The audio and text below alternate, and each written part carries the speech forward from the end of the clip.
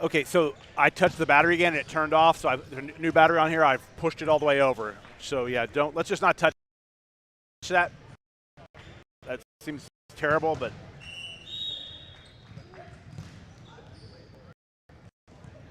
Check, check, check, check, check, check. Okay, you got the levels on the court mics. How you like them?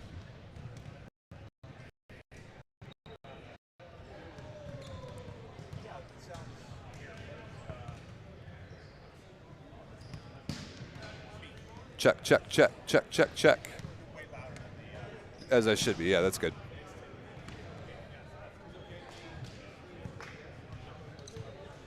Yeah. Yeah, I like that. That looks great. Okay, I'm going to go get the guys set up to keep score. okay. So I think we can. All day is ready to go live. It is live. I just put it live just now.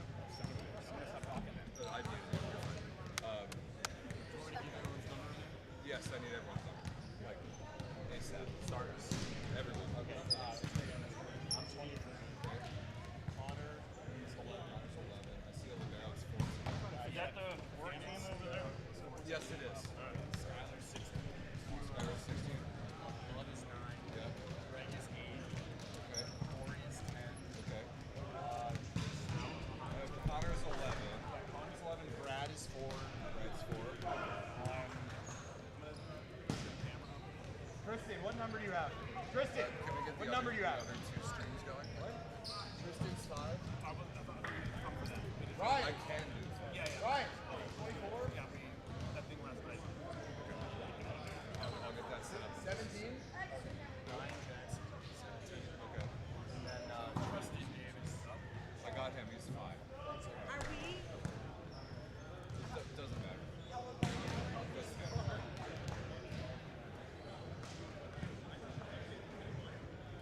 You have them to practice up for the. How they go out doesn't matter.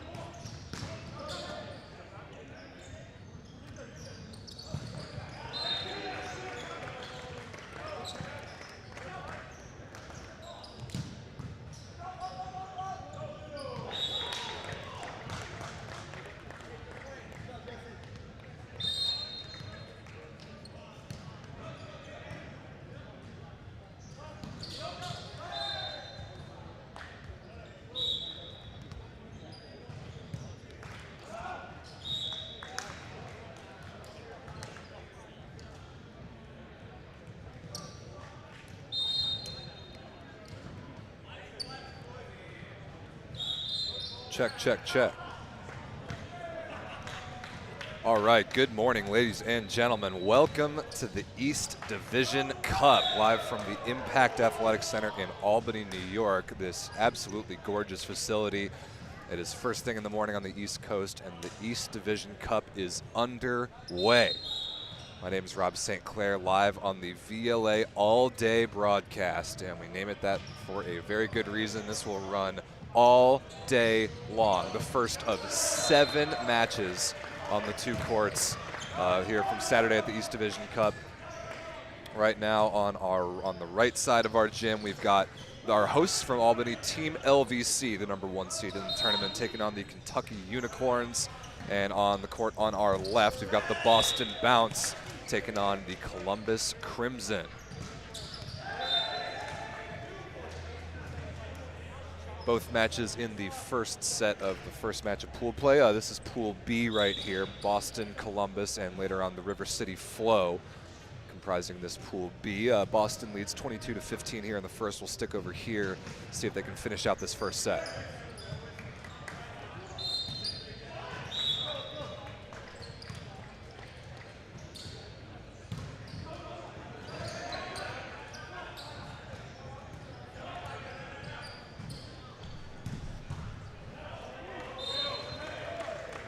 Thanks everyone, by the way, for tuning in live on the VLA YouTube channel first thing on a Saturday morning. Let us know in the YouTube live chat if everything looks and sounds okay. So this will be the all-day broadcast that runs, as the name suggests, all day long. We're going to switch back and forth between the 2 courts, cover every match, but also each match has its own dedicated stream. Both of these games, all live right now, also have their own streams live at the moment. So if you're looking for one of those, go check them out. Those are live to the public right now. We'll switch those over to members-only access after the first sets are over.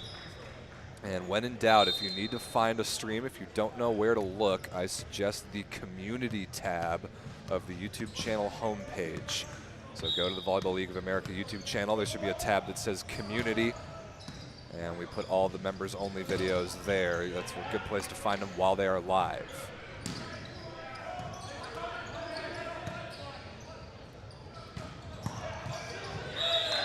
Nice rip down the line that time. Anthony Baronio, #3 in black for Columbus. Keeps them alive, 23-18. Probably gonna, this first set probably gonna go the way of Boston.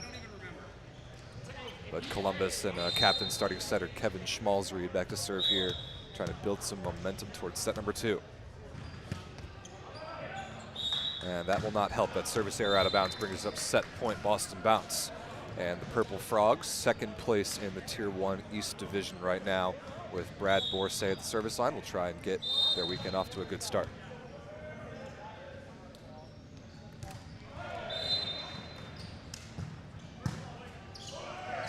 Overpassed and crushed by Ryan Love, and that will do it. So 25-18, Boston takes the first over Columbus in this first match of Pool B. So let's shift our focus over here to Pool A, New York versus Kentucky. And a good swing there by A.J. Witkowski, the veteran in the middle, #8 in white. Team LVC first place in the East Division right now, Tier 1, but not by much. The reigning VLA Tier 1 champions did not have a very good weekend in Boston their last time out, going 1-3. However, they still come into this tournament as the, I would say, decently heavy favorites. And captain founder Chris Hosley gets the start at opposite. He serves there, and a nice deep cross-court swing. The Kentucky lefty that time, Jake Levy.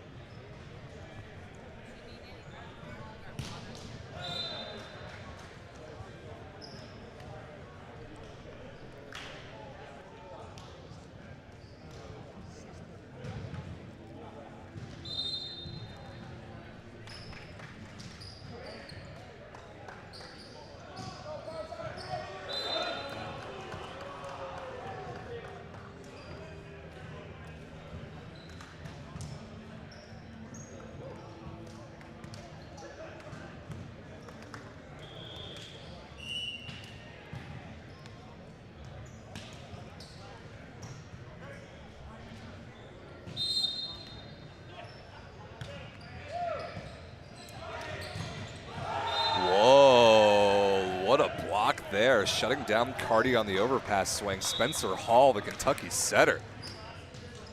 That was cool.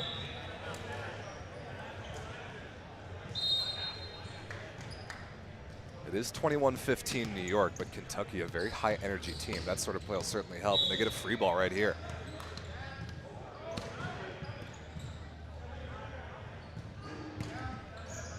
Sloppy volleyball here. Pieper takes a swing out of the back row, and he misses it short. Or no, excuse me, that's Tim Labe, number 96 at the outside hitter spot.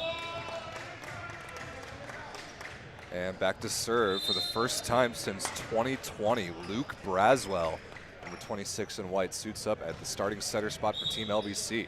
The setter out of Penn State was Team LVC's setter. The very first VLA event in history, the Kickoff Classic event back in 2020. This is the first time we're seeing Braswell since then. And without reigning MVP Joby Ramos this weekend, LVC's setter position has been a question mark. It was part of their struggling in Boston for sure. But Braswell, really good, reliable setter. He's going to hope to take Team LVC as far as he can in this tournament. And there is Braswell's brother, Steve Braswell, number 29 in white, out of St. Francis, off the block and out of bounds. That brings up set point for Team LVC pretty comfortably, 24-15 here in the first. The home team, the Legion Volleyball Club, Team LVC out of Albany, New York, looking to get on the board.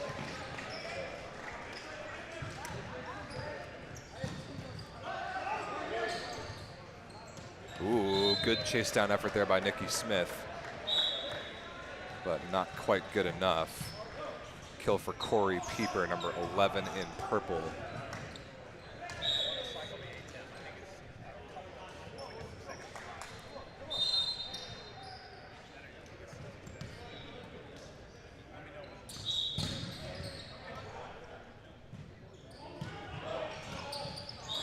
Really good coverage there off the block, and that is a stray volleyball on the court from one of our juniors' courts on the other side of the gym. So that point will be replayed. Nice recycle there by Braswell to get it covered off the block. Still set point Team LVC.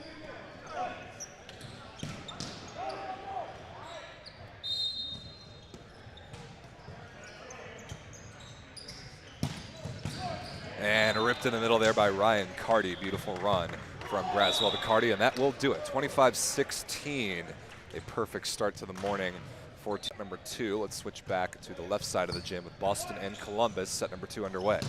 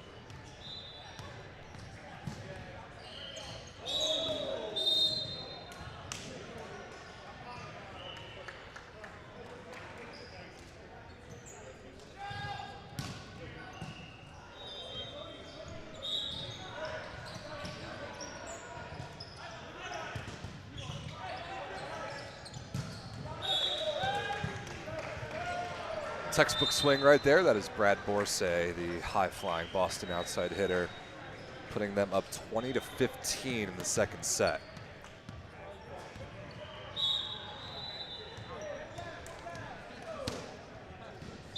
Rookie setter Connor Adams out of Wentworth back at the line for Boston. He's played pretty well in a couple matches so far this season, despite that service error there. We'll stay with this match, see if Boston can take a 2-0 lead, but Anthony Baronio here for Columbus is a dangerous server. Wow, beautiful block against Corey Cameron. That's Kevin Cheng, number 13 in black, fronting the gap set there, and a highlight reel stuff block. Baronio again. This is definitely not over yet. 17 serving 20. Cuts that one short. Easy read by Borsay. And a bad roll shot error there by Greg Woods on the left side. So inching closer here. And I wonder if we're going to see a Boston timeout. No, not yet.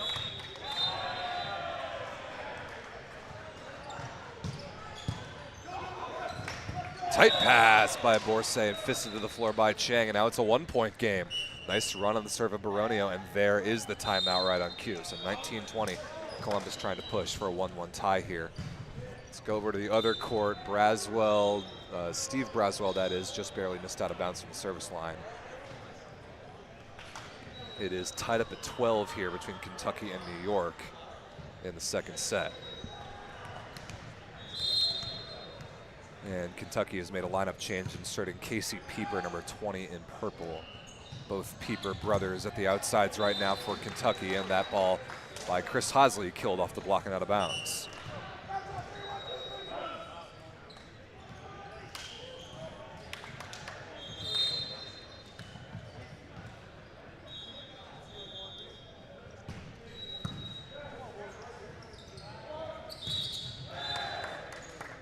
Swing there by Jake Luby, excuse me, the lefty. And out of the timeout over on Boston's court, Baronio just missed that serve out of the timeout. So good timeout called by the bounce, and Borsay goes back to serve 21-19. Looking to get that 3 or 4 point lead back here.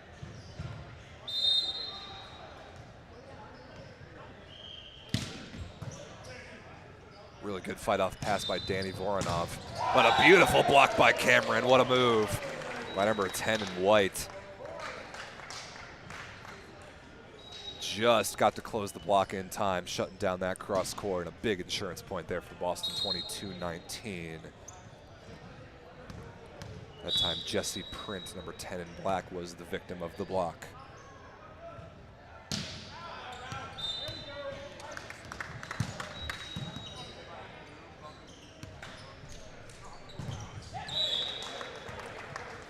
That is Logan Curlin, the lefty for Columbus, tooling the block out of bounds. But now they need 2 points to tie.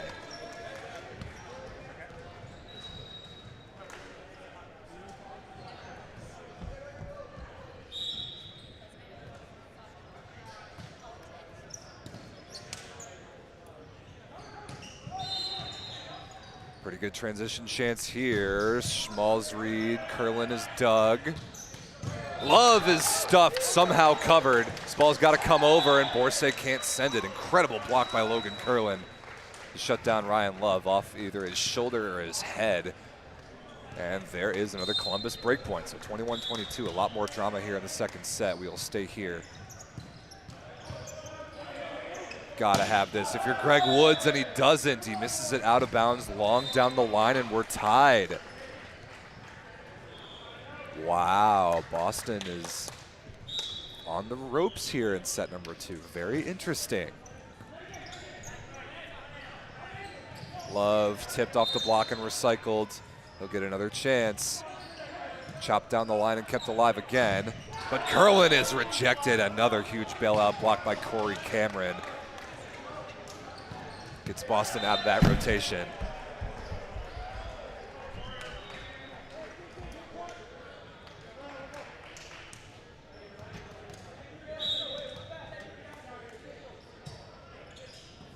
Cameron back to serve, 1 point lead. Not a great set there from Schmalzried, and Curlin is kept alive. Love high hands. Voronov is there, but underneath the net can't be dug. A big break point for the Boston Bounce right there. Brings up 24-22. Good pass, but good pass by Columbus, that is. Couldn't be taken advantage of. Now Cameron will serve for the set. Low pass, right on the net for Greg Woods. He takes a swing and puts it down. So Boston was pushed, but they do get it done in the end in the second set. 25-22, the Boston Bounce in Pool B takes a 2-0 lead over the Columbus Crimson. So as they change sides and get ready for the third set, we will switch back to Pool A. New York versus Kentucky. Team LVC's lead is 2, 18-16. Really nice swing on the right side by Pieper. That is Corey Pieper out of Rutgers.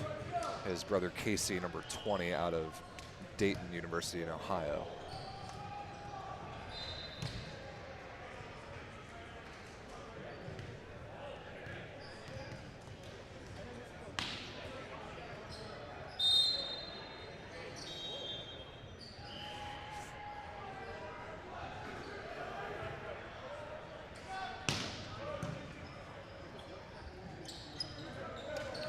Not a good offensive connection there to the pipe for New York. Pieper in transition is blocked out of the pipe.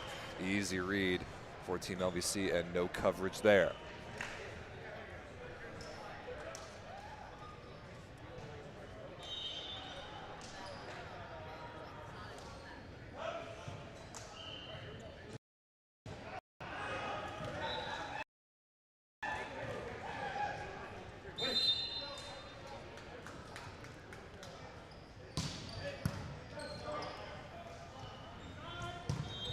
Nice high swing by Casey Pieper on the left side. Kentucky within 1.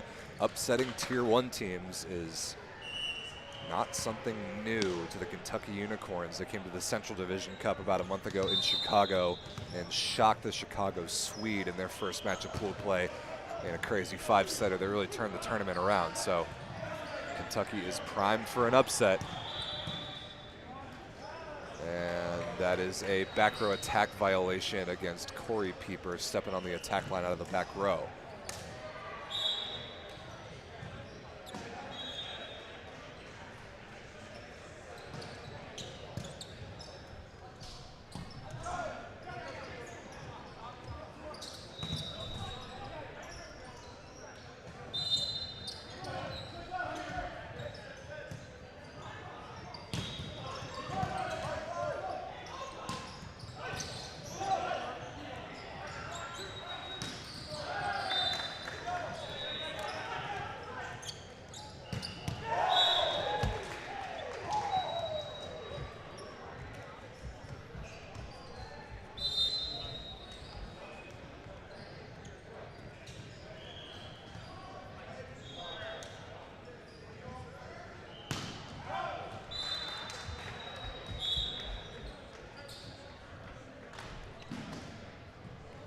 That serve missed out of bounds by Luby, the left-hander.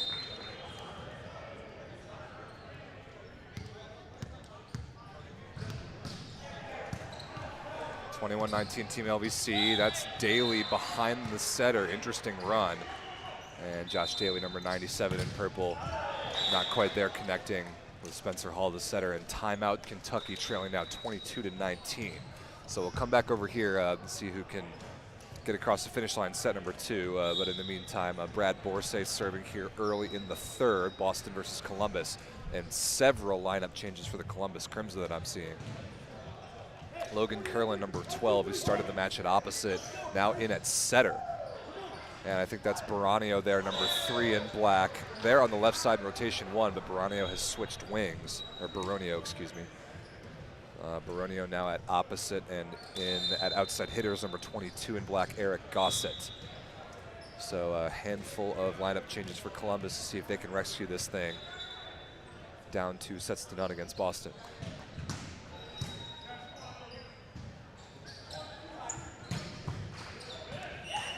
Nice cross-court swing that time by Baronio, getting Columbus out of rotation 1.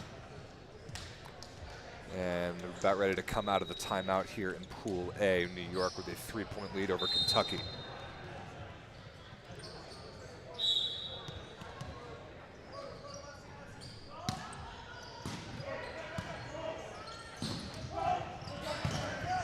Oh, what a block. That's actually was kept alive for a second.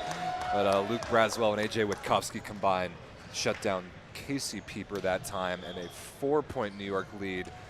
If I had to guess, that might be good enough for Team LVC to take a 2-0 lead. And it is Chris Hosley, the founder of the franchise, at the service line.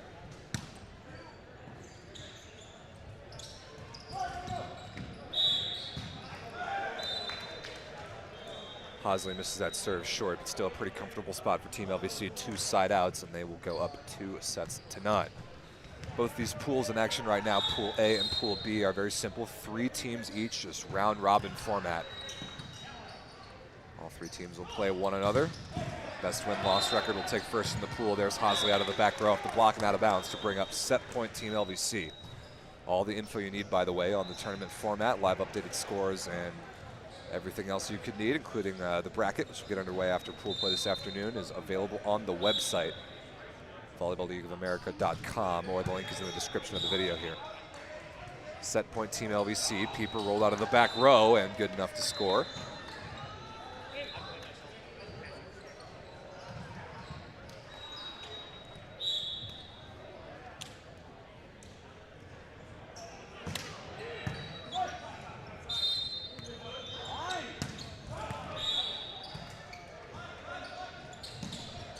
Beautiful crossbody swing by AJ Witkowski, and that will do it. 25-21.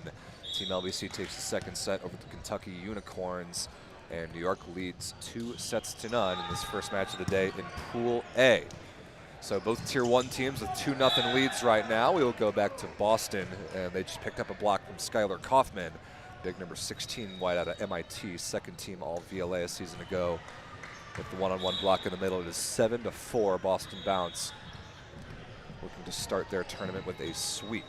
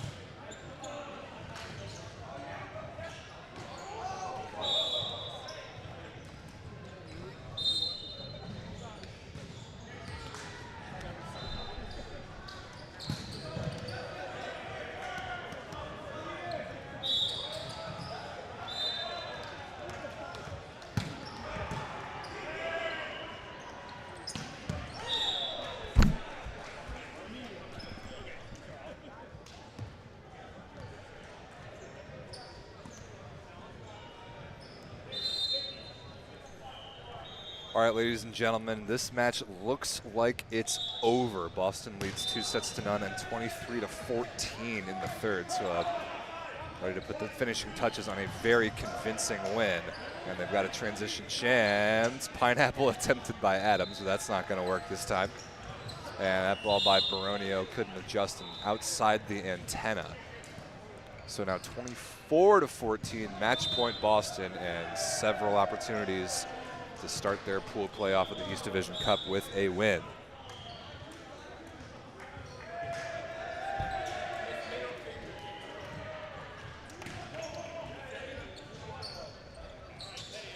Woods, not this time, out of the back row, misses it short.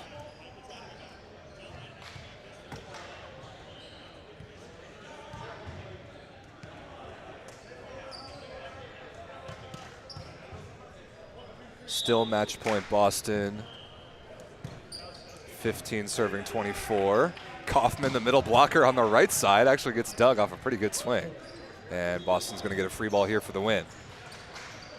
Adams, love out of the back row through the block and down, and that will do it. So the first match of the tournament is complete. The Boston Bounce pretty cleanly destroy the Columbus Crimson. Match that was not as close as I definitely expected it to be. 25-15 in the third and 3-0. Boston has put themselves in very good position to start this tournament. 25-18, 25-22, 25-15, the final score. So that match is over. Warm-ups will begin right away for Cleveland versus the Beer City Brewers. And we will shift our attention to Pool A as Team LVC leads the Kentucky Unicorns 2-0 and 11-9 in the third.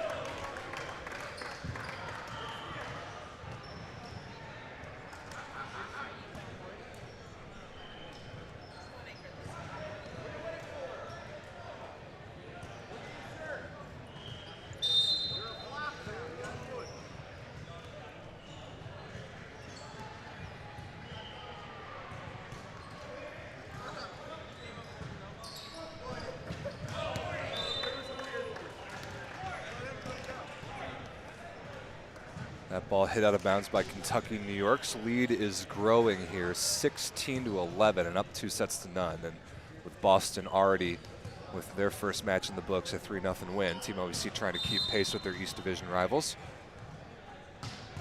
A lot on the line with every match, not only tournament positioning, but crucial points in the standings. Every match in every tournament is worth points.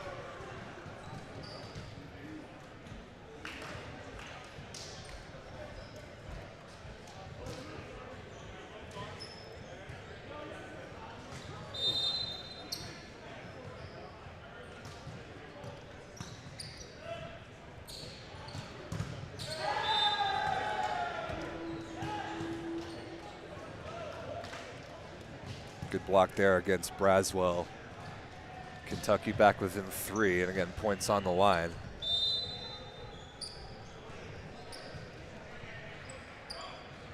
If Kentucky can steal 2 sets, they would be good for 2 points in the standings at least. And a kill in transition there for Pieper on the left side off the block and out of bounds. So New York trapped in rotation 1 a little bit right now.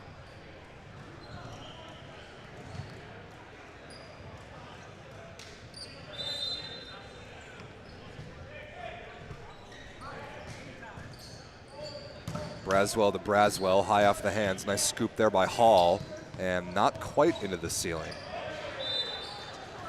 But Pieper couldn't quite adjust, misses that roll shot short, and LVC is out of that tricky rotation. It's now 17-14. We'll see if they can finish this thing out.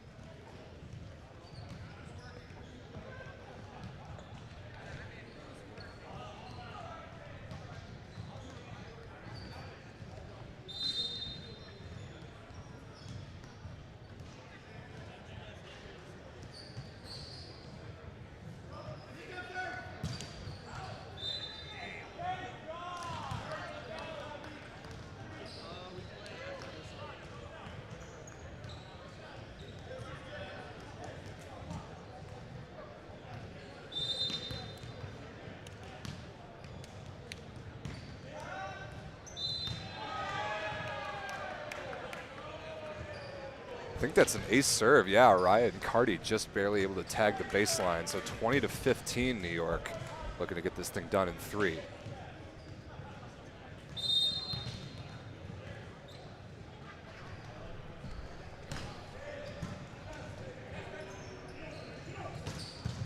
Good dig by Carty, the middle blocker as well, but not handled well by Smith on the left side. Everybody loves the middle dig, but unfortunately that one doesn't turn into much. 16 serving 20.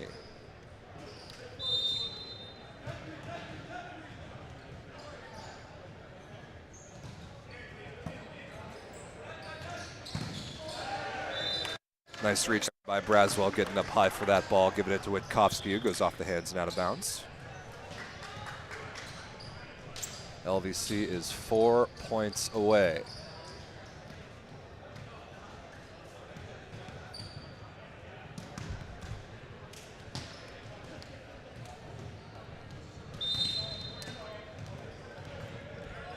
And a substitution in number 24 and white, Jake Gleason, the backup setter, in to serve and play some defense. Nice touch there, but right on top of the net where Daly is able to throw it down.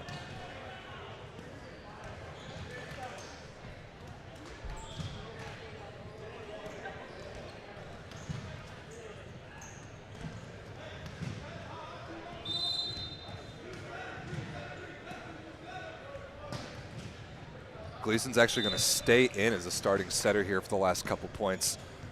And he doesn't get a chance to run an offense there with the service error, but 22-17 Team LVC. So Aaron Kark as well in number 20 in white in at opposite, so basically a 6-2 here. See if LVC can finish this thing out, and they get a lucky break off the tape. Nikki Smith will walk away with the ace serve, getting the lucky roll off the tape and down. 23-17 now. And timeout Kentucky, running out of time here. So as soon as this match here is over, if it does indeed go to Team LVC in sweeping fashion, which it looks like it will, warm-ups will start right away for the next match, which will be the Northeast Force against the Niagara Frontiersmen. One of the matches in Pool C, our full 14 bracket pool. Speaking of Pool C, warm-ups just getting started here for the Cleveland Kong against the Beer City Brewers out of Grand Rapids, Michigan. So that one should start in about half an hour from now. Sort of a rolling schedule format here at the East Division Cup. As soon as this match is over, the next match warm-ups start right away. Try to keep things on time here. Back to Pool A, see if LVC can finish this thing out. Smith off the tape again, this time handled easily, and ripped in the middle by Josh Daly.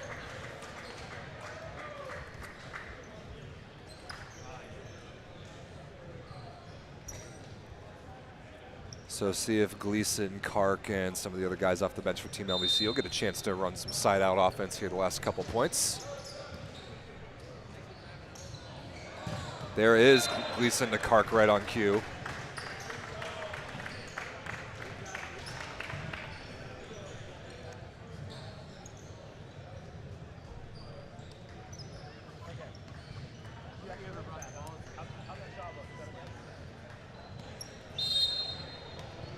Match point here, Team LVC 24-18. Witkowski serving, Pieper to stay alive, buried deep cross court. So one match point saved.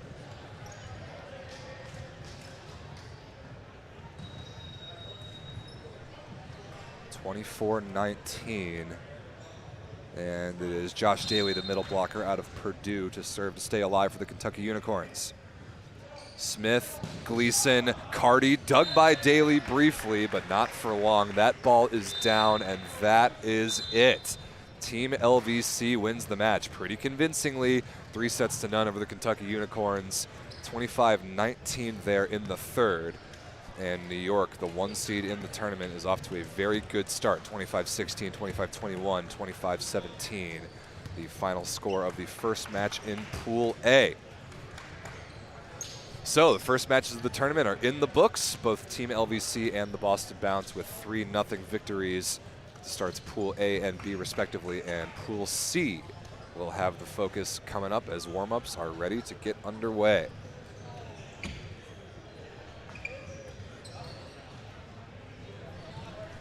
All right, ladies and gentlemen, welcome behind the scenes here in the broadcast booth. Rob St. Clair here live from the Impact Athletics Center in Albany, New York.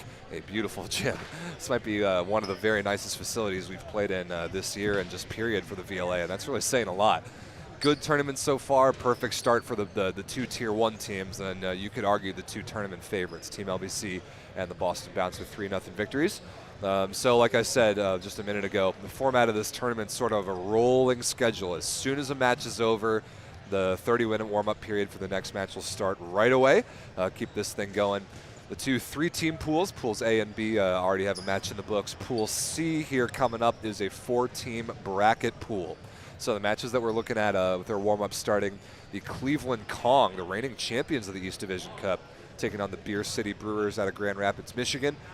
And the Northeast Force, our other Tier 1 East Division squad, taking on the Niagara Frontiersmen from Western New York.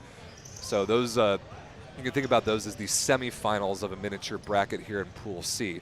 The winners of those two matches will play for first and second. The losers of those two matches will play for third and fourth later on in pool play. And every team, all 10 teams, after pool play will advance to single elimination bracket play, which starts this afternoon and will continue on Championship Sunday starting tomorrow morning. So great stuff here on the VLA All Day broadcast. We're going to keep this camera rolling, keep this stream going all day long until the 7th match on each court is done later this afternoon, or probably going into this evening. And as warm-ups get underway, I'm going to try and get maybe some LVC guys, maybe some Boston guys. I want to get some guys from different teams to put some headsets on, tell us some stories, tell us about themselves, and get to know the other teams a little bit throughout the day here. So I'll go and see if I can recruit some guys I want to put on some headsets here in just a moment to take you through the next hour or so's worth of games. So no matches live right now. Warm-ups underway for Northeast Force versus Niagara Frontiersmen and Cleveland Kong versus Beer City Brewers. So stick around the next 20 minutes or so. We'll have some more volleyball for you from the East Division Cup. Thanks for tuning in.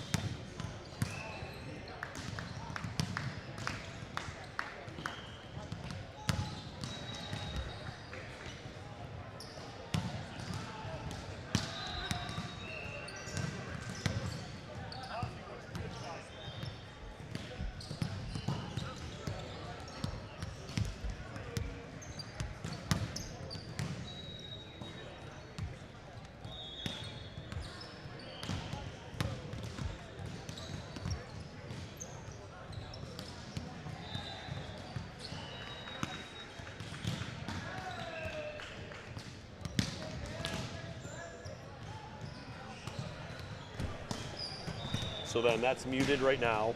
No, it's Okay, push that to mute. I got it. that one's yours. This one's Chris's. Oh, perfect. Woo.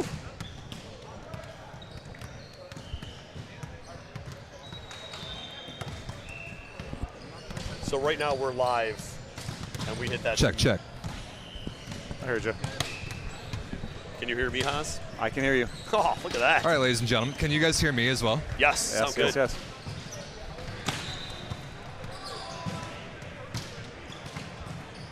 Oh, that's my face. All right, look at the camera, gentlemen. Oh, there Sounds it is. great. Oh. So this is the voice of Rob here, with my pleasure to introduce 2 longtime members of Team LVC, the founders, in fact.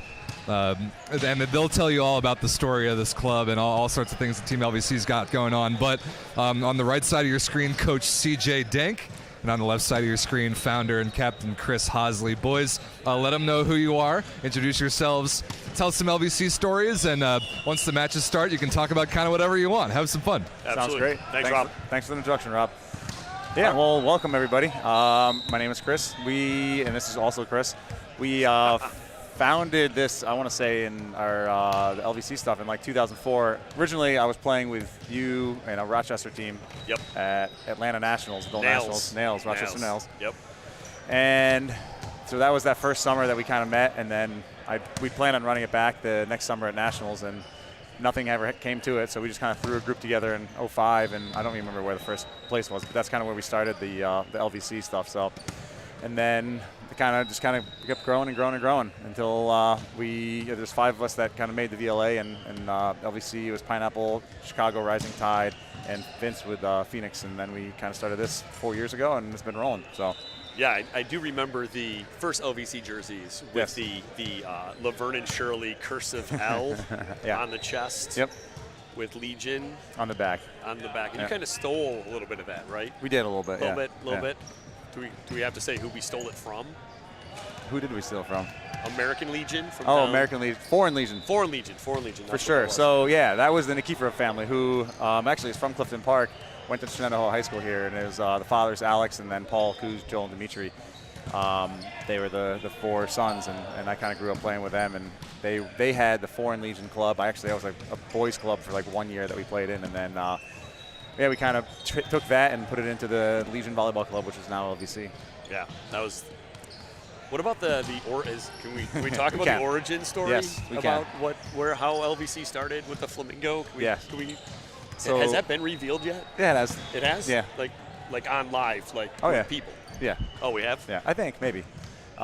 So Matt Smith, JJ Seidelman, R.I.P. Matt Smith and J.J. Seidelman. Vince is awake. I love it. Oh, wait, good like- morning, Vince. It's like what, 4 a.m. in Phoenix, 5 a.m., something like that. And it's 87 degrees. Yeah, and rainy here. Yeah, so it was Matt Smith, JJ, Rob Soros, Will Foley. That was one of the original groups there. And Matty had his flabongo, his beer drinking implement, and it was the flamingo lawn ornament with the mouth was cut off, and then there's a hole in the belly. So you put a bit of drink in there, and you Go to town. drink the beer. So that's kind of where we got the flamingo from. So, yeah, One of those weird things that we never thought was going to be Yeah. anything. turn into anything. And Yeah. now it's the logo. It is the proverbial everything that we have on our jersey all the time. Yeah. And now it's kind of morphed into the flock too. It has, right? yeah. So the flock is what? That's our fans, right? That's the Yeah, people that basically, follow yeah. us. The group, any group of people, any super fan, any player, just that kind of exerts that like fun personality, loves volleyball, loves the atmosphere of volleyball. So we had a bunch of shirts we've been handing out, and I was Blake Leeson. Me and Blake were the ones that kind of one late night just kind of thought of that. Oh, I And love it. Yeah. I didn't realize Blake was involved in Yeah, that. yeah. We're just like bouncing ideas off each other, like totally joking around. I'm like, oh, that actually kind of sounds cool. So, It does. so, yeah, so there's a bunch of flock shirts around. I don't have it yet. Just want to. I'm just holding out. You You gotta earn it. I got to earn it. Okay. 19 years later, I'll earn my Still flock not. shirt. I'll earn my flock shirt. Hard love here at LVC. Yeah, always. So we're here today. We just finished our first match. Went 3-0, which was good Yep. against a good Unicorns team. And with the 3 pools on 2 courts, that's going to make for a long day of volleyball, but good volleyball all day long, which is exciting. So Yeah, it's great. very important to win in 3, especially if you don't have a deep roster, which I think we are fortunate to have this tournament and have multiple people at each positions. So it's good to be able to win in 3, but to be able to rest some guys, you know, and then let them go once a day and just kind of let them loose. So the days are long. Obviously, Rob knows that. We were here till 11 o'clock last night setting up, and here at 6:30 in the morning, we'll probably be here till 11 o'clock at night. So Rob does have the longest days. Rob does log the longest days in the gym, and I know he loves every second of it. How's that? All right. Yeah, so no, good Unicorns team, and it's exciting to see the turnout. And I know Niagara's a late ad, but it's great to see the Tier 2 teams to show up to here, but also to all these other tournaments, and it's really taken off. And a lot of good volleyball, whether it's the cups or the divisional things or the Tier 2 tournaments. It's good to see that there's high-level men's volleyball being played around the country. So and we got the boys tournament too that's going on here, which is pretty cool to have them around. And I was watching a bunch of the LVC junior boys were here watching. Yeah, it's great, and it's good to have that little like family atmosphere too. And Andy Mink, who's running the tournament, we're going to try to do here every year with this group and with his Elevate group that he does. He's got a non-for-profit that he does a lot of fundraisers for scholarships and for some things. So he does like volleyball tournaments, golf tournaments and stuff. So he's running the whole tournament. We're kind of pigtailing off from here. The juniors, we have junior boys here today, so there's 5 junior boys courts. Yep. And then there's a men's double B, and I think we have a LVC team in there as well. And there's a men's court, and then tomorrow is all the girls, and we also have women's as well. So, and then we have some girls teams here tomorrow that'll show down at some point. I think we have your 18s. Yeah, I got my Paradigm 18s and 17s, but your 17s, your best 17s, team in your club, and my 18s, the best team in my club, out of Rochester, are in the same pool tomorrow. Yes, they are. So here's the thing: if we're playing, they're on their own. They're on their own. Is that the deal? That's the deal. Okay. So ladies, if you're watching, we're sorry. Yep. But we're going to be together. Figure it out. It's time to grow up. Yep. All right. My girls are all going to school next year, so you're still got to figure it out a little bit. Yeah, they do. Yeah, I'm going to pat my girls on the head and kick them out to college. So if they're not ready by this time, they're in trouble next year. So I worry about a couple of them anyway, but all good. Yes, absolutely. So we have, looks like Milwaukee Beer City Brewers are up, warming up on our right, and then Niagara Frontier and then Northeast are on the court 1. So. And Beer City's playing Cleveland. Yeah, I got to get one of those. Those loungers are pretty sick with the bubbles. All the loungers are sick. Are you kidding me? That's all I want my wardrobe to be. I want novice loungers. I want to sleep. I want to shower in them. Yeah. I want them all the time. They had a nice little gathering last night too. So thanks to Nick and Garrett, who should be here at some point today. They put on a nice little gathering for a lot of the players who showed up. Had some pizza and wings and some drinks for the guys. So it was nice to hang out and nice to see everybody. Yeah, see everybody besides just in the gym. Yeah, actually be able to have conversations without whistles. Yes, all up in our grill the whole time, which is But no, the novice guys are fantastic, and I deal with them. You deal with them for your juniors club. So do I. And, no, they're great. And they're doing a good job supporting some of the athletes too. Therese Cannon, one of our former kids, novice athlete, doing some beach volleyball stuff. Yeah. So that's exciting stuff. But we had a nice dinner with her and the novice guys over at 677 Prime a couple months ago. I want to say it was like December break or something. Right. Yeah, that was fantastic. Yeah. Good meal, good fun. But it'll be good when Garrett and Nick get here. Have Nick and Garrett from Novice been? They've been here, yeah. But have they been to an event? Have they been to? Yes, they went to the Mohegan Sun one, the first event that we had last year. Okay. That's the only one, I'm pretty sure.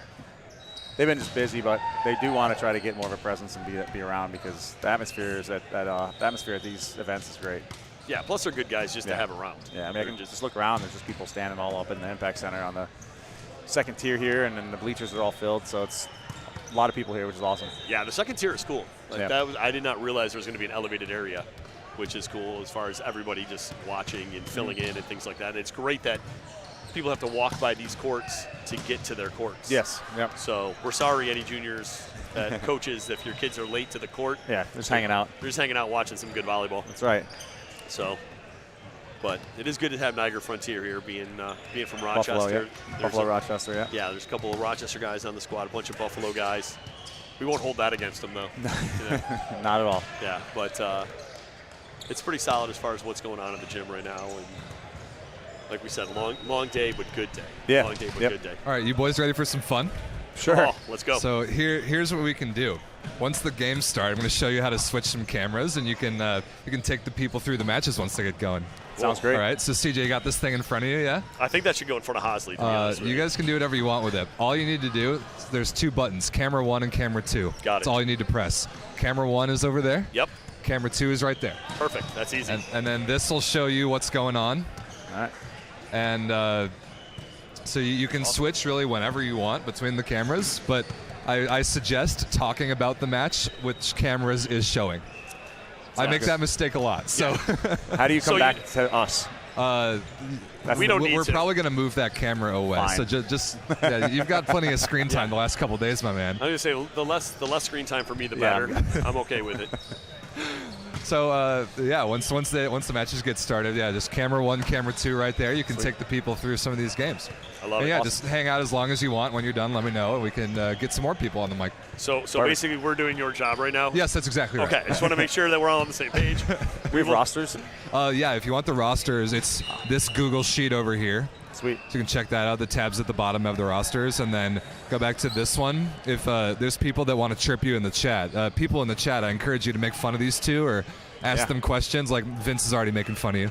So yeah, let us know in the YouTube live chat if you want to ask the LVC boys any questions, and yeah, so you can check that one out. Or actually, I'll just move it next to the roster. Perfect. And Love the rosters are right there. You're in charge of rosters. Sweet. I'll do camera stuff.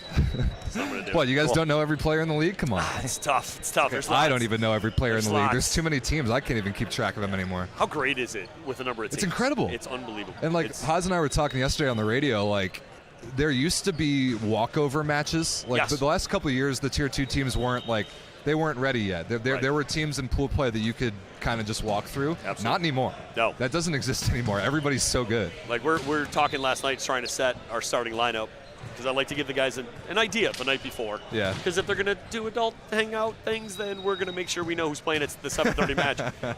But even then, we're talking Classic Team LVC. Classic Team LVC. So we're talking and trying to figure out, okay, like we know Kentucky's going to be good. We know the Unicorns have a couple of big outsides. They're going to run some stuff, and it's like we don't get to just put, hey, here's our bench. It's got to be a combination of things, and you talk about all the time on the broadcast as far as like roster management, right? It's not always the best team, the best starting team that wins. It's the team that manages things the best, which is Well said. absolutely true, 100% true. It's a learning curve. It And is. you guys are off to a good start. So is Boston. I think we're about ready to play some volleyball here, eh? Let's go. Let's get the people over to the Cleveland game. CJ, hit that camera 1 button there. Yeah, beautiful. Warming up. Oh, beautiful. Now, is this one of these situations like where I'm at a sporting event and there's a Jumbotron that I no longer look at the Jumbotron, or I no longer look at the field, I'm just staring at the Jumbotron the whole time? Because this is the kind of thing that happens. That's a freaking fantastic view.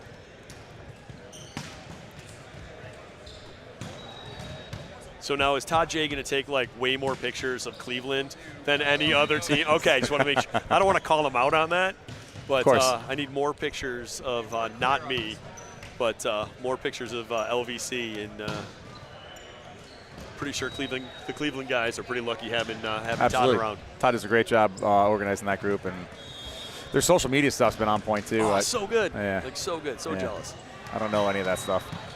Yeah, we gotta get some younger kids. We're all kind of getting old. We gotta get some young blood that understands the technology and all that stuff. But yeah, it's exciting. I mean, this is the first one I've been able to make all year long. Traveling a bunch with my 18s and getting those young ladies going. But I'll be here for the next 3. I'll be here obviously this weekend, and then Chicago for the VLA Cup, which is going to be, dude, I'm so excited about that. And We got some big tournaments coming up. That cup is gonna be huge. I think we just solidified it at the College of DePage again. Okay, beautiful. Well, that's not where we were last year, but that's where the Central Cup was. I know Tim's been working pretty tirelessly on getting that ready. Thanks, Timmy. We appreciate that. And yeah, so I think we're gonna be back there. I think they have 4 or 5 courts. I can't remember.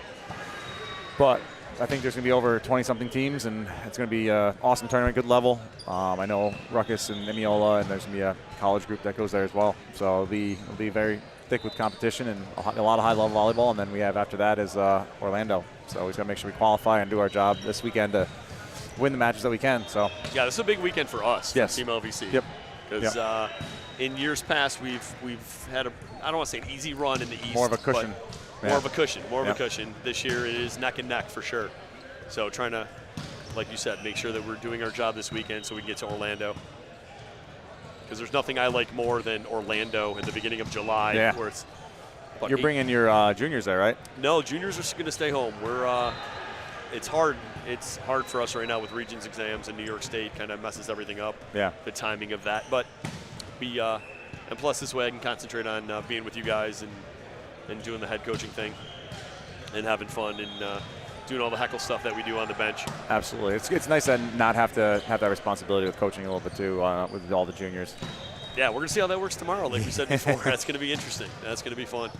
But I know my girls are coming into Albany early because they want to hang and watch our next match. So tonight? They're coming in tonight. Great. Yep. A lot of them are probably, I think they're getting on the road around 10:30, 11 o'clock. So they'll be here. Awesome. Watching some good volleyball, which watching good volleyball leads to playing good volleyball. Absolutely. So there's the 3 Tier 1 teams. Who out of the Tier 2 teams that you've seen? Because again, you've been around and watching this a little bit more than I have this year. Anybody here this weekend that could sneak in and take a top 4 finish, push to the finals? Because we know Cleveland did last year, right? Yeah, Cleveland. Yeah, they won our Eastern Cup last year. Awesome. Oh, perfect. Nice Yeah. little angle here. Yes. Yeah, so Cleveland won our Eastern Division Cup out in Buffalo last year. They had a good squad. They got hot. So I mean, I guess that's really the name of it. Is you got to get through your first day, but it's the more important matches obviously are tomorrow, and being on point for playoffs and getting some momentum rolling in. So that's kind of what happened to them last year. But I think honestly, I'm just looking at all the rosters here. I mean, Cleveland would be one. We haven't seen the Lost Travelers yet. I know they're usually pretty good from Long Island. But from the Tier 2 teams, I would think my 2 would be Cleveland or River City, who's got some good guys. Yeah. And now I know there's a guy on River City that you know pretty well. Your brother. Yep. Yeah, the James Hosley. James Hosley, that's does right. that have anything to do with your pick of River City? Is that to keep the family together and keep Yes. it tight? Okay, that makes sense. Hey. No, they always come with a loaded roster. Just trying to look at some of their guys here. They no Garrett Dim this weekend, which I know. I'm very sad about. No very G. sad. Very sad. But they got some good pins coming in. I know that. And then Rivera always runs a good offense, so they're always a tough squad. Yeah, I do like watching Anthony. He's got a little flair, little gusto to him, which Yeah. a little bit of entertainment value, which I appreciate. Yeah. Yeah, we're just about 2 or 3 minutes away, just finishing up our swings here. That's a great thing too about this. It's so much different from the juniors events that are going on with the 30-minute warm up. Yeah, it's hard to 10 minutes and you're playing. Yeah. So it's nice that we get the solid 30, which still isn't enough. A lot of guys are here an hour before just trying to loosen up.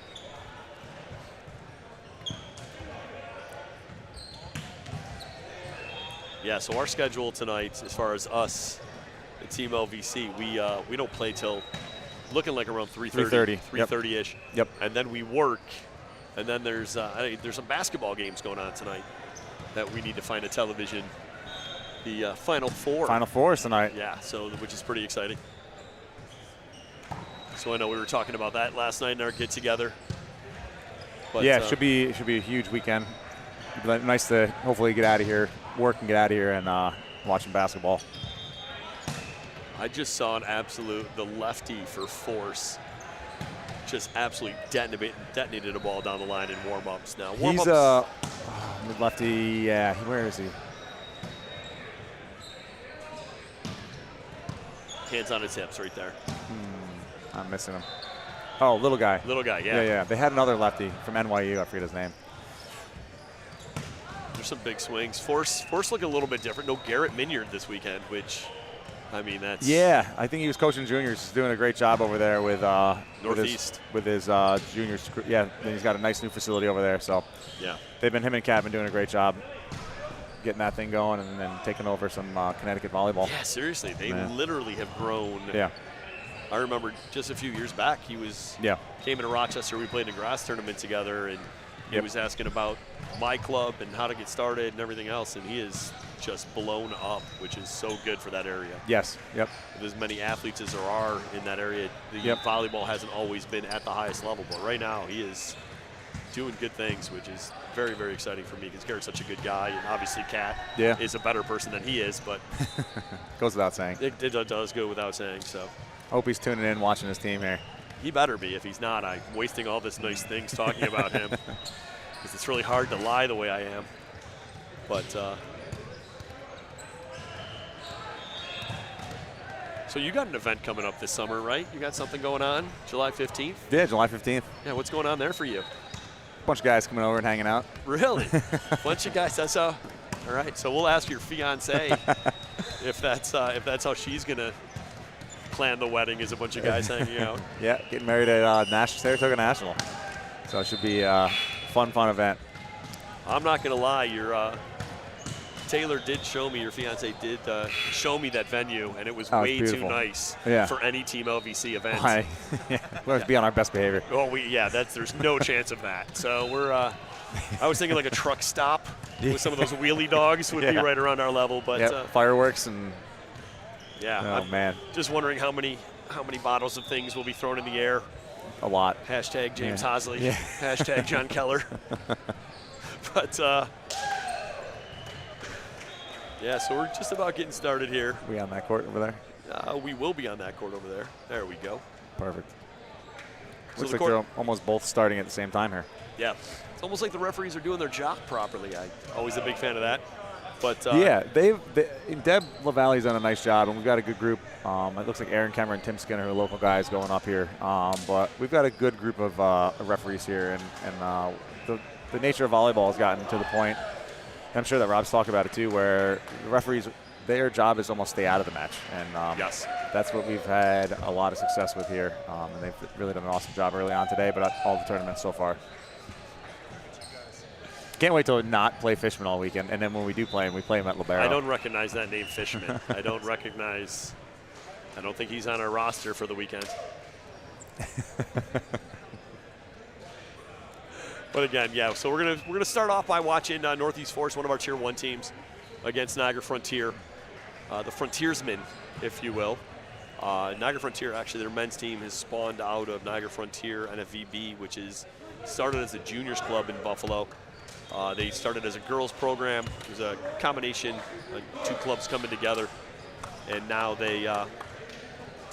basically what they're doing is they've have a boys program. The old Eden Boys Club is now part of Niagara Frontier, and now they've got a Tier 2 VLA team, which is fantastic. So a lot of recognizable faces on that squad. Correct. That's DJ and Rocco who are running that. No, I don't see a DJ. I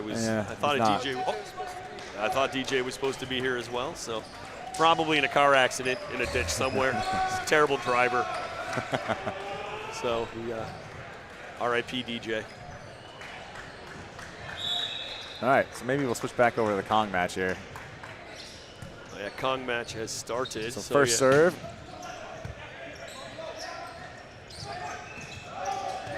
And that looks like the first play of an early morning match right there. Out of system to a tip kill out of the pipe. Rob, did both these teams play the Beer City guys and the Cleveland guys play in the Central Cup? Yes.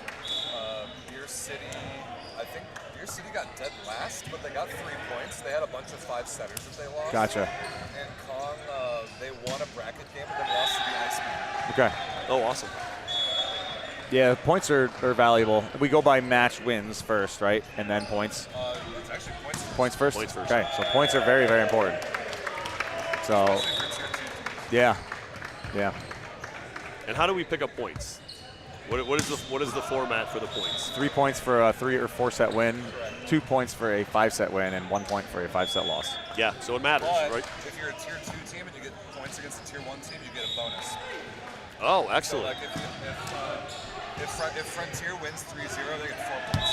Oh, wow, that's fantastic. So you get a bonus point for winning. a tier 2 team beating a tier 1. If you would have gotten a point, you get an extra point. So like if Frontier loses in 5, they get 2 points instead of 1 because Force is tier 1. That's awesome. Don't hate that. I like Yep. it.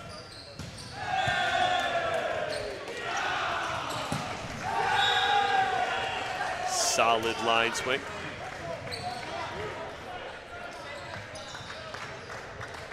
Beer City and Cleveland. Classic early, trying to get a feel for each other. Loving the shorts too for Beer City. Yeah, those are nice, dude. Like little tribal lines around the bottom and then up the sides of the uniforms.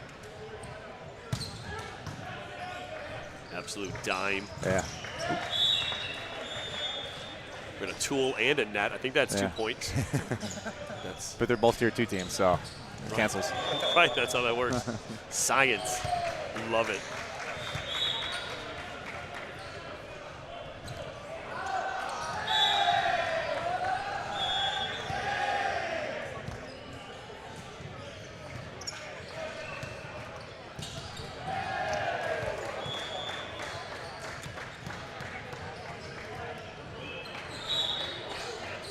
That might be a little advanced, Mike.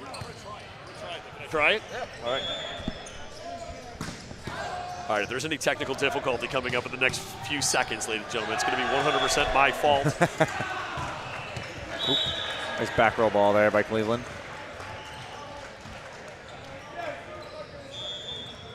Waiting for Rob to get off the computer so I can look at some rosters. I'm busy. Rob doing that work thing he's doing. This is getting in the way of our fun.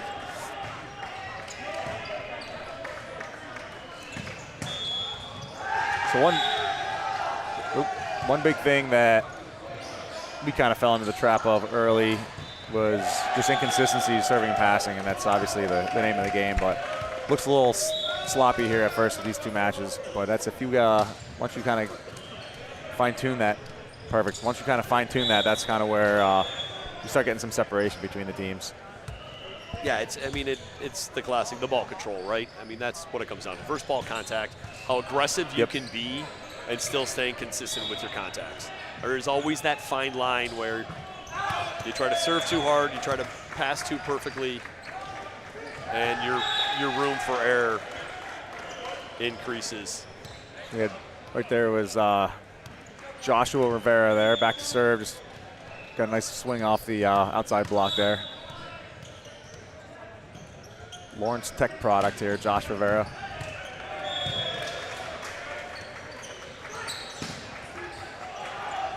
Not a bad cover. No, handled well.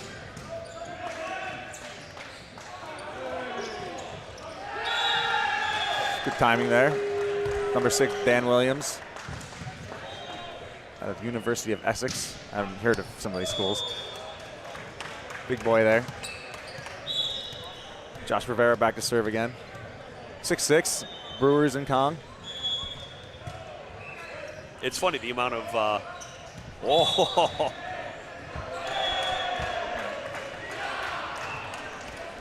the old setter dump, which I'm always a big fan of. Luke Braswell pulled one out.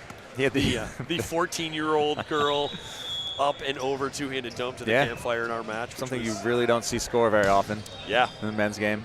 I hated every second of it, Me but too. secretly loved it.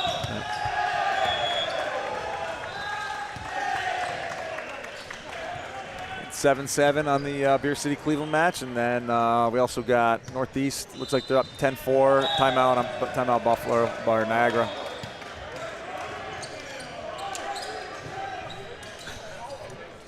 Ooh, great gap ball. Some big middles there. Number 17, Sam. Sawarowicz. These guys need some easier last names to say. Smith, Jones, Anderson. Central Michigan product there, Sam. Got some monster middles on Beer City. All right. Some meaty guys, that's for sure. Ooh.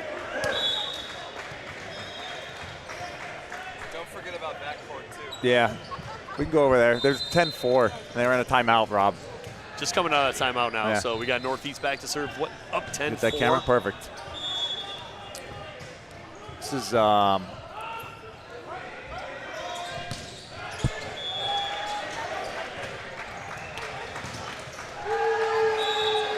Yeah. That's not, that.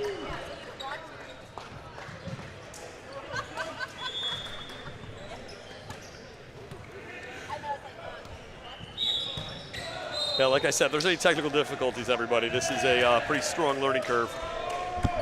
got Steve Tarquino out of the middle. He's checking out that Novus catalog. If you ever get a chance to go to the headquarters, you got a big center picture of Steve Tarquino. All right, Blake Hogan back to serve here for Force. Swing goes just wide for the Frontiersman.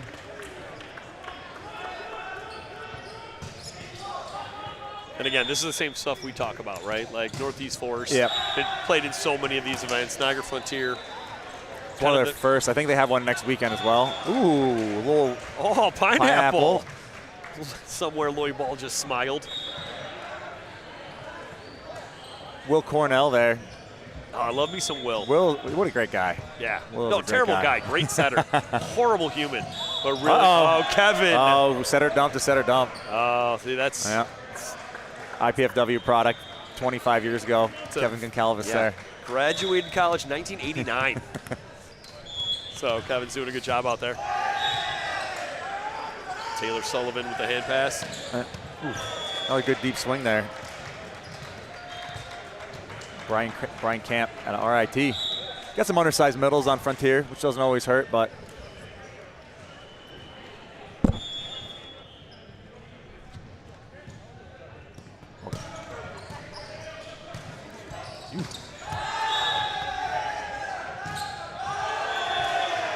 Oh, Nice. late close on that block, and his hands over late and fast.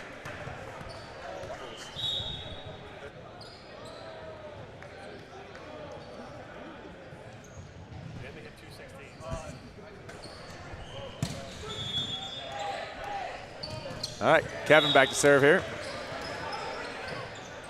Working that front row outside. Ooh. Great line swing there. Was that a Taylor Sutherland, Yeah, yeah. it was Taylor Sutherland, one of my favorite human beings. Don't tell him I said that, though. But Taylor, good dude, man. Plays in a bunch of grass tournaments in Rochester. Still big trying to drag him out to the beach. But, At some point he'll realize I hope just so. can't play grass forever. No, because it hurts too much. It's very true. Sean had a very, very good tournament at Boston. Very offensive. Super fast off the floor, and he's getting it started early here for Force, who's up 15-8. Looks like they're working it pretty well here.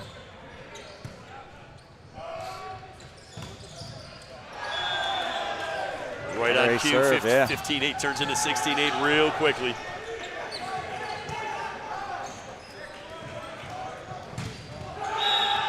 Oh, look at you go. Yeah, I'm doing some technology things. Feel pretty good about myself right now.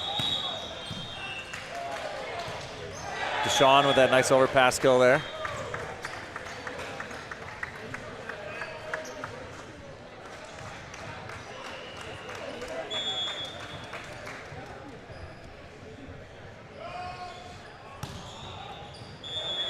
Not going for it on that one. Why not, right? You're up 17-8. Yeah, let's bring the heat, man.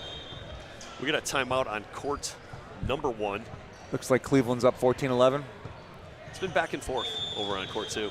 Court 2, yeah. Court 1, we're still not going to come back missing that many serves.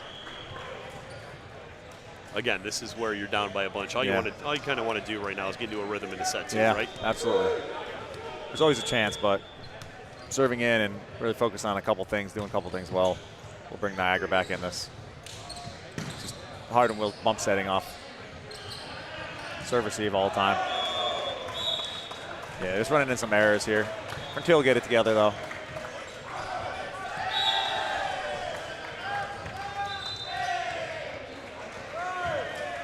All right, timeout on your right here.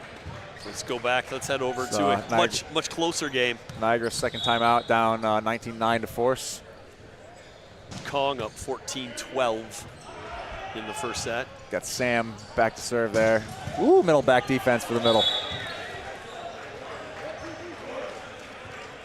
Questionable putting your middle in, trying to take up the most space on defense on the court. Takes up a lot of nets. Hey, Ryan Carty had a nice dig in zone 5 today. Also got hit with a serve in zone 2. Yeah, that was the highlight of our match. Hoping to go back to that and watch it and put it on a loop. We need to get that on social media as soon as possible. I don't know why it's not already on social media.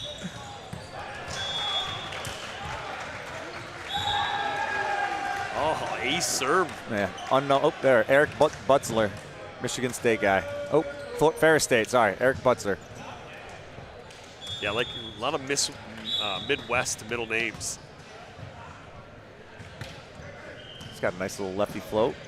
Working. Ooh, good hands. Cross body swing off the block there for Cleveland. I'm not gonna lie, I just saw their ace cheer. Beer City Brewers ace cheer. I want them to get so many aces right now because I need more of that in my life. I'm now very intrigued. Yes. Hoping Cleveland just passes horribly from this point forward. Some communication things going on over there. Middle's got to be a little aggressive if he's taking that ball. Like I said, first match, first set, a little bit stinky. Yeah. Anthony Winter back to serve for Cleveland, a little deep. 15-7, good energy here by the Brewers though, they're hanging around. Yeah, so far they're the funnest. They are. Their uniforms are definitely the funnest too. I'm a fan. Not even sure funnest is a word, but I'm going with it. Makes me want to have a Miller Lite or something. I mean, I'd go Busch Light, but that's, you know. Yeah, definitely Busch Light. Good cross-court swing there for Cleveland. Cleveland's doing a good job now, side and out first ball. Cleveland does look a lot different from the last time I saw them last year. A little bit of changeover in the roster. But, different outsides. Oh, serve long. Missing a lot of first serves here. Still talented. Still a talented group. No, Mars is on one of the teams. I'm not sure which one. Oh, that's right.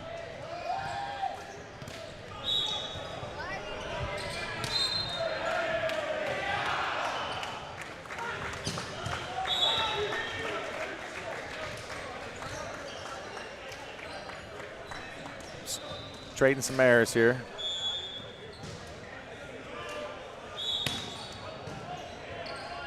Will Vaverka back to serve here for Cleveland. Starting setter. Ooh. Again, communication stuff. Good high swing, recycled. Great recycle in that situation. Ooh, good run to the back row. There you go, good ball. It's all right. Yeah. Some scrappy D. Somebody's got to take a swing here. Yeah, it looks like we got a little net call on that.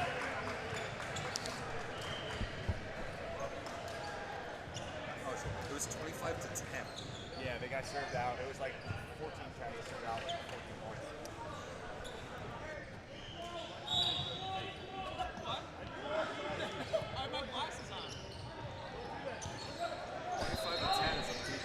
That's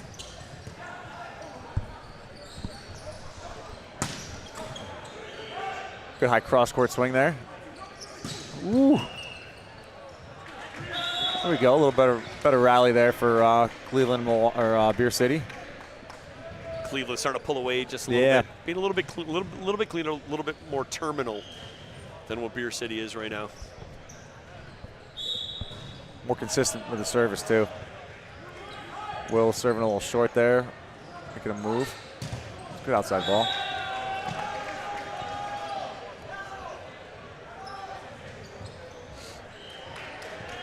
Like you said, Hosley, earlier, Beer City, I like their energy, I like their vibe. Yeah, they got energy. Down 4 points here, but they're still staying together, which is key.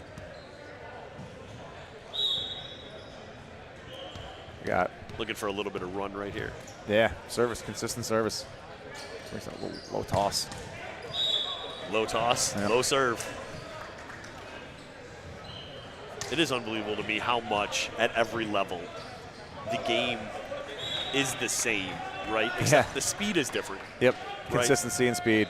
Yeah, but it's just, the back bump set. A more traditional back set on that one. Oh, that's just that consistency. Oh boy. Overpass kill there by the Brewers. It's number 17, Sam Cesarowicz.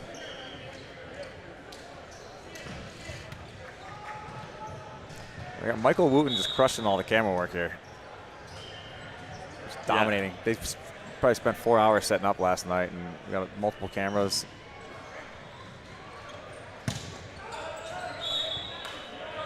If there are any issues with going from court to court, that's all me right now. I'm controlling that, which the amount of sweat that's happening right now in my body. I have a newfound respect for Rob St. Clair. He's not just a pretty face talking on this thing. He's doing all sorts of stuff back here. He's got this third camera here. Michael keeps giving you the eye to use it. So we're at set point number 1 for Cleveland. 24-18. Again, like we've been saying, just service pressure, consistency. Yeah, it's been the name of the game. Even that serve, just good cross court, flat serve. Just creating some chaos. Just guys aren't getting full approaches here on Beer City, and they're just not handling that first contact well. You know, and 7 points isn't a lot. It looks like a lot on the scoreboard, but you're looking at 3.5, 4 plays that, you know, you can do better things. That game's tied. So that's where you said, like, even at the lower levels, higher levels, it's very similar. You know, you want to be aggressive, but you also have to make sure you're aggressive, but also making positive plays. And now we're back over to Niagara Frontiersmen and Northeast Forest with an ace serve. Let's see what we got for the score. 2-1. 2-1. Just started the second set. Niagara looking to bounce back from what I would consider a tragic first set. Beat down there. Again, there's your out of system ball. Ooh, tough cut shot. Just out of bounds. And that's the ball, right? That's where Taylor knows better than that, right? He doesn't have to go for that shot. Even if that scores, it's a miracle score. Put that ball in play, recycle that ball, get another swing.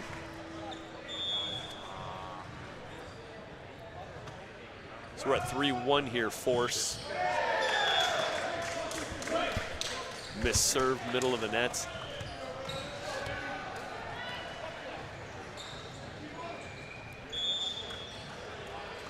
Frontier back to serve, down just the 1. Oh, Deshaun. Lip there, though. Got a transition swing out of that. Deshaun is so fast off for a great cross-court swing. We got the numbers right here, so I can now comment a little better.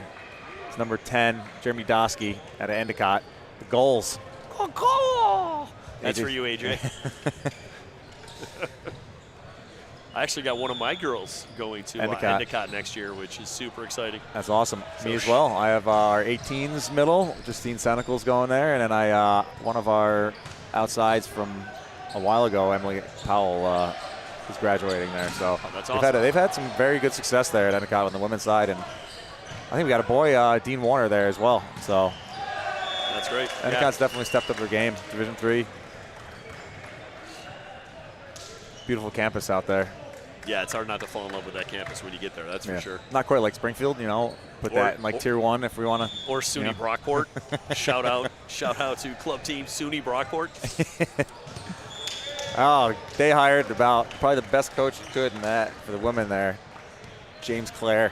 Ah, Jimbo. So jealous, took him away from me. Yeah, sorry about that, buddy, but I needed more Jimbo and Tab in my life. You had him for a while. I did. Brian Camp back to serve here from RIT, another Rochester school. That's how you hand pass if you're a middle. Get in there, you're aggressive. It's Tarquino up there. Very solid player. It's so nice too when middles are aggressive with that and stay in system and just go. Force up 6-3. Serving out of bounds. I'll tell you one thing, when Force misses a serve, they miss a serve. They do. Rumor has it where they train, the courts are 10 feet longer, which would make a lot of sense, seeing those deep missed serves. The lower elevation in Buffalo, New York. They need longer courts. Good little spacing on there, right to right side of Cleveland, looking at. Got 3-0 Cleveland.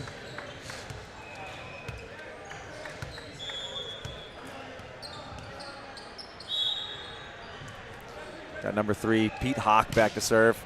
Ohio State product.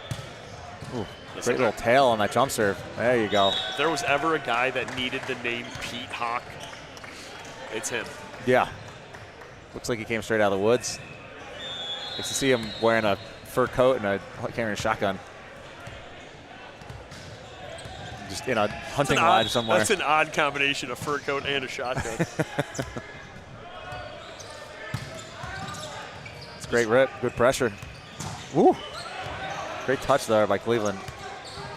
They're just getting balls back. Hawk out of the back row. Pete doing things that Pete does. Very nonchalant, very casual. Yeah, Sean Martin, libero here. I played against a bunch of these guys. They were the 6 Bucks for a while. I remember them in the men's team. But a lot of these faces are familiar, but I know Sam's been a staple for them. Always been solid guys out of Cleveland. Well, that's why the VLA is so tremendous to me, right? Yeah. Because the men's game, there's been so many good teams and so many good players. Yeah. And now creating this, the tier 1 and then the tier 2, there's so much more as far as more of a unit, more unified. It like means more now than just a bunch of guys getting together to play. So just the organizational side of things makes these tournaments so much better. It does. It does. Vince Anzucci over there in Arizona. He's got Kong in 4 and Frontier in 5. Wow, Vince going out on a limb. Wow. Frontier in 5 after Well, a 25-10 beatdown. They're gonna have to step this up a little bit. Down 9-5 again. I mean, Vince, I don't know what you're seeing, but. Well, it's early morning. We know maybe a Bloody Mary or 2. Yeah. Rob would be rolling over his grave if things keep going to 5 here. I think he'd like that. He's stuck here till 2 a.m. Kong up 7-1, looking good and clean. Yeah. Another. Are we using the?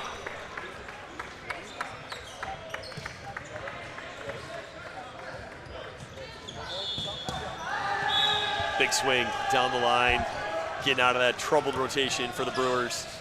Another thing is, I was just commenting on the overlay there with the score is stat together.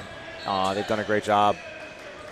It's actually affordable too. We use it for our juniors club when we stream, and then we just have one camera. Just it pushes right to YouTube, and it's a live stream, and then it saves everything. And then we got another camera with a parent who just keeps the score, and it flicks it on the changes the score and the sets on the live stream. So if you're looking for something out there, Stat Together does a great job.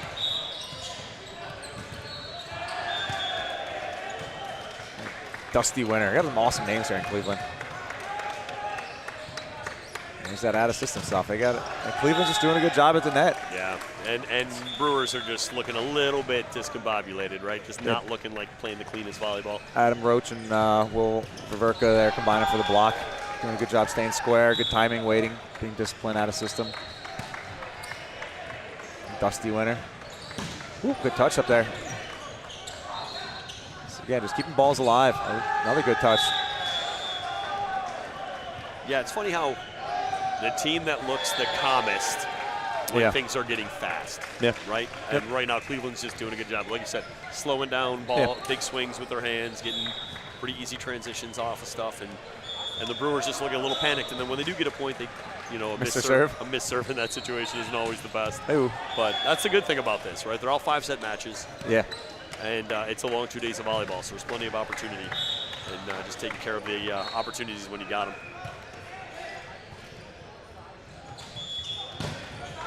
Ben doing a great job controlling the ball at the net. Even on that, the ball falls, but the ball's up in the air for a very long time.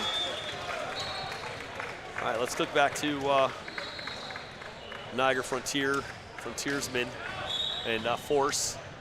We got 8-13. Frontiersmen are down. Is that Mike Gold back to serve here? It is.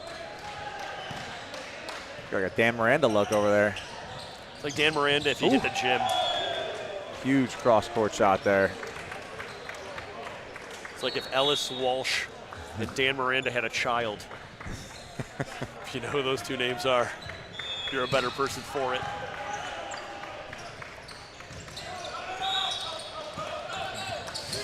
Force got to get their serve receive down here. Whew. Deshaun, quick off the floor, man. Does a really good job. The thing that's tough about Deshaun is he's quick off the floor, and his arm gets through that hitting zone so quick. So quick. D3 Riviera product, too. Ooh, man. Will Ververka there. I really am happy we didn't see what just happened. If you're a Brewers fan on court 1, if you saw that block, Yeah. that hurt his kids. Hurt his kids. You got Kong up again, 13-4. And then Northeast taking care of business right now in the second set. Up 1-0, up 16-8 in the second. I doubled them up here in set 2.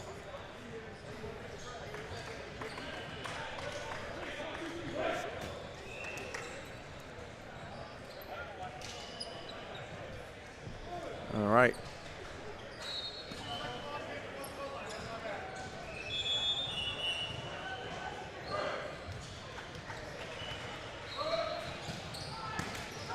There you go, better first pass. Questionable second pass. Yeah, just Niagara, they're not helping themselves. They made something out of nothing, got the ball back and a free ball, and then passed the ball over the net. And again, it looked like they were trying to pass that ball and transition into the outside all at the same time. It's like you said, it's simple, calm plays. And that'll be the difference, right? Especially as teams start getting tired throughout later in the day and early in the morning. It'll really matter on that end of things. A good run out of the back row. Taylor Sutherland, he's been their most consistent guy. Yeah, so hopefully you can get him going. We need just need some runs here. We need one guy to start making some plays and people to feed off that. See if that the Frontiersmen can use that. It's almost like you're describing an energy play, huh? Yeah, almost. Will Cornell back to serve. Ooh, there's a good touch. Net violation.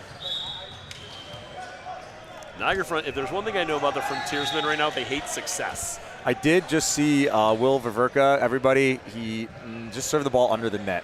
So he now owes us all around. Well, we're going to make a note of that. So next time you see Will, he owes you. We'll post his cell phone number up on the screen shortly so you can text him. Let him know. Jeez. Back to the Kong match here. They're doubling up the Brewers. Good out of system swing. Here we go. See if we get some plays here from the Brewers.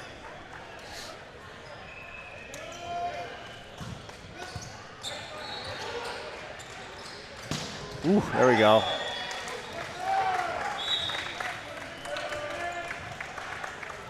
So 19-10 and 14-8 respectively. 15-8 now. 15-8. Looks like Rob gave us the two barn burner matches to should have figured he got us on the live feed. There we go, Buffalo. Brian Camp out of the middle. So keep getting some energy plays here, CJ. Oh God. We got some. Wooten's all over the place. He's got these cameras, handheld cameras. You got to be careful the faces that you're making when he's around. Yeah, he's gonna get you. Yeah. We got 6 cameras rocking here for 2 courts. Is there buttons for those? Ooh. Like a Rob said, there he is. There's the man, the myth, hanging out. Get a job doing this stuff. There's NFL guys. They have 25 cameras going on. Yeah, like I said, I got to do respect. So this is head on a swivel, watching good volleyball. Guyton back to serve again. He's got a few points. There's the run that Buffalo needs. Little back row attack there. It's pressure, service pressure. Guyton's giving a little bit for the Frontiersmen.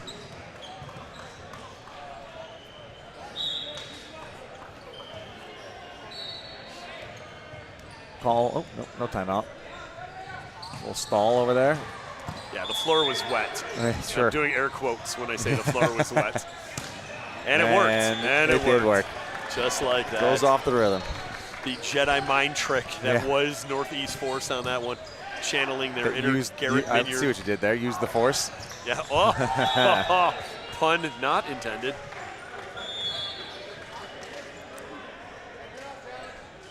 Deshaun back to serve, and another net. Net getting in the way of that serve. All right, so we're at 14-20. Niagara down.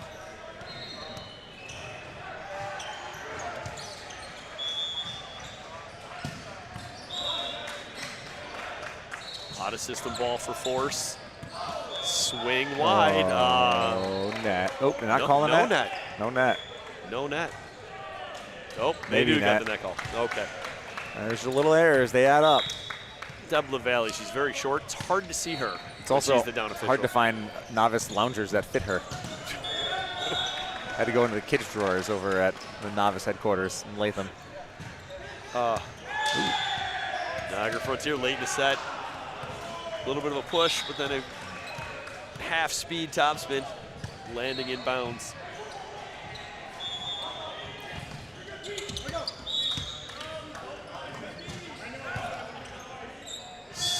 Pass into the ceiling for Frontier. So Nicky was late today because his car wouldn't start. Yes.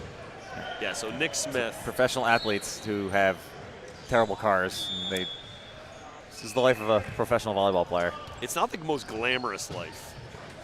I do remember lots of times sleeping in questionable hotels Yeah. with way too many people in one bed. We still do that. Yeah, we still do that. But we do it now because we like it, more so than because we have to. So we got set point number 1 over here, Force in Niagara. And that's just out of bounds. All right, need some magic. Again, looking for a service run, just trying to feel good about yourself going into set number 3. You're not coming back from 9 points down against a good Force team, but No, but again, like you said, it's momentum. It's confidence, momentum. Because at this point right now, if I'm playing for Niagara, a lot has to change. and you got to wonder going into set 3 if they're gonna what kind of changes they'll make on the roster on the Yeah, I starting wonder. 6. But that's it. 25-14. All right, skipping across the pond here to Kong. Ooh, Kong up big. 22-10. 22-10. Okay. They need to get some more gorilla-like look on their uniform. I want King Kong. I would like some sort of, yeah, like the logo on the front's pretty cool. It's awesome. I do like that. Yeah. Maybe something on the back, like a couple of like furry paws Yeah, on the I'd back like of that. their shorts. I'd like that. Yeah, we're live here on YouTube, so maybe we're not just hanging out talking. Hopefully nobody's awake listening to us right now. Listen, if I heard us on the YouTube, I would quickly go back to sleep. Well, you can't get worse than LJ and Loy. I don't think they talk about volleyball when they're on the live stream. Well, in their defense, they're very old. Yeah, They're very dementia old. sets in a little early. Yeah, it's. I mean, I'm chasing them quickly, but Ooh, good delivery by Will there. Cleveland's just getting that consistency. First and second contact is making it very easy for their hitters. Just having a nice setter who's where that ball's going to be is it's nice as a hitter just because you're not guessing and kind of keeps you on your game. Makes your job a lot easier. it does. And we should know about setting Oh yeah, with yeah. our experience in Boston. Chris Hoosman setting. Well, Chris Hoosman, nothing says setting at the professional level like a Division III middle. All-American middle blocker. All-American middle blocker. Yes. So, but Hoosman did a good job. He did a good job for us. So, shout out to you, Hoosman. No matter how many S's you have in your last name, how many N's, still not sure. Boys club director over at Sport Time. Really taking over Long Island boys volleyball. Good run. Ooh, Better block. good delay block there. Again, running up the middle against this Pier City team is probably not the best idea. Yeah, those middles are taking up some space.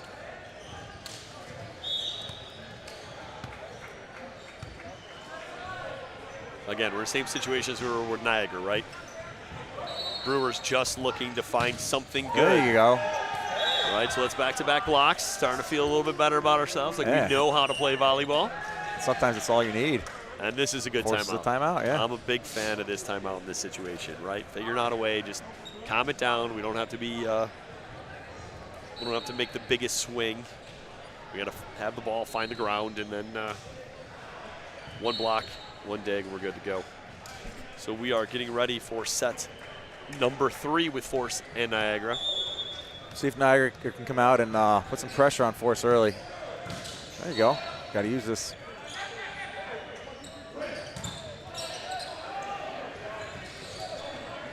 It's good recycle swings.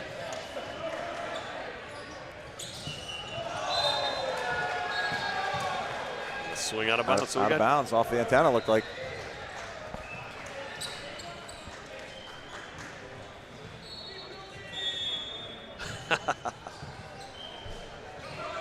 If you're watching this right now and you're not in the chat, you're kind of making me sad a little bit. But you can check out Vince Succi, the legend. He's also suffering from dementia currently. Yeah, so Vince, let me go on the record to say that Vince's Niagara in 5 and Kong in 4 isn't looking like the best prediction I've ever seen. No. It does come true though. We'll never hear the end of it. Yeah, we're shutting down the VLA if this comes true. Great swing there by Force. It's weird because I'm a big fan of thinking that God built lefties wrong. Yeah. And yet when I watch volleyball, lefties are so damn smooth. Yeah. Very smooth. It's Jimmy Dosky again out of Endicott. Brings Kev back to serve here.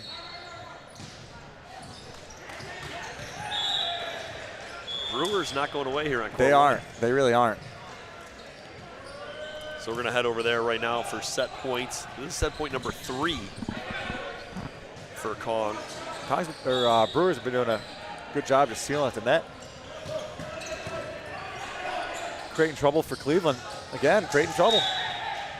Well, that's the thing, right? A little bit of pressure can turn into some errors. It's as simple sometimes as having your big people do things that big people are supposed to do. Yeah. And little people do the little people things, where you're not trying to do too much.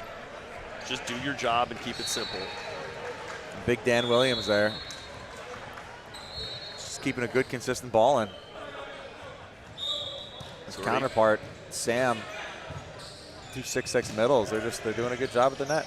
There you go, again.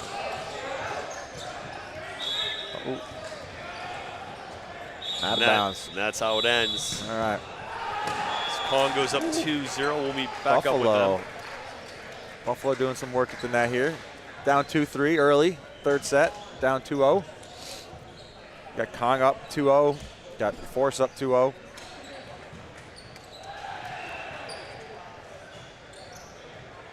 Is that an angry Pat back to serve? Pat Stroh? Could be.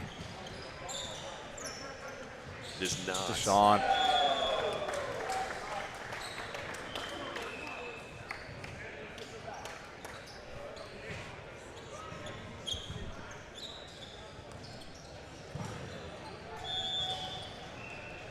This is Sam Wickman back to serve here for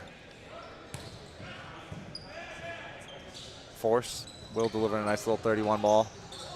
Deshaun with the pause. It's a good transition dig. Good ball by Will.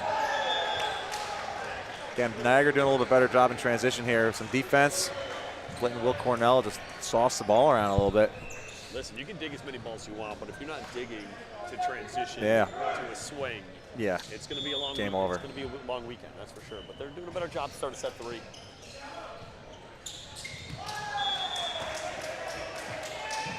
It's a 50-50 ball where Taylor Sullivan got a bit of that. It's a cool view right here. Yeah. Watching, seeing all the You can see all the stuff behind the courts, yeah. Yeah, great place here. The Herder and Litchfield families did a nice job. This Impact Center. How long has this been around for? 2 years, maybe 2.5. It's still got that new facility smell where it doesn't smell like knee pads and socks yet. Sweaty gyms. Sweaty gyms. Deshaun, man. Just human point scorer right now for Force. Buffalo's going to have to find a way to at least get some positive touches on Deshaun there. Yeah, you don't have to stop. You just got to slow him down, Yep. right? And I guess the best way is to get him in the back row. So Deshaun's back to serve. Got to do some damage with him out of the game here. That's a Not bettering the ball, yeah. questionable choice in Yeah. that situation. Willing to bet that he wants that one back. But again, that's what we talked about. It's the same thing, right? Like, you don't have to make that play in that situation. Easy play. Yeah, give your team an opportunity. Count on your hitters to do something smart with the ball. And don't roll the ball into the middle blocker at Correct. half speed. Seems so simple. It's so simple, that's why I coach now.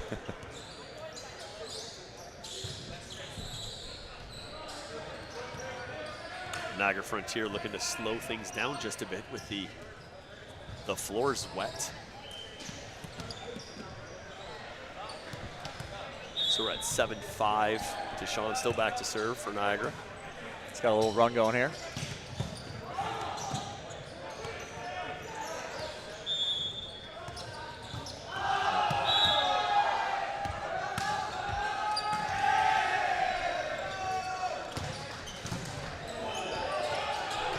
Big block, great cover, Tarquino. and it All right. pays off.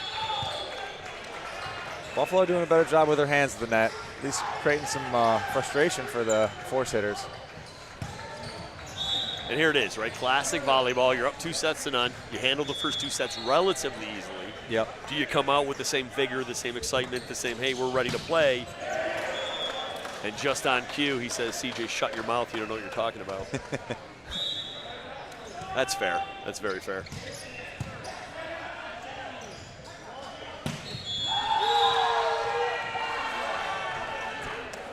Jeremy Dosky back to serve. Handled well by Niagara. Go. Using high hands out of bounds. It's way Good great high swing. Niagara's going to have to create some more offense there.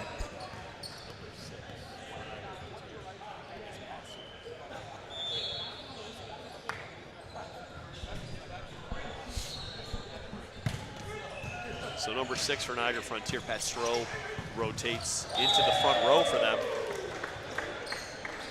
We known Pat for a very long time. Actually really good friends with Jake Gleason, one of our our first-time LVC guys this weekend. But nickname Angry Pat for the way he plays. So As long as you handle it, got to be angry sometimes. Ooh, got lucky that middle. Swung right down the middle, but was high enough that he got a good deflection out of bounds.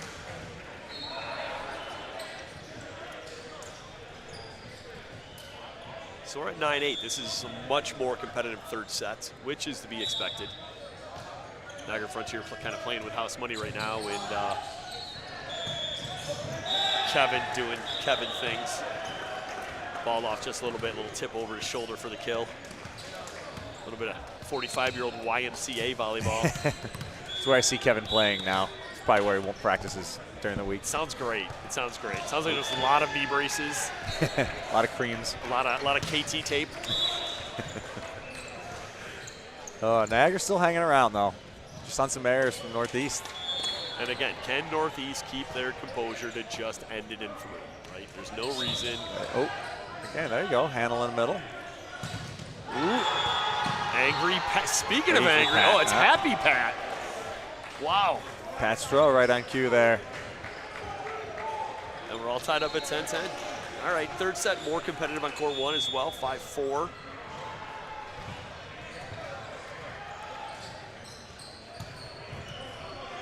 See if Niagara. All right, good hustle there. Good hustle. And Deshaun just being more athletic than everyone on the other side of the net. Basically. Deshaun Grant reminding me of a young Matty Smith. The delayed middle ball. Jump, hang, and hammer.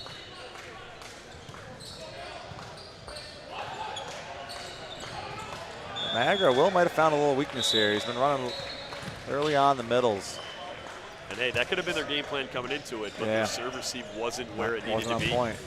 And it's Henry Gordon. Another Brockport. There you go. Oh, yeah. Henry actually coaches for Hot Shots Juniors. See him all the time in the gym back in Rochester.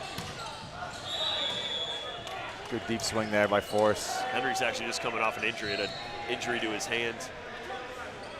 But he's back and cleared and super excited to get back playing, so it's good to see him back. Good, yeah. Injuries are tough, but it's good to see when guys can get back on the court and play. It's like a new life sometimes. Makes you appreciate it, that's for damn sure. Absolutely. Henry with a big swing, swatting it off the middle, right on cue. Yeah. Thanks for making me look good, buddy. Frontier doing a better job getting some first ball side outs and doing a better job at the net. See if they can bring a little more pressure. You got to keep force out of system and keep their middles out.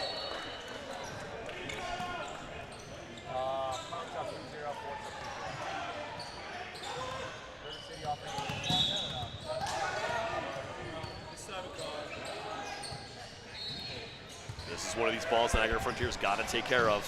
Oh, And they right. do. Number 4 there, Brian Camp. Deshaun blocking at about 11 feet. Camp hitting at about 7-9, but that's good enough. That's all you need. Will Foley style right there.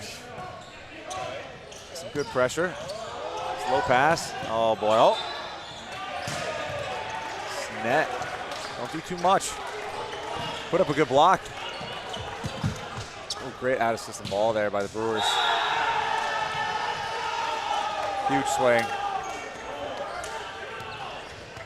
Number 21, Sam Lottie, out of Michigan State. And again, we're tied up at 7-7, so much more competitive. Yeah, both sides here. These two matches. Josh Rivera going with a float. Vince all of a sudden. Oh, sitting- the on two. Will Viverka, high school girl style, set on two. That is the ugliest high school girl I've ever seen. Why you guys understand that? Nikki Smith's dropping in to say hi. Fix your car yet, Nick?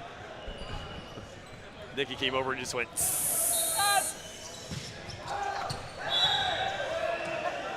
Oh, we got an ace serve out of Cleveland. It's a good deep serve there. Number 8, That's the ball that you Adam call Roach. you call out of bounds before you make the move. Yeah. And then you're, damn it, that ball's in. Late action on that ball. Didn't come in at a super high rate, but good location. Another good serve back to 1. Slow set there by the Brewers. And this, Brewers got to be careful here. and this right here is one of those times where a timeout wouldn't be the worst thing in the world right Yeah. now for the Brewers. I know it's early. I know it's 10-7. But why not just fake? Oh, they are. They got their timeout right now. They get their. The floor's obviously wet timeout. right there. So, reading my mind. If you're watching the Buffalo match there, Brian Camp, nice cross-court swing. Or finish up Keeping, the floor. We'll head keeping back Niagara tight here. Down 14-15. Jack Rooney back to serve. Good ball. 16-14 force.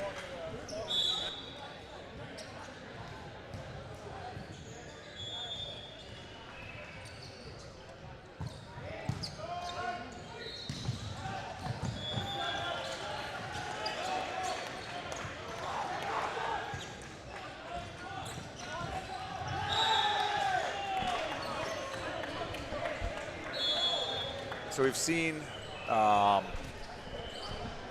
the teams on this morning. So we have 8 teams that have played, and there's 2 that haven't played, and that's River City Flow and the New York Lost Travelers. So they're the next 2 up next round. Yeah, I feel like Flo has got the best schedule of anyone. Off 2? Yeah, so they're off Yeah. the first 2. They play, work, play, and Done. done. So, Yeah, we're it was- on work, play, work, off, play, work.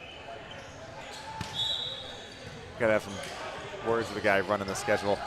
He's also the same guy who thinks Kong's gonna win in 4 and Force is gonna, or Frontiers are gonna win 5. Down 18-15 in the 3rd. Frontier is, and down 2-0. looks like we got a Timeout timeout. Frontier. Timeout Frontier. We'll Good head, timeout though. Got some life. head back right in time for a missed serve. Yeah, Ververka going back to serve. Giving Brewers a little life, down 9-12. And again, we talked about Brewers' energy, and it really hasn't dropped. Yeah. But again, the bettering of the ball, the proverbial just better the ball, has been pretty much the difference in this match. Slow toss there by Havens. He's got to get that ball up in the air. He's just short arming it.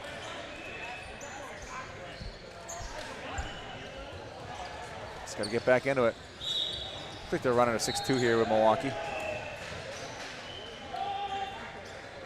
Oh, good pressure. Good reception. That's about the second or third time I've seen him run that step behind. Yeah. Going off 2 feet behind the center edge. The communication hasn't been, or the connection hasn't been that great. Been there, yeah. And again, I don't mind running that, but I'm going to go to the outside in that situation. Make that middle commit back and then go. Miss serve out of bounds. Keeping them in it. Get them in a tough rotation. That row 1. Keep them there. Don't let them off the hook. We got 10-14 here, Brewers. And Kong. Dave Shaw with a little drop in, just laughing at you. Dave Shaw, my guy. This is one of these times where if Dave Shaw was here, I'd really enjoy being around him. Opposed to most of the other time, which is just okay to be around him. But best announcer I know right there, Dave Shaw. Does a great job. Does a lot of stuff with USA, right? Tons of USA stuff. Tons of stuff with AVP last year. Yeah. Tons of stuff with grass. He's tons of terrible slunks, overcoats. Oh, so much bad outfits. But you know when Dave Shaw is in the building, you do. Oh, he'll let you know. Yes. And his outfit will as well. So we're at 16-10 with Kong and Brewers. We got a tighter third set over here between Force and over Frontier. Yeah, we're over here now. So we got 19-17. Tarquino float serving in. Again, we'll work in the middle, still staying successful there for Frontier. Not sure if Henry has hit a ball cleanly out of the middle yet, but he has scored on his last 3 swings. So big creation out of big number 13. 18-19. Hanging around. Good handle to net. Great play. All right. It's a free play there. Ball spatched out of bounds there by Frontier. Point scoring opportunities, right? Great delivery by Will, too. Good tempo. And I'm on a one-on-one with a late blocker. Brings Kevin Calvis back to serve. Going back to him. Smart setter.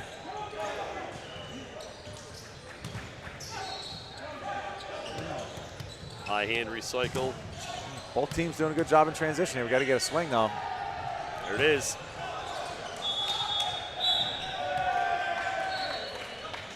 Double contact. Hit his body, hit his arm. 2 separate moves, because as we know in the VLA, we're not a big fan of doubles around this place.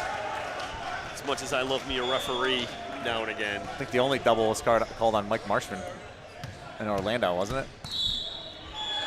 Or he maybe got the only red card. Yeah, Marsh, you know him and his foul mouth. Gee Willikers shucks. Yeah. Giving himself a red card, but we got 21-19, 19-21. And we got back-to-back float serves. Cannot. Cardinal sin. Got decent, Wickman brings some decent heat here, so I'd let him go. Be aggressive.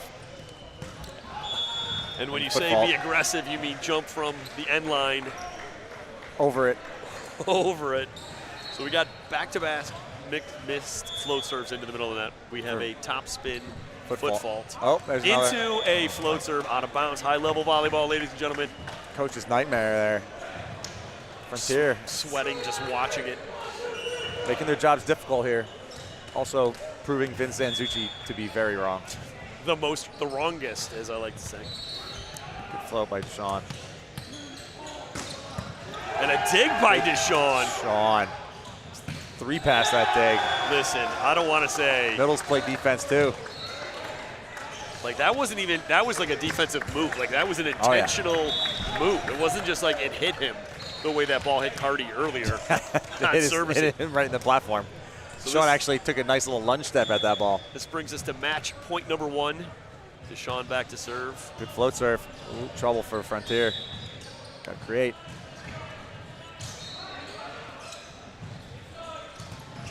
And ball just out of bounds, and that's how it ends. Force That's game over. going 3-0, and that brings us back to our match on court one. Kong, 18-14, up 2 sets. Now Brewers brought it a little bit closer. Doing a better job on their first ball. And just on cue, the announcer curse, the ace serve. We got 19-14, big 9, little 4.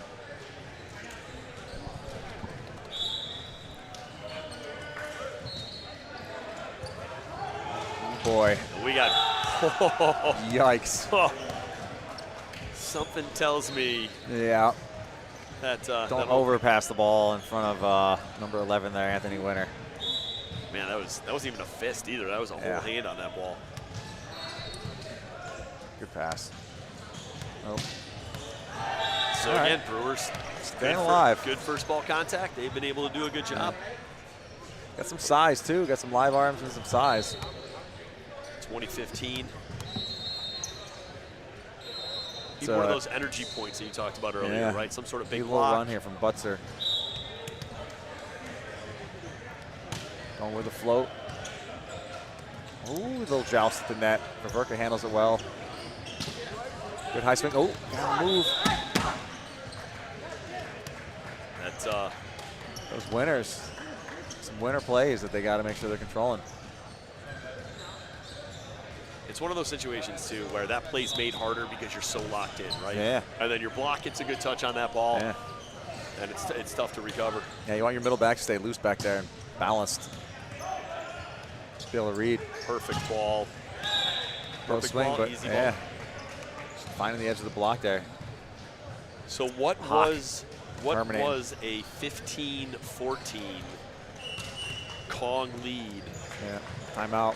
Brewers might be a little late here. Down 22-15. Yeah, that's a 6-1 run out of the Kong timeout. But yeah, it's one of those things, dude. Like we said, it's these 4 teams.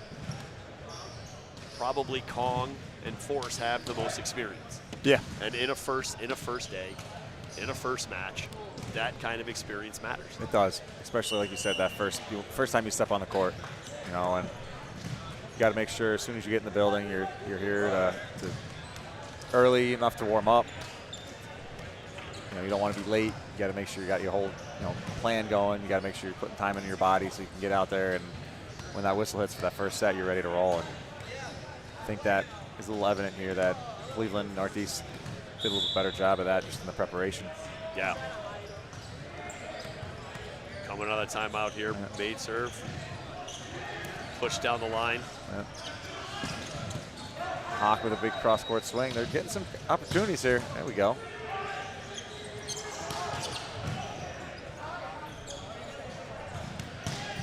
Another good swing. So take the transition. Yeah. Some transition points there for Sam Lottie. Good transition kill. Both teams did a nice job there of handling some out-of-system balls. So this has been the Brewers' best blocking rotation right here. So if they're going to Rivera get some, back to serve, or yeah, Rivera back to serve. if they're going to get some points, it's going to be with Rivera behind the service line. Seal. Oh, good move. I'd love to see him get his hands on that ball.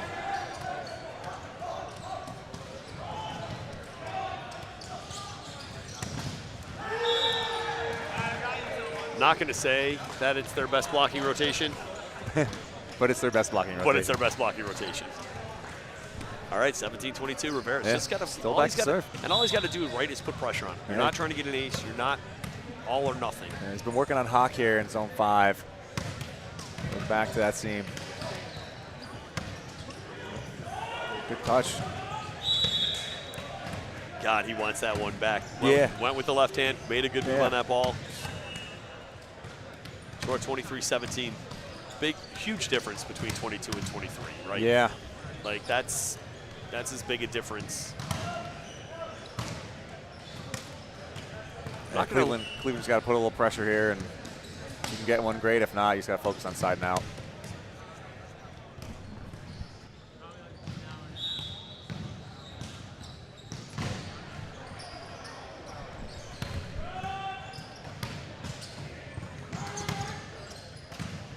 Good delivery. There you go. Good answer. Big swing cross. Good answer, yeah. Like I said, Brewer's got some athletes. Do a good job terminating when the ball gets there, when everything goes right. So 23-18, middle back to serve. Nola Barrel on the court. Working on winner. Ooh, good touch. Nobody there. Oh, great run. It's a good little combo play. Oh, hello. And here we are. We're up at match point number 1 for Cleveland. Jump float coming. Verka working. Zone 5-16. See if they can finish right here. And again, another dig to transition, and that's it. Ball down. Cleveland goes 3-0, matching force in the Going second match of the day. Yeah, so it wasn't Niagara in 5 and Cleveland in 4. No, it wasn't. Okay. So we've had 4 matches. We've had 4 matches. All up been to 3-0. and they've all been 3-0. Yep. So this keeps the schedule on point it does. right it now. It does. And I think up next we got River City and Lost Travelers. They're not playing each other. I know River City's on 2 and Lost Travelers are on court 1. Well, hey, Haas, I had a good time with you. Absolutely. Thank you for joining me. And Rob, Listen, thanks for letting us chit chat with the people for a little bit. We'll put us back on camera here in just a second, boys. Sure. Actually. CJ. Oh, how about that? That's just not to do that. We even get a little bit of Lance in the shot. Hey, Lance. Just like boys, thanks for carrying for a while. Is that fun? Absolutely. Absolutely. Very fun.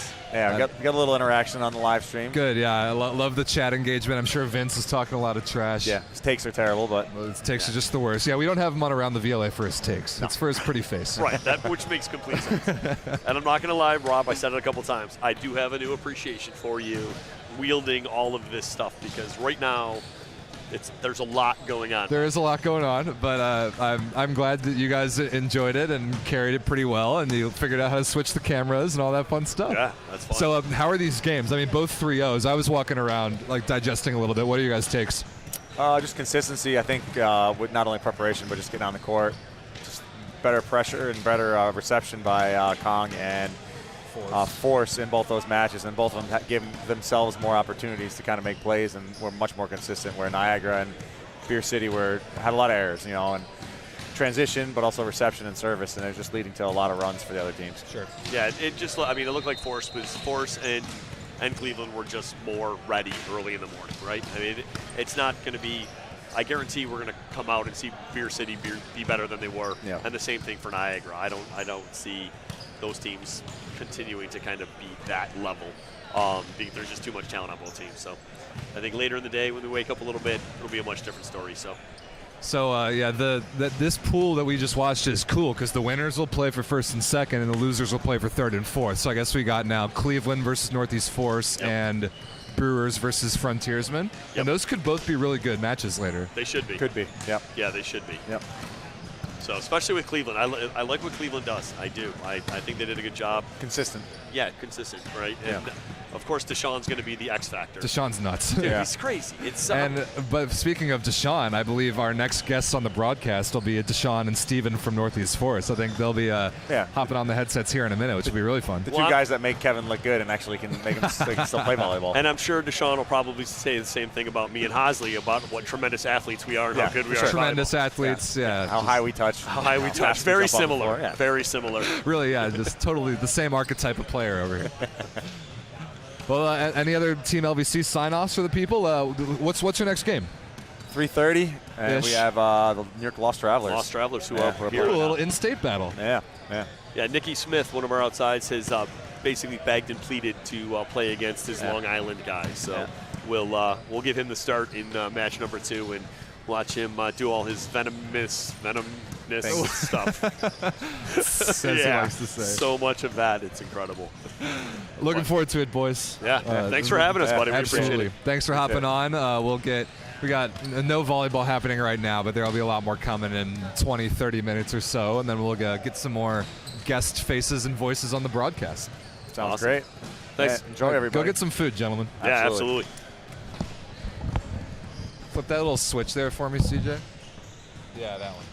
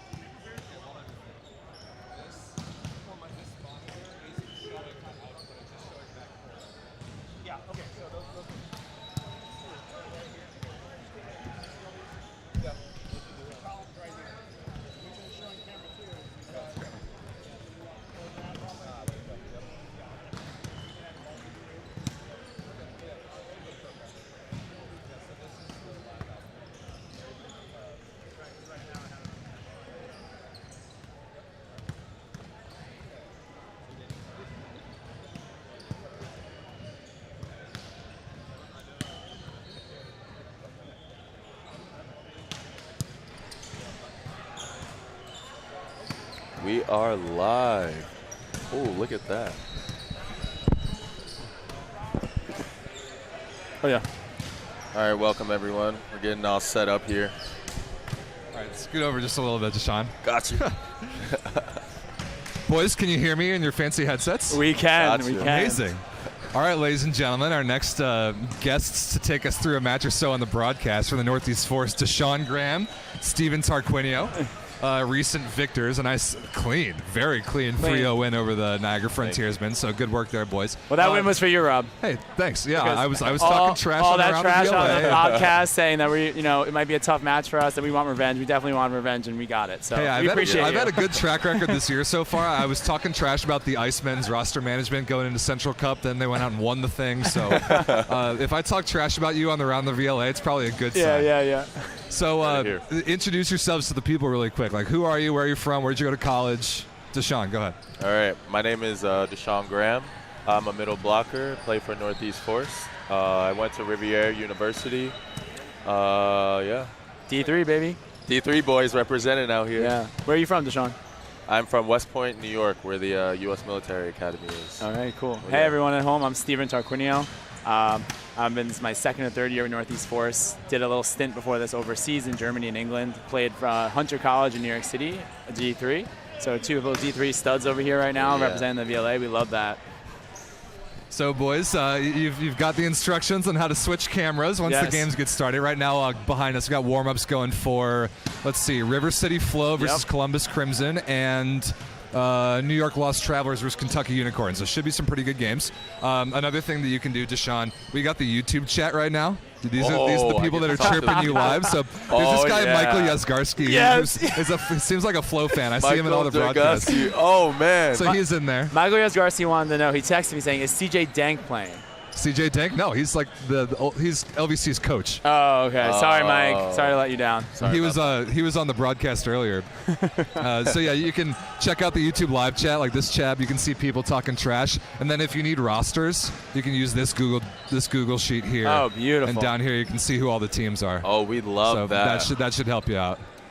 All right. But yeah, so like these 2 tabs, Deshaun go nuts, and Steven's got camera control. Okay. And this is going to be great. You guys are in for a treat. So let's see. How much time do we have left? I think we got about 5 minutes. Okay. So let's switch over to the court. Steven, hit that camera 1 button. Let's do it. Beautiful. And you boys can take it from here. All right, All right. sounds good. Have fun. Thanks, Thank you, Rob.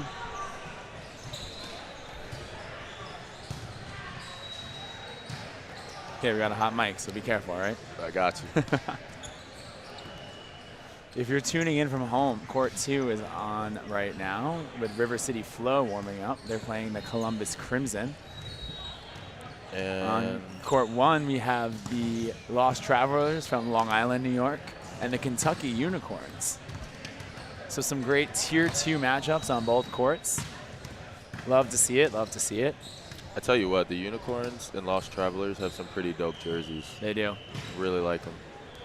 Might have to steal some of their Yeah. ideas. I mean, we can thank Novus for all the awesome gear. Oh yeah, It's they pretty- hooked us they up make- yesterday. I Got to meet a lot of know the guys from Northeast Novus. Sports will be doing a redesign for next season Oh yeah. because there's some cool jerseys out there. Hey, for all your jerseys and volleyball needs, hit up Novus. They got the best gear. How's the chat? How's the chat? How's the chat? Hunter College, baby. We got some Hunter guys in here representing. Shout out Hunter College.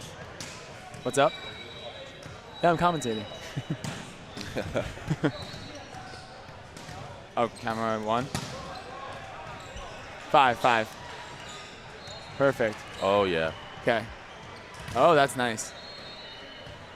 Well, we got some hitting lines going there. The Let's get boys the- are looking warm. Let's get the rosters up for River City Flow Yeah, let's so some people can know, some fans can know who's going to be out there today. All right. All right, rosters. All right. Do you want to read it for us, Deshaun? Yeah, What we got so on the River City Flow squad today, warming up? River City Flow, we got a libero, James Hosley, number 1, out of East Strasburg. Yep. We got number 2, a libero outside hitter, Mike Brewer. That's from, their schools they went to. From Pitt. Those are the schools they went to, not where they're from. Oh, you're right. Oh man, folks, we've already messed up. Get them out of here. All right, we've got Alex Potts, number 5, 6'8" middle blocker from Wentworth. Shout out to the GNAC. I played against Alex Pats a lot in my Oh, yeah. D3 days. I know you did in the GNAC. Dude's some a fun beast. games against Yeah. North Wentworth back in the day. Oh yeah, big conference rivalry right Yes, there, Riviere and Wentworth. We got number 6, an opposite hitter, 6'5" opposite hitter that went to Graceland, Okay. and that is Thomas Oh, I see. Hurt. We've got Eddie, what's his name? Eddie Mushikian, number 8, an outside hitter that went to King. We've got number 9, Carlton Stone, an outside opposite hitter from IPFW. We got Anthony Rivera, one of my old teammates. We actually played on NY Pride, which is now Lost Travelers a few years ago. Pretty good setter there. He also went to Charleston. Then we got number 12, Mike Freytag, a middle blocker from Springfield College.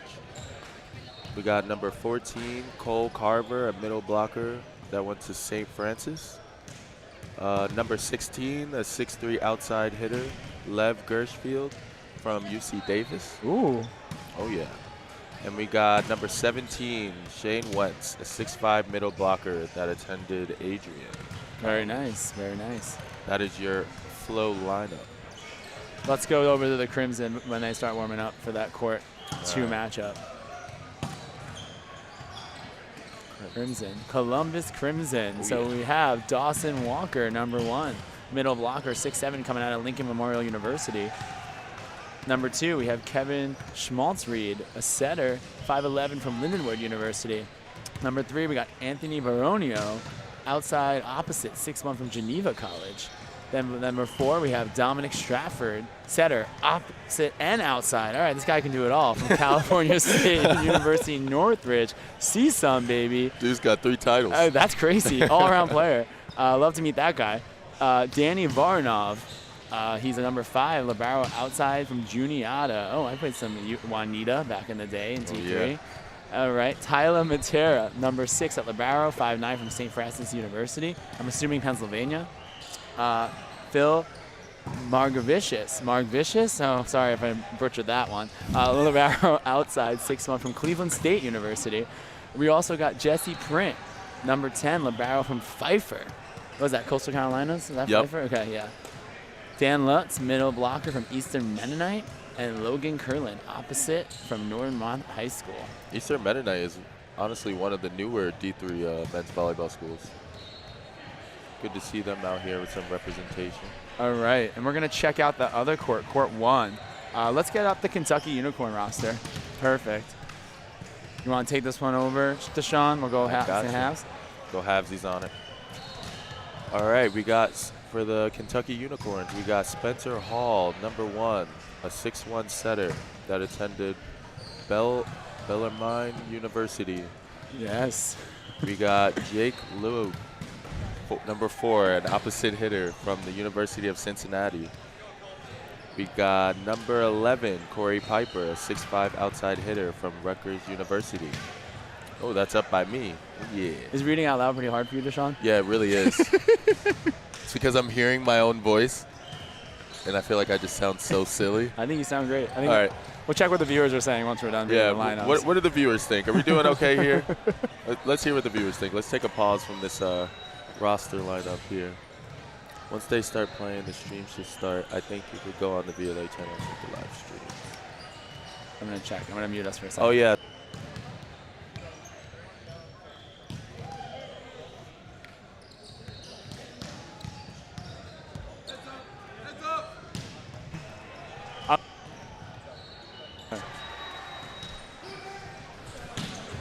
Eileen Hogg, we're going to answer your All right, question. ladies and gentlemen, Rob here. Question in the chat about the dedicated streams for each game.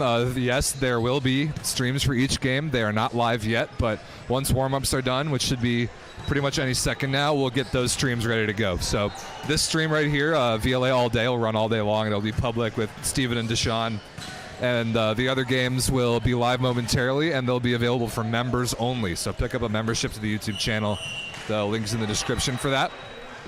And yeah, I'm actually going to go right now and get those streams ready to go. So they'll pop up any second now, and you can stick with just one match if you want to. Or you can listen to these two gentlemen, which I highly suggest. We're going to be a great time. Yeah, that 99 cents subscribing VLA goes a long way for us. We appreciate all the support that we can get. So if you can hit that subscribe button, we'd really appreciate it. Oh, yeah. Did you?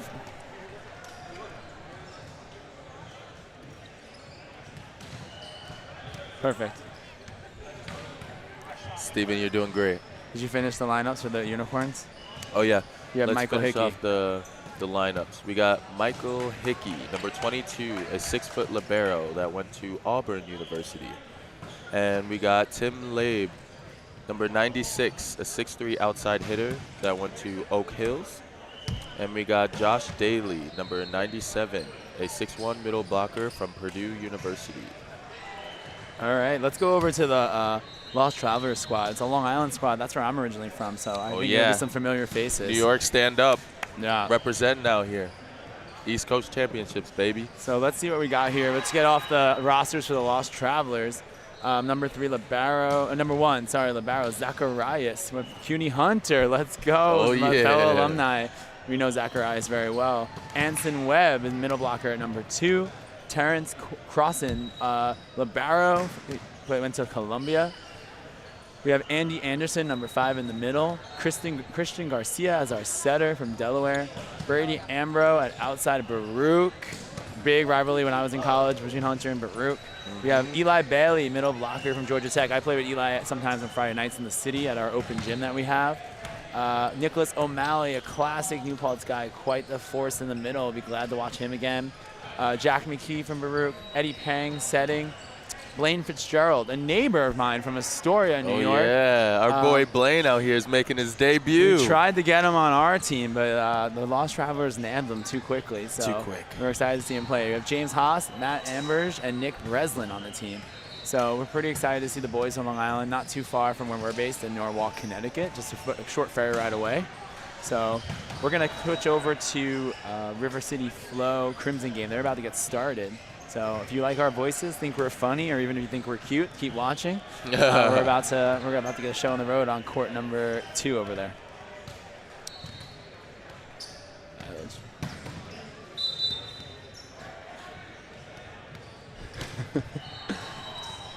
Can we mute Michael Yazgarsky on the YouTube? Yeah, I think we need to get Michael Yazgarsky out of this chat. Just kidding. We love him. All right. And we're about to get underway here. All right. So we're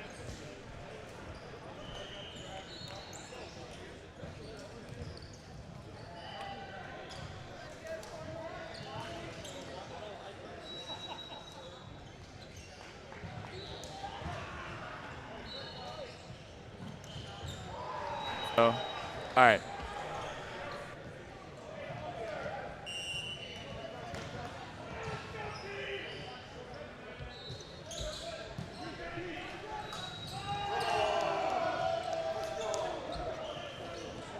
All right, first serve, first point over on court 2 for River City Flow.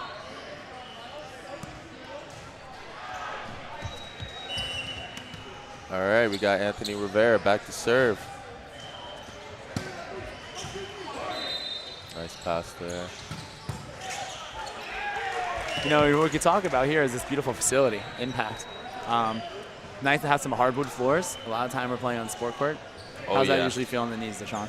Not great, but today I think everybody in this gym is feeling extra bouncy. Plenty of pursuit. Looks like plenty of people will be able to jump serve. Pretty cool setup here. I'd like to thank LVC for hosting and finding this awesome facility. Oh yeah, great venue. Got some junior tournament, some young boys playing over there, which is pretty cool. Oh, Potts wow. puts that one away. What a swing.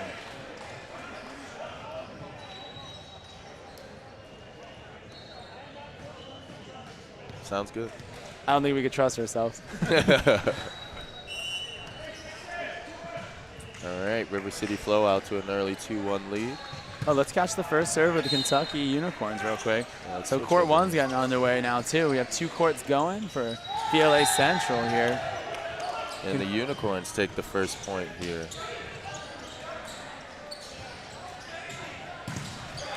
Big presence at the net for the Unicorns to start the game.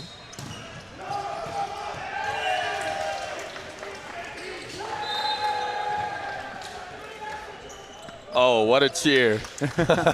Those hips don't lie for the Kentucky Unicorns. That's my favorite ace cheer right there. Hands above the head. Wait, ours aren't our favorite? Do you guys even have any issues? Yes, we do. We go. Yeah, we come in and the- we go. Yeah. A little more theatrical in person, but yeah, it gets the job done. Yeah. It gets the boys going. Deshaun, you just let me know when something cool happens. I'm in charge of flipping the cameras, so we I've can also go to got my court 2. jacket on backwards. Okay. No one sees us, I hope so. Yeah, it's okay. We're just gonna go with it.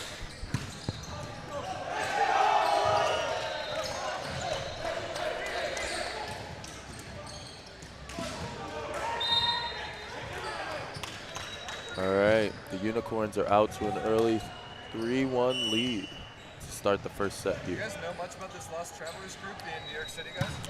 Yeah. Tell us about it. So, You start off. So the Lost Travelers guys are a lot of guys from New York City and Long Island. There are a lot of guys that are just making it onto the scene, really. A lot of guys that have recently just graduated college or have just found themselves on their first semi-pro, pro-level teams. We got Blaine and Eddie Pang who are making their VLA debut. They get a lot of reps with us back in the city. Both some ballers. Blaine actually is about 6'8", and when I met him, he was actually a setter. Now he's playing opposite, so it's good to see some familiar faces. What Yeah, you for got? sure. I mean, I played against Anson Webb, the middle, number 2, in the CUNY conference. He played for Okay. York. Usually went our way, but it was still fun to play him. Oh, yeah. The LeBauer right now for Lost Travelers actually is Brady Ambro. He's a Baruch guy, which is also from the CUNY conference. Big rivalry between Hunter and Baruch when I was playing there.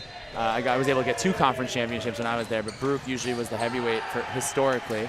I know their middle, Nick O'Malley, I was talking about him before. He's a New Paltz guy. I mean, that's a national championship winning program. So Yeah. these guys definitely have the experience, and I'm glad to see teams growing, especially in Long Island where I'm from. being able to get some semi-pro volleyball growing out there is pretty exciting stuff. Oh, yeah.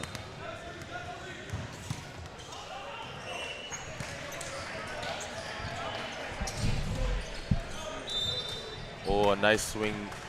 Nice swing there by Anson, but just out. I tell you what, Lost Travelers have some bouncy middles out here. What do you know about bounce, Deshaun?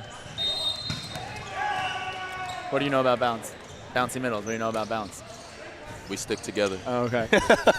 That's what I know about bouncy middles. All right, let's switch back over to Cam 1. I'm not sure who the home and guest team is. Can't tell you guys the score just yet. We're about to find out. Let's see. All right. Yep. Home team is Crimson. River City. River City's the home team, so it's 7-5 River City. Okay.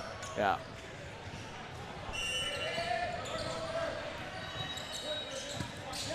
Nice pass there. Nice set. Oh, just into the take there. We've got 6-7 now. River City still leading.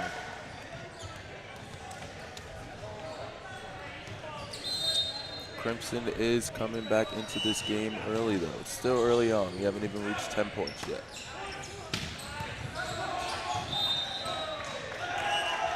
Let's take a look at the stream and see if any fans out there are asking any questions. Yeah, guys, talk to us. We'll love to answer questions. Oh, there we go. Have you ever played overseas, Deshaun?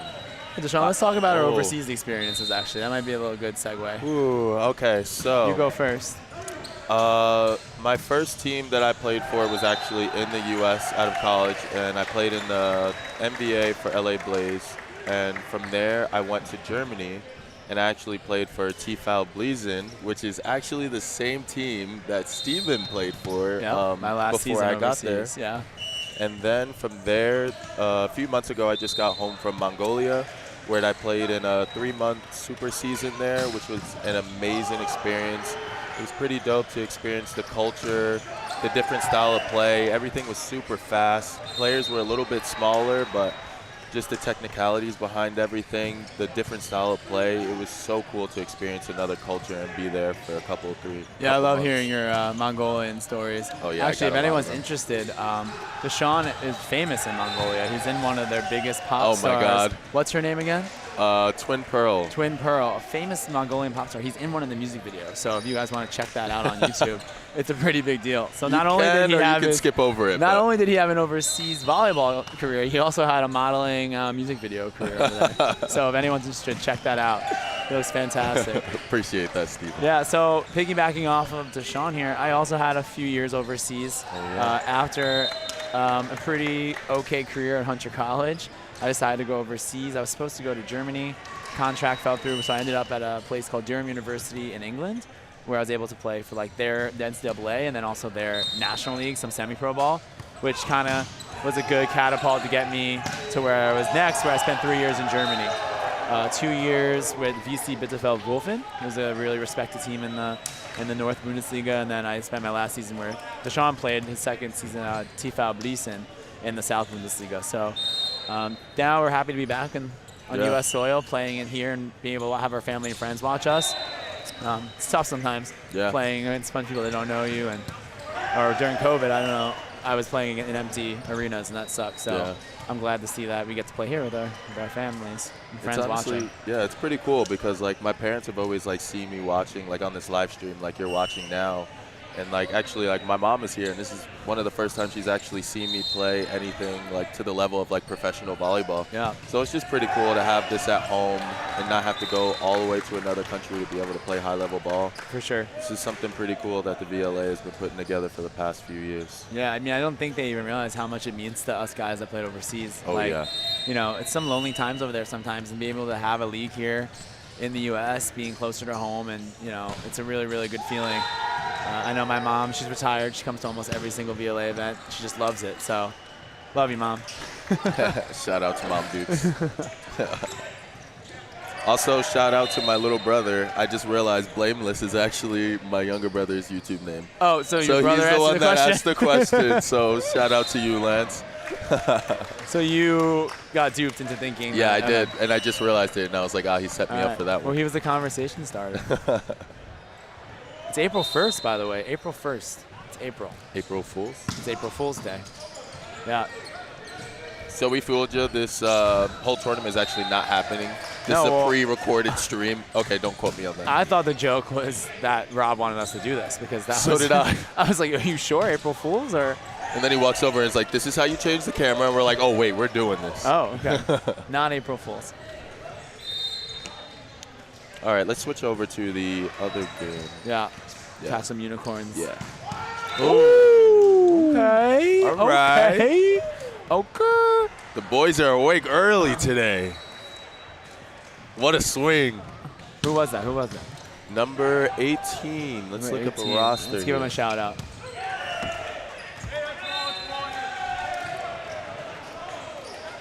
That's James Haas. Oh, an NYU guy. Ah, he looked familiar. Have you played NYU any time in your collegiate career? Never played NYU. So we did. It was always a pretty good battle. It was a very big public versus private school. Oh, my Another God. one. 18 is locked and loaded today. James Haas with Damn. the roof. And when you play college volleyball in the city, to save some money on buses and vans, we actually take the subway to each other's games. That's actually pretty cool. So the I whole never team would experienced squad up that. on the subway, and we go downtown to NYU, and they come uptown to us, and it was always a good battle. You know, but anytime we beat NYU, it was more like NY who? You know, NY who? But we're glad to see that we're all here Yeah. and all playing together again. Everything comes full circle here in the VLA. All your college enemies become your best friend.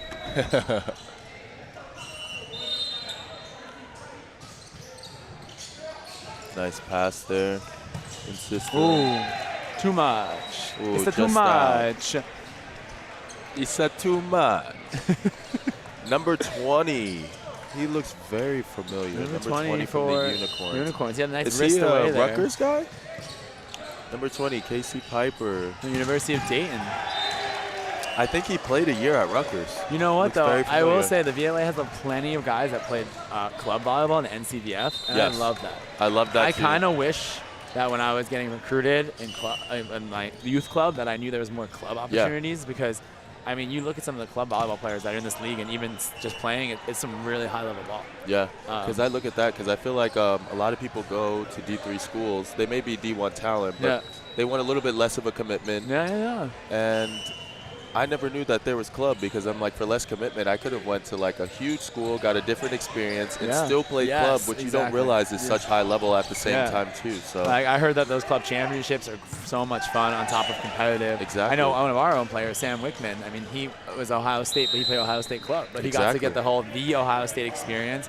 You know, even be close with the guys on the varsity team, but still really compete. So that's really fun. and now he's here with us. So Now it's he's here like with us. that just goes to show it doesn't matter where you play, D1, D3, club, NAIA. These guys are putting out some good players. And I'd from say that's everywhere. kind of the recipe to grow the game. Like, there's a lot of focus on D1, but you know, if we can't get the sponsorships for D1 varsity teams, let's invest in D2, D3, and even those club teams and get guys playing volleyball. Yeah. You know, more kids that we can get playing after high school, the better for volleyball in general, especially for the VLA. So Just growing the game. one year at a growing the time. game. All right, let's get back to this flow game. Yeah, let's take a look. So Flo, it's tied 16-16. We want flow. I got you, Sam Albus. Sam Albus. Where We're is gonna Sam give him this a shout weekend? out. He's actually a part of River City Flow. Yeah, where's he at? Oh, he's a coach now, right? You're coaching now, Sam? Oh, Let's get wait, some they're conversation saying going in the chat. Flo versus Crimson, no signal. Is that still the case? Can someone confirm that that's still the case? Because I'll try to get it fixed. Just on our end, we can see it. I guess we're good for now. Okay. It might have been when we switched cameras over. Yeah, for sure.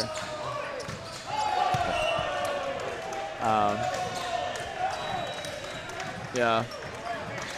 Of course, any problems with the live streams or anything here, smile again.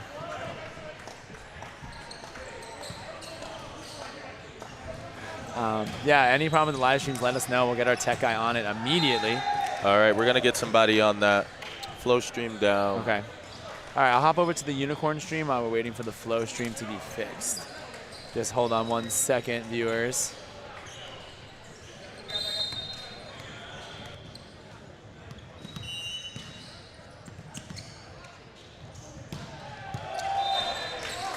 All right, Flow fans, we're going to try to get that fixed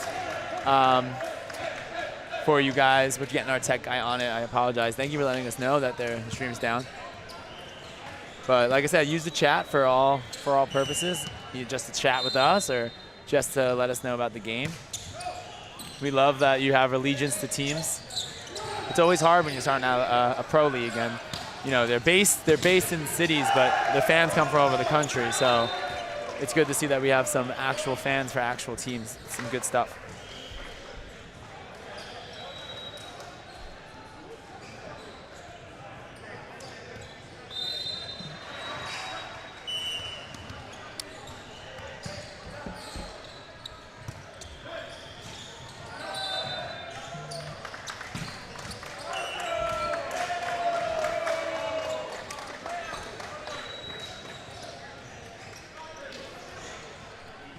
All right, let's take a look at this Unicorn Lost Travelers game. It's 18-16. I don't know for which team, though. You guys have a better view than I have. All right, 19-16 Lost Travelers. Blaine Fitzgerald to serve, number 16. Blaine and I are actually neighbors. We both live in New York City, specifically Astoria, neighborhood in Queens. Live a few short walk from each other. We play a lot together in the city. Okay. Great player and even great person. You found Rob? So we found Rob. So Rob will be over shortly to fix the live stream in the Flow and Crimson game. So sorry about the delay, but we'll be fixing that. So the cool thing about the VLA right now is we're not fully professional, so we're semi-pro. So a lot of these guys have day jobs. Blaine Fitzgerald's actually one of them has a really cool job. He's a plant scientist. Yeah. He works in Cold Spring Harbor. It's a scientific lab up in like upstate New York. So look at that. Plant scientist by day, volleyball player on the weekend. Pretty cool gig for Blaine. That's a pretty cool life to live. I'm actually a teacher. Blaine came to my career day 2 weeks ago. That's right. And the kids loved it.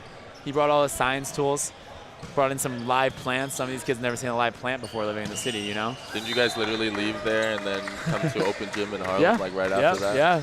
That's pretty cool. Yeah.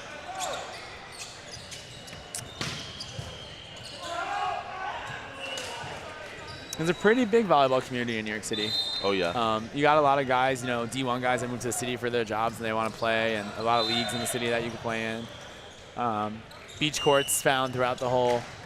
Did you find Rob? He's over there. Yeah. He's getting some grub. You can find beach courts all throughout the city for some top-level beach players, some washed-up MVP guys, some ex-pros playing there. It's fun to see who you'll come across in the New York City volleyball community, on the men and women's side. For sure, yeah. We'll see some familiar faces on the women's side when they have the women's debut for the VLA Cup. Looking forward to that too as well. Yeah, I mean, that's huge. I think that's great news that the VLA can incorporate some women in there. I know there's rumblings, there's rumors that Northeast Force is going to have a women's team. Did you hear that? Yeah, I heard that as well. Garrett Minyard's wife, Kat Daly Minyard, is a boss. She is probably going to run that team. She played as high as A2 in Italy.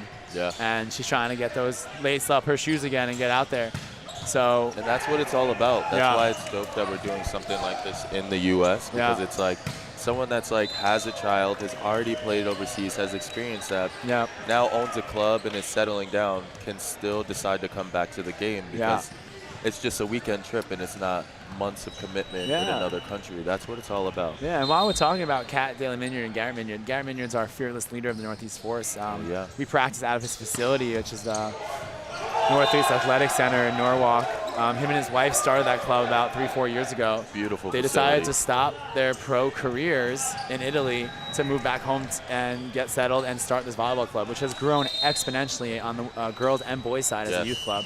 They are a force to be reckoned with in the youth divisions, and now we are able to. We're grateful we get to use their facility, 6 Terraflex courts, a weight room, serving machines, you know, all that fun stuff to be able to train when we get together about twice a month to play. So big shout out to Garrett Minyard and Kat Daly Minyard for creating Northeast as a brand and really letting it expand. It's awesome.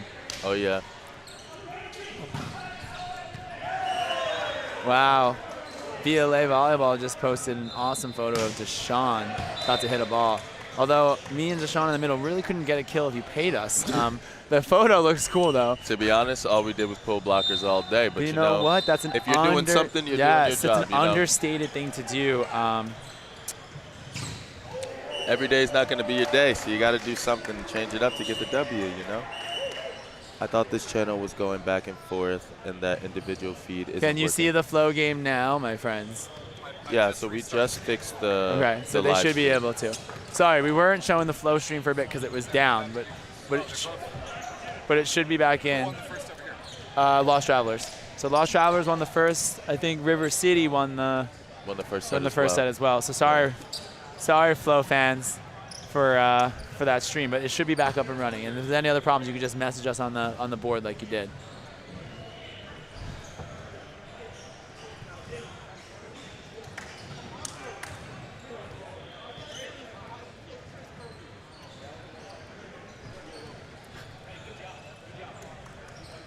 So what do we think? Two matches ending at the same time, Deshaun? How's the volleyball looking out there?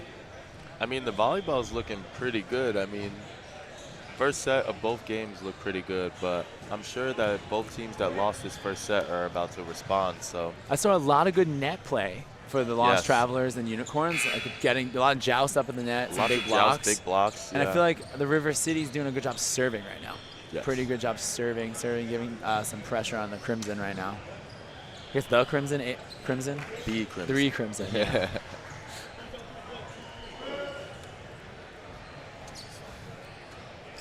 Yeah, so let's see if everything stays true and the same teams win the next 2 sets, or if we have a little mix-up and a little fight to come back by Crimson and the Unicorns.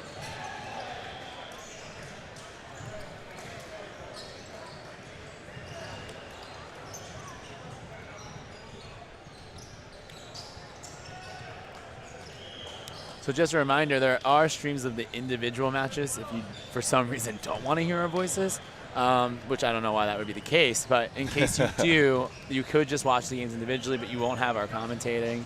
But if you did want to hear, some volley talk and watch both games at the same time, if you're not an invested fan in one or the other, please feel free to stay on this stream. Just if you want to watch the individual ones, you need to subscribe as a member for 99 cents. Hit that subscribe button, support the VLA. We'd really appreciate it.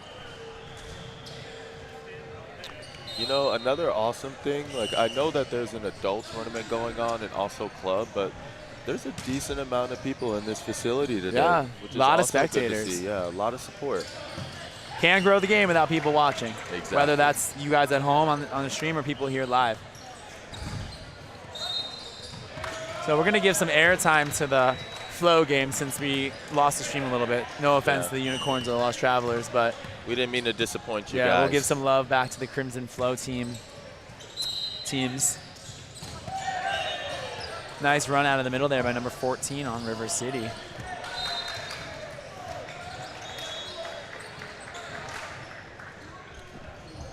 Cole Carver from St. Francis, Pennsylvania. Number 9 back to serve.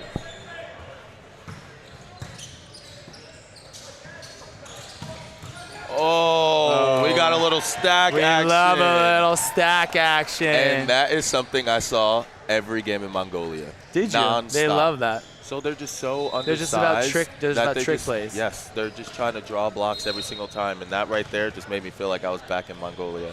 I love a good stack. Yeah, does Albany, New York remind you of Mongolia a lot? All right, maybe I wasn't completely accurate on that one, but I'm doing my best here. What are some of your favorite things about Mongolia when you were playing there? Maybe like food, people, any stories that are viewer friendly to share? Viewer friendly. Yeah. Honestly, I think it was the fans.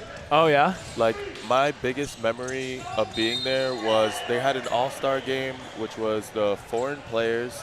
There were 2 on each team. Okay. Against the Mongolian players, and it ended up being basically like against the Mongolian national team because Oh, that were wow. like most of the best players on every team. Yeah, yeah. And after the game, what they do is you don't keep your jersey, you give your jersey to a fan, and they do that because they make the entrance fee like very expensive. So as an incentive, you have the chance of like getting a professional player's jersey. So like that's something that like tradition that they do there. So the reason why I said like it was the fans for me is because the game immediately ended and you just see everyone storm the court, and they're just like literally like praising the players, like, I'll do anything, like, can you give me lessons, can you do something, but at least can you give me your jersey? And all these little kids are coming up to you like begging you for your jersey. Like, it was honestly like a surreal moment, because like being in Germany, it was during COVID, so it was like I didn't really get to experience the fan thing. We had about 2 games where we actually had fans. The rest was all like just team versus team, and that was it. So like just seeing that and being a part of it, like that was the biggest thing for me, because we don't have a very big fan following just yet in the U.S. So like that was eye-opening for me, and that was pretty cool. So yeah, it was really it's so true. Did you guys have a lot of, in college, did you have a lot of fans come to your guys' games? We had a decent amount, but we played in what we call the Dune.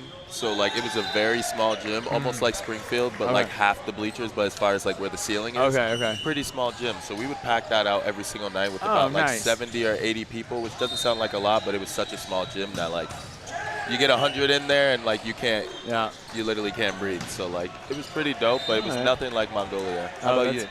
At Hunter, we actually were one of the best sports in all of athletics. So towards my junior, senior year, we can get easily 500 people out of the game. Yeah, that's awesome. Especially for the conference finals, since it's a public school and it's a public building. We got just people from like New York City just want to see volleyball come in. We packed out. I think the most we fit was over 1,000 people watching. I think I just saw a highlight video on like frog jump volley. And it was like a crazy it was NEB, play. that Dustin Walton Foundation. Yes, and that was Hunter, right? The young Hunter boys now making a highlight out there. Oh yeah, they had a there. pretty big fan base. When I was watching that video, I was like, wow, I haven't seen that many people like at a Division III game in a long time. Yeah.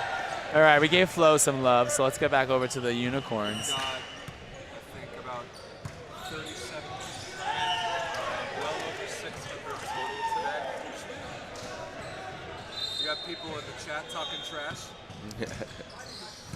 Garrett plays for Flo. Flo by 1,000. Messy net play over on the Unicorns court, but let's see if Lost Travels can convert and transition. Nope, still going to rally here. Middle, out. All right. A little ping-pongy over there for the Unicorns, but. So we've got Unicorns making a turnaround here in the second set. Went down 0-1 to start, and now up 7-4 in the second set here.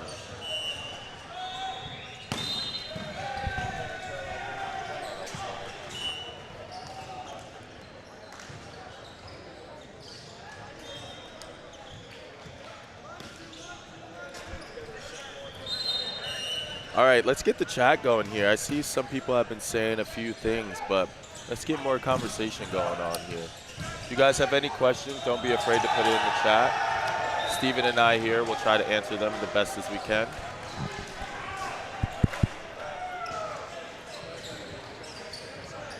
All right, let's take a look here at court 1, the Lost Travelers. I'm thinking this may go middle here. Oh, way out, not even there. close. Men's volleyball, gotta love it. Go hard, go hard at the service line. Go hard or go home. All right, let's go back to Cam 1. Let's go check out the Crimson versus River City. We're tied at 7s early in the second set.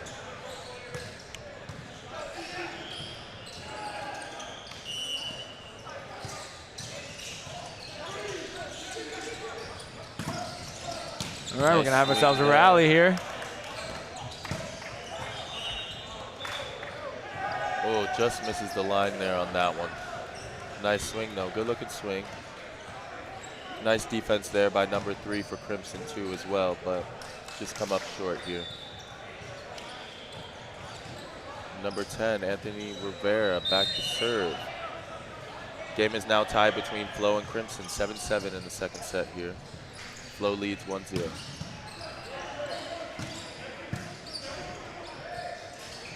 Sorry, correction. Flo is up 8-7 in the second set. I think our stream's a little delayed. Yeah.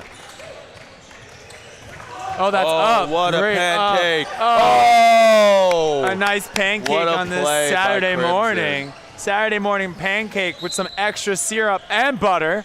That was a great up. Don't forget the buttery biscuits. See, are you a pancakes or waffles guy? Sadly, I'm neither. I'm from New York, so I'm definitely a bacon, egg, and cheese guy with no pancakes. I agree. So, yeah. I actually think breakfast overall is kind of overrated. Yeah. But Gun to your head. Pancakes or waffles? Go. Pancakes. Really? I'm a waffles guy. Really? Yeah, I'm a waffles guy. I don't know. It's just something about the pancakes that just hit different for me. I mean, the waffles, I just feel like they're just too dry for me. Even though you have syrup on them, like, I don't know. It's too dry for me. I don't know. Something about a Belgian waffle is just better than a pancake for me. All right, bro, we got another game to play here, and we cannot eat pancakes or waffles, so we need to stop having breakfast talk right now. But I would like. And that ball is in. I would like a big egg and cheese, though. We've got an ace by Flo. Like I said from the first set, they were serving tough from the service Yes. line. We have to see how Crimson's going to respond to these tough serves. And tough jumpers, too. We're not talking about floats here. Another nice serve, but handled nicely. A little nice defense, dig. okay. Oh, the one-hand set. Yes, yes, yes. Okay. All right, we got some good volleyball being played here. At this point going Flo. Flo now up 11-8 here in the second set. Listen, River City might be winning this set right now, but I think Crimson is winning the uniform battle. I like the Yes. stripes. Yes. I like the colors. I will say the uniforms for Crimson are Yeah. pretty fire. I think it's up there for like top 2 in VLA. Ooh. Yeah. I'm just liking the color scheme. All right, let's head back That over to serve the there unicorns. though was not top 2 in the VLA, but it's all right. We'll take it. The uniforms on point. All right, and we're back here on the next court. That ball is out by Anson Webb. He's trying to call a touch, but I don't think so.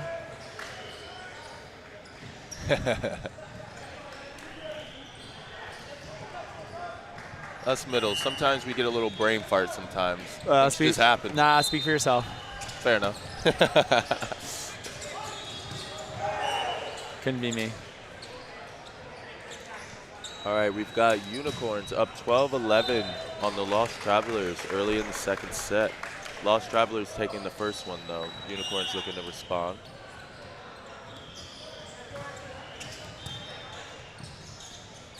Anson Webb back to serve.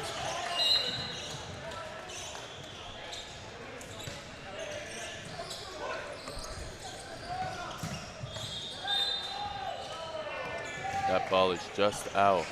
And we know it's out because one of our guys is on lines. Honest guy, Ryan Thomas. Shout out to Ryan Thomas, RT, making his VLA debut this year. 2023 debut. 2023 debut. Yeah, he was played for the Force He's a last long year. time Northeast Force guy. Long time, and lefty middle. So if you guys want to see a lefty middle play, tune into the Force's next match. Lefty middle. Ryan Thomas, dude's a stud.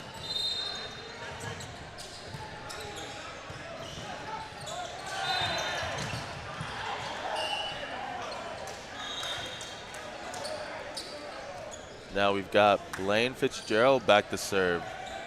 Shout out to Blaine, man. This is one of my good friends right here that I play a lot of volleyball with. Happy to see him out here playing some VLA games. Oh! And That is an absolute house. That is what I was talking about when I said that he's on New Paltz middle. He's physical, he's big. I've seen that guy play for a few years now. That's a big block by Nick O'Malley.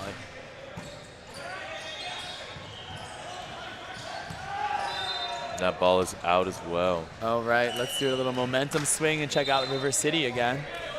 Flo versus Crimson. Flo with this. Ooh, we've got an What ace. did I tell you? I told you, Flo. Flo is having a day Yeah, serving server, wise. yeah, Oh, yeah. serving. It's a great, great jump serve right down that 1-6 seam. Let's see if Flo can pick up another point here. That would be big. And that ball Was out. This time Crimson said, I'm getting the hell out of the way of that serve.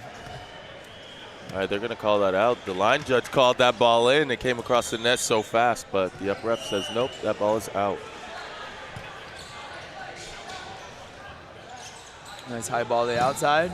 Good block touch. LaBarre Good plays it pick up out. there. Okay, okay. Yes. And number 12 on Crimson says it's tool time.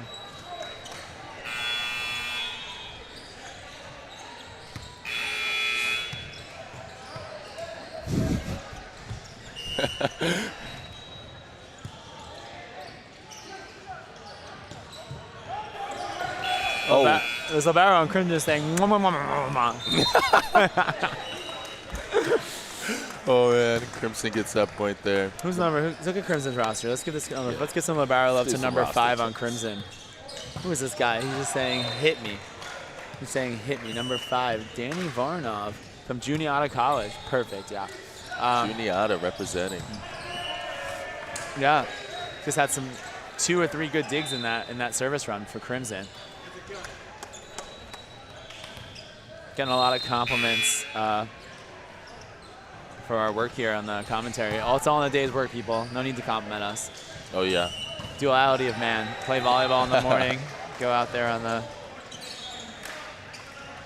live stream in between games. Oh, that ball goes to hit the roof. That'll be a Crimson ball. Crimson point here.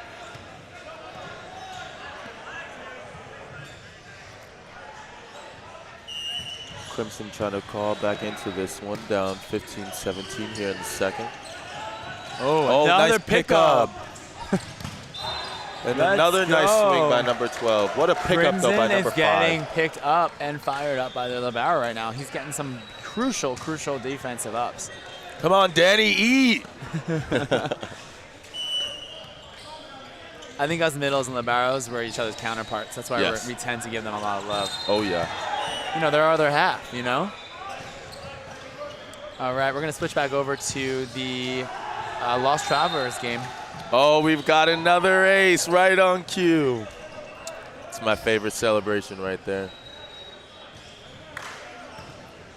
Oh, my roommate just texted me, reminding me to pay rent. April 1st. Oh yeah, I bet you that's steep. Unfortunately, New York City life over me here. playing the VLA does not help paying rent. But with your help, by subscribing for 99 cents, it could. It could. It could. Just kidding. That 99 cents does not pay me a salary. It just keeps the league running. I don't know about you, bro. That first game might have got me a little tired, but like all I right. just keep hearing in my head is Ice Spice. Ice Spice, That yeah. boy's a liar. That boy's a liar. He doesn't see ya. But you know what, Deshaun? The good thing about not having to worry about being tired is we have 4 middles here with us on the force this weekend. And I think it would be great to get the other 2 guys in next game Yes. and just let them ball. Oh yeah. Because in the past, Force, I mean, you're a new member of the Force, but in the past, we would come to these tournaments with thin rosters and we'd be gassed. Yeah. We've learned from our mistakes from last year, and we have like a 15, 16-man roster on the reg. This is actually light for us this weekend, only 12 or 13. Yeah. So we're definitely managing our roster better this year. And it would be nice to be able to get some rest this weekend so we can save it all for the finals tomorrow. Yeah, I definitely think that's a little bit of a difference between Tier 1 and Tier 2. A lot of the Tier 1 teams this weekend may be looking a little thin, but for the most part, stack their rosters. They're bringing like 15 to 17 people sometimes. Yeah. You got Boston Bounce that always shows up with a bunch of guys. We usually have a big roster. Who else? LVC usually has a decent squad there. Tier 2, sometimes a little bit of smaller teams, but Tier 1 usually, these guys are stacking rosters, but a lot of teams looking a little thin this weekend, so we'll see how things turn out as the weekend goes on. I mean, I think we also have to take into account, like, you know, this is an East Division Cup. Yes. The 3 East Tier 1 teams are based, one of them is based here in Albany where we Yes. are. The other one's based in Boston, and one's based in Norwalk, Connecticut. Pretty close to Albany. Yeah. You know, we have these Kentucky and Ohio guys traveling a bit further to play some ball. So completely understandable, but we're happy they're here because we wouldn't be able to have a cup without these Tier 2 teams. So it's awesome to see how much the VLA is growing this year in that Tier 2 division. I'm excited to see who's going to be getting that promotion from the Tier 2 to Tier 1. Yeah. I know there's some heavy hitters out in the Western and the West Coast in Tier 2 that are looking to take that title. So it'll be really, really interesting to see what that looks like in the championships in the end. There's a lot that is on the line this weekend. Teams fighting for playoff spots as well. A lot of things happening. Nice pass there by the Unicorns. Nice run in the middle.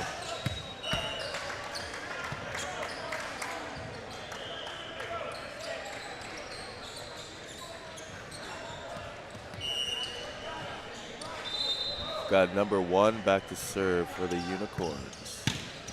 That was Spencer Hall. Nice run by Anson Webb, dug out by number 22 though.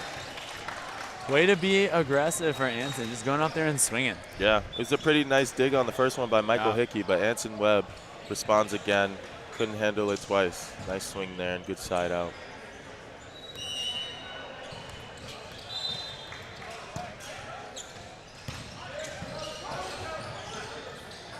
Nice pass there. Another point there for the Unicorns. All right, let's head over to the River City game. They're at set point. Focus. That camera got hit. Oh, that camera got hit? Go fix it. Switch back over here. Okay, sorry everyone. Uh-oh, we got a camera down, camera down. So sorry, it's out. Set point for River City. The camera got hit. It's a little out of focus. We'll fix that. This flow camera's taking a beating today. Yeah. But I'll Oh, we're taking a beating today. Oh, man. Are you okay? Are you okay? Almost got taken out, man. Oh, my God. That was almost concussion. All right, Crimson staying alive 2024. Just keeping the viewers at home updated since the camera's a little blurry. Must have gotten hit in some of this awesome play we're seeing. Yeah, it is Let's possible. head over. We're on the Unicorns and Lost Travelers, though. Tight game right now, 21-22. We have a scramble play.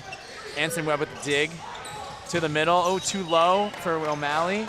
Going to an outside step close and swing. Oh, it's still going. We have ourselves one of the best rallies Got of a the day rally. today.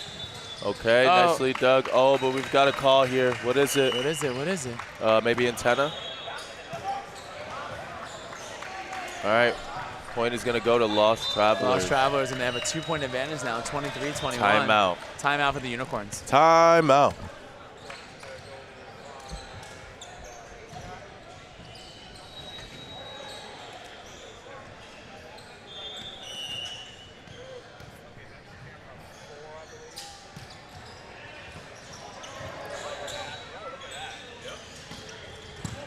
Vince ZMGT is a legend. Vince is a legend.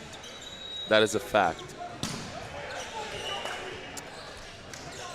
And for all who are watching the Flow game, unfortunately, it's still blurry. We're having camera issues. But River City Flow did just win, right? Which I believe is now a 2-0 Yes, lead. correct. Yeah, 2-0 lead on Crimson.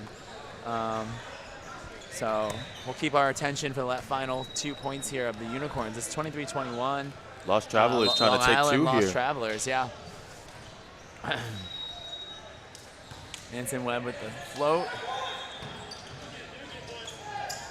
Oh, what a cut shot in the middle. But it wasn't the middle. It wasn't the middle. It was the outside. But It was yeah, a nice through off-speed the middle. shot, though. Yeah. Through the middle, yeah. Yeah. We love a good two ball. Caught our defensive one for the Lost Travelers off guard a little bit there. Unicorn's not done just yet. Another run dug out by the Unicorns here. And it's coming back over. Oh. Nice effort there by the Lost Travelers, but Unicorns pick up another point, and now they are now down by just one. Lost Travelers lead 23-22. Oh, 23-23. It's tied game. Tie game, 23-23. With a float serve, pass to the middle. Yes. Another side out there. I mean, unbiasedly as middles, you got to set the middle. You got to set the middle. I mean, we got to. Middles only know side out. And that is a fact. Feed your middles. Nice serve there by Blaine. We got an overpass. And he murders that ball. What a ball by Nick O'Malley. Nick O'Malley said, let me take care of business real quick. Let me end this game. Nick O'Malley said, I does this. Yeah, I does this. I does this. Yeah. Started with a very good serve, though, by my boy Blaine. Shout out to you, man. And now the Lost Travelers have now taken a 2-0 lead over the Unicorns. So if I'm not mistaken, both higher seeds now are 2-0. Yes. So bracket play is playing out as of right now going as as it's it should. supposed to, Yeah. as quote unquote. There hasn't been any major upsets yet, but you know these cup tournaments tend to have those upsets. You know, when you're Exactly. having tier 1, tier 2 teams coming together, sometimes for the first time you don't know how well the other team plays. You'd be surprised, you know? I mean, last year, former ECV, who are now the Cleveland Kong, won the whole tournament last year. Took out all the tier 1 teams and had a great tournament. They've rebranded to the Cleveland Kong. You'll see them playing in a bit.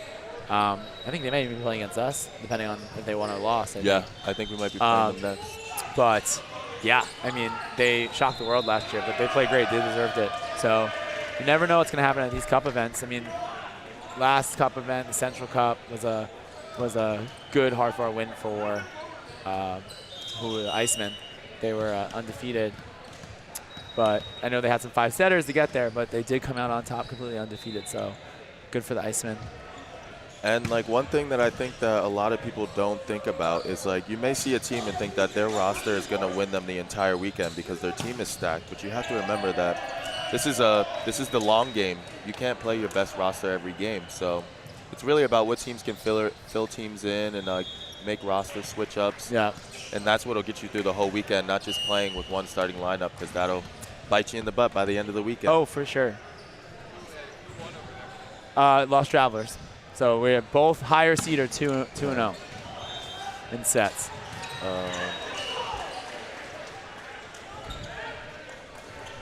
Let's see, the flow camera is still broken. I know, flow fans. I'm sorry.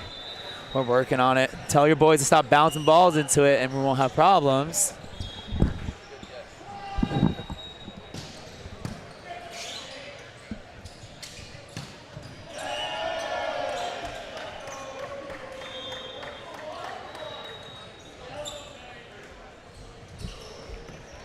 All right, again, we apologize for the live stream being down for the flow game, but we're really working hard to get that fixed for you guys.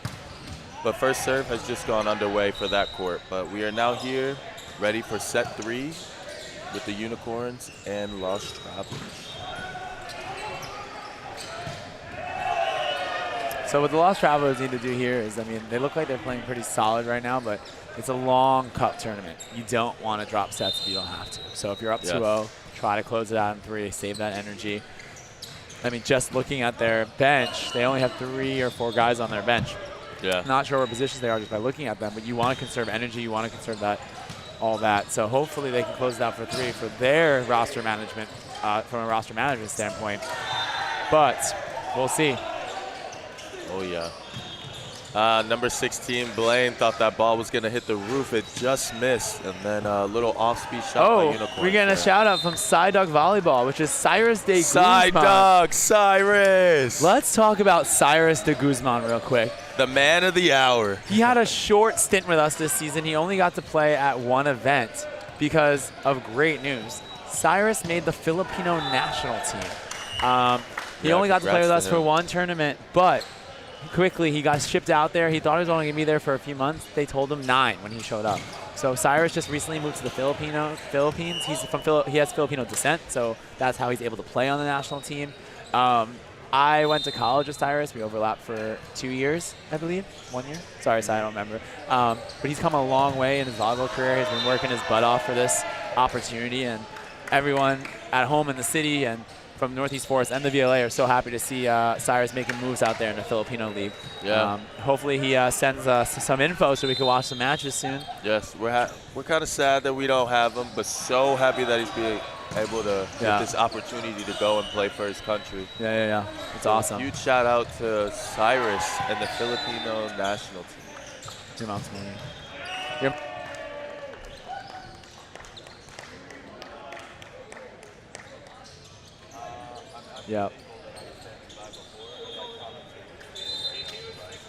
Do you want to go see her?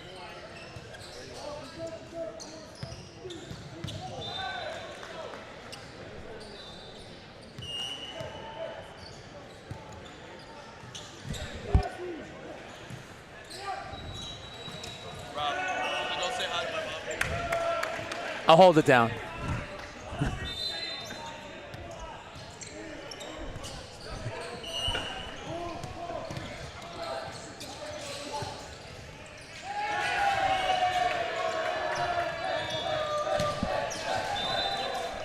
Rob on the mic is on the mic. Hey, everyone.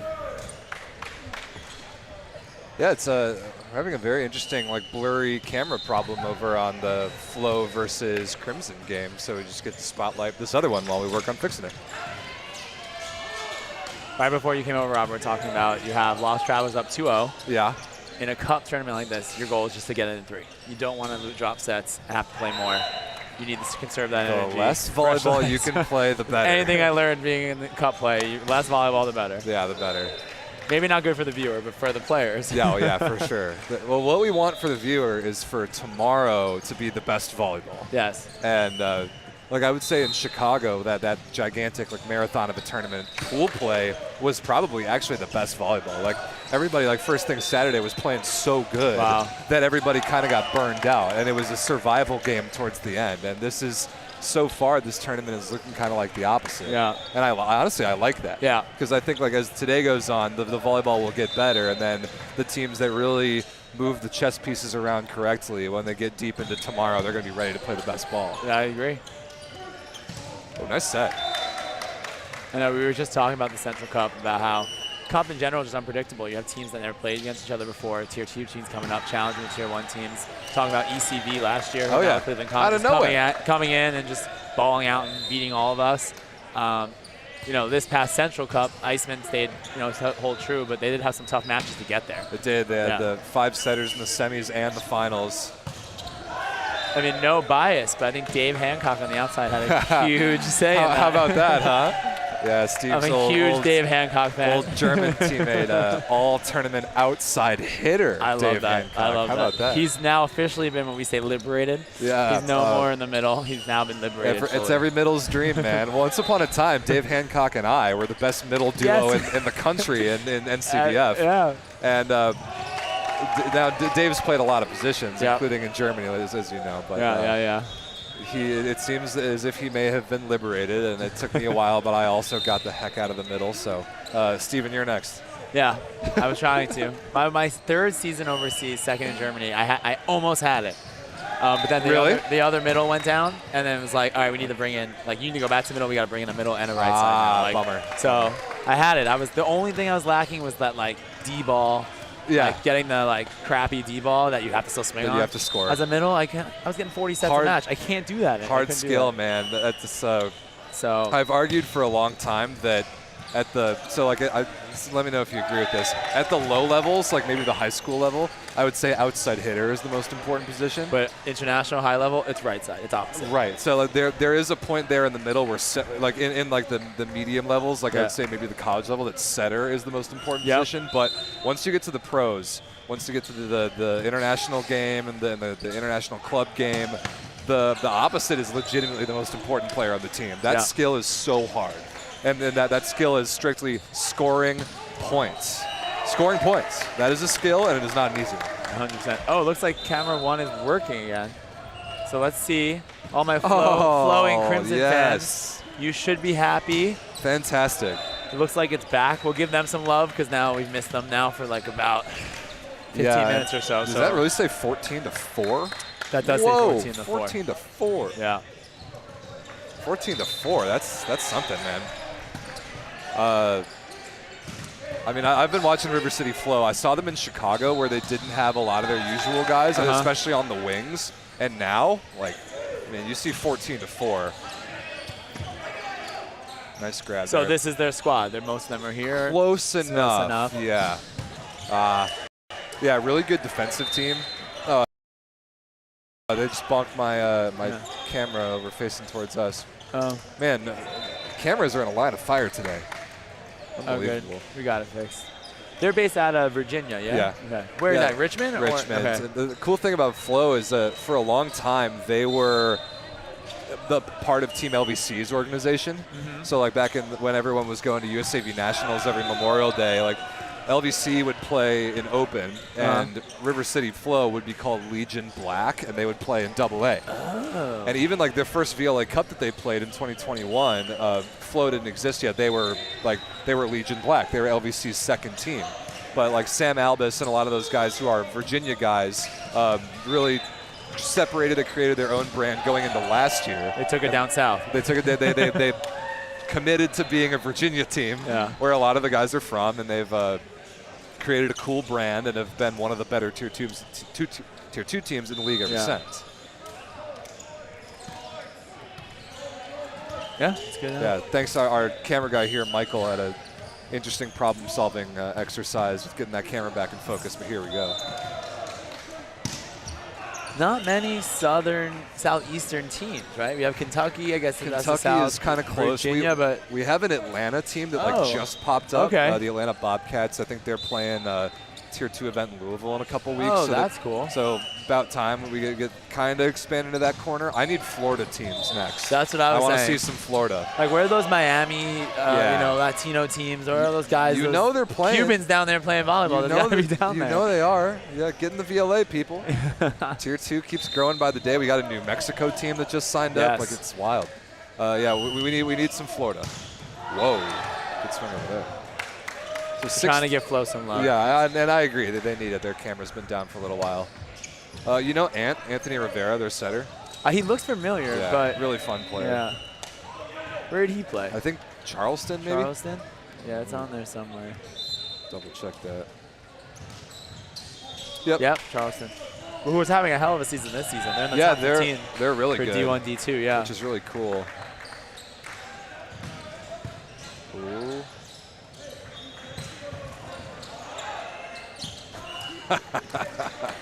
And love to see it. Yeah, Colton Stone's a nice pickup for them too. He's actually playing for his second team this year. Oh. Which is cool. So number 9 there in maroon, Colton Stone is a Virginia guy. He played at IPFW, but now lives in the Bay Area. So he played for the Bay Area Dimes at the West Division Cup. Okay. Because that's like his hometown team now. But he is a Virginia guy. Like Flo is actually his team if you asked him. And he played for them in Chicago last year for Flo. So not very many teams or not very many players have gone coast to coast this year. Yeah. Actually, the Lost Travelers, as we look at them over here, they're the only team to play all 3 division cups. Wow. They played San Diego, Chicago, and now here. All in those upstate Sky New York. Miles, huh? Yeah, Terrence Crossend, their physical therapy guy in Long Island, is their team rep, and he's I hope he's got that good Business Air Miles credit card for the team for sure. But yeah, it's basically that team and then Colton on Flow for 2 different teams are going coast to coast with these tournaments. So for all the viewers at home, you can do that in Tier 2. You can play with different teams, right? Yeah, there's a lot of roster flexibility in Tier 2, and there's actually even some between Tier 1 and Tier 2. But one thing you cannot do is play for multiple Tier 1 teams in the same season. Yes. Can't do that. As great as that would be, especially in the Eastern Division, we can just swap we're there's all close to each other. There's already enough like overlap and cannibalism in your division anyway. Everybody plays for each other. Yeah, but it only happens season by season. Right. Mid-season, this should be a mid-season trade transfer. I do like the idea of a trade deadline. That would be really fun. We got to get Brad Borsay to make up his mind on what team he's going to play Don't even get me started about Brad Borsay being indecisive.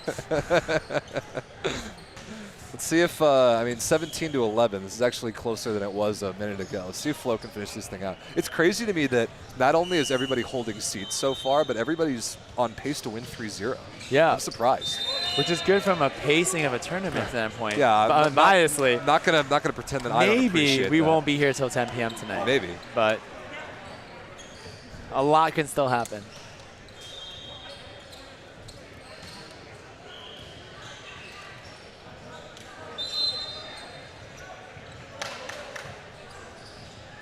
What's the argument over here in court 2? Who knows? Some rotations, some grown men not knowing their rotations. we like to trust grown men to handle their own rotations and substitutions, but sometimes that doesn't go so well. Maybe we get some of the youth players over here to teach us a few things. Yeah, there we go. So this Columbus team, we got to talk about them a little bit, even though they're kind of getting stomped right now, quite frankly. I know they don't have all their guys, and that is a theme that some teams will roll into tournaments without their usual cast of characters, and usually it just doesn't go very well for them. Ooh, that's a middle dig. Nice yeah, it was play a middle there. dig. And now they got a great looking transition. Yeah, Deshaun and I were trying to talk about Crimson. We don't know much about them besides Columbus and that we like their jerseys. Their jerseys so are cool. Any information you can shed for us, I will do my best. So they've played a lot. I think they've actually played more matches this year than any other team in the league. Wow. Because they've played so many exhibitions. They've really taken advantage of what the league has allowed Tier 2 teams to do and creating their own schedule and creating their own little events here and there wherever they want. Great block there by Mushkin, by the way. So they've set up, their captain Kevin Schmalzer, their setter, is taking great initiative and playing a lot of ball. So they were in Chicago. They actually won their pool before losing to Swede in bracket play. But and this is respectable, they're going for kind of the quantity over quality approach in number of games. They're probably not going to win a cup tournament anytime soon, and I think that they know that. So what they are going to do is play as much as they possibly can, because even in these exhibition games, every game you play, if you win, you get a point. Right. Like, they're worth points, and every game in this tournament is worth even more points. Yeah. So they're climbing slowly but surely because of how much volleyball And they're playing. new to the league. They are. So they- that's a good strategy. Exactly, right? totally Yeah. is. So they kind of split off from Cleveland when Team ECV, who won this tournament last year, Yep. rebranded into the Cleveland Kong. There was enough talent in Ohio to make 2 teams, and so that's what they did. Which is an incredible problem to have. I mean, that quantity over quality definitely will pay off, I think, in the end for them. For sure. That's a sick net play by Rivera. That's a nice physical but also disciplined play in the front And court. pretty symbolic of what the score is right now. Wow, as well. 23-12. This is incredible. So, we could probably finish watching this court and then switch back over to the Unicorns. I think that's a great strategy. Yeah. Steven, you're understanding kind of the flow of the broadcast, my man. I'm trying to. People tell me I have a face for radio, so. Hey, I know we got a little interview with you when we were in Boston a month or so ago, which your grandma very much liked watching from Long Island. So She that was did. cool. She did. I told you, I'm a performer first, human second. So anytime you put a camera in front of me, I'm going to find it. That can be arranged. All right, match point flow. I think they're going to get a great look right here. And that will do it. All right, so congratulations to Flo, 3-0 win. Pretty commanding in that third set. Yeah, very convincing. So Flo and the Boston Bounce will play for first place in that pool later. And Columbus takes third, so that they're done with pool play. They'll play later on this afternoon. Everybody makes the bracket, by the way. 10 teams all make the bracket. Oh, nice. All this is on the website in case anybody's curious. But, yeah, that'll do it for that match. That was very convincing. I was expecting that to be a little more competitive, to be honest. Oh, just like the Northeast Niagara game? Yeah, I was expecting that to be more competitive, too. I mean, there was definitely some unsettled debts there. But I do remember after, we played that game last year, and they played lights out. They did. They turned up. Like, they were in their home court. They wanted to win. They beat us fair and square. And then we settled it over some bush lights that night. But the Buffalo guys are good group of guys, and Yes, it they was are. fun to play them. Anytime you go out in Buffalo. Yeah. This city boy was not ready for that. That's a different beast than New York City or Chicago, huh? I mean, you're going to give us pitchers for $5. I don't, Oh, is that a Lost Travelers timeout? We get a little bit of Unicorns momentum over here. Can we have our first non-sweep of the day? It looks that Is way. it 20-16 Unicorns? Looks that way, 20-16.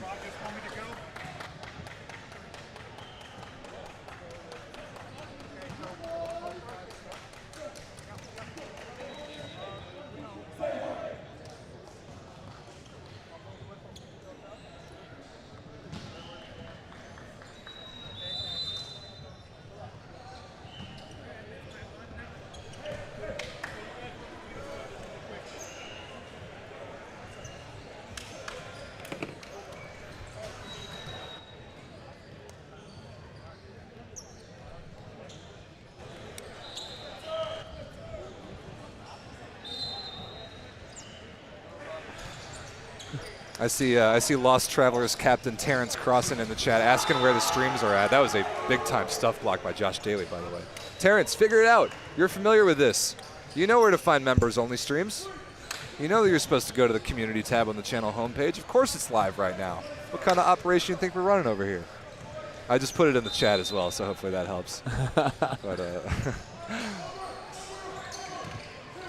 hey, you play with Anson Webb ever? I played against him mostly. Gotcha. So I was telling viewers earlier that we're both in the CUNY, that City University conference. So he was a rival then.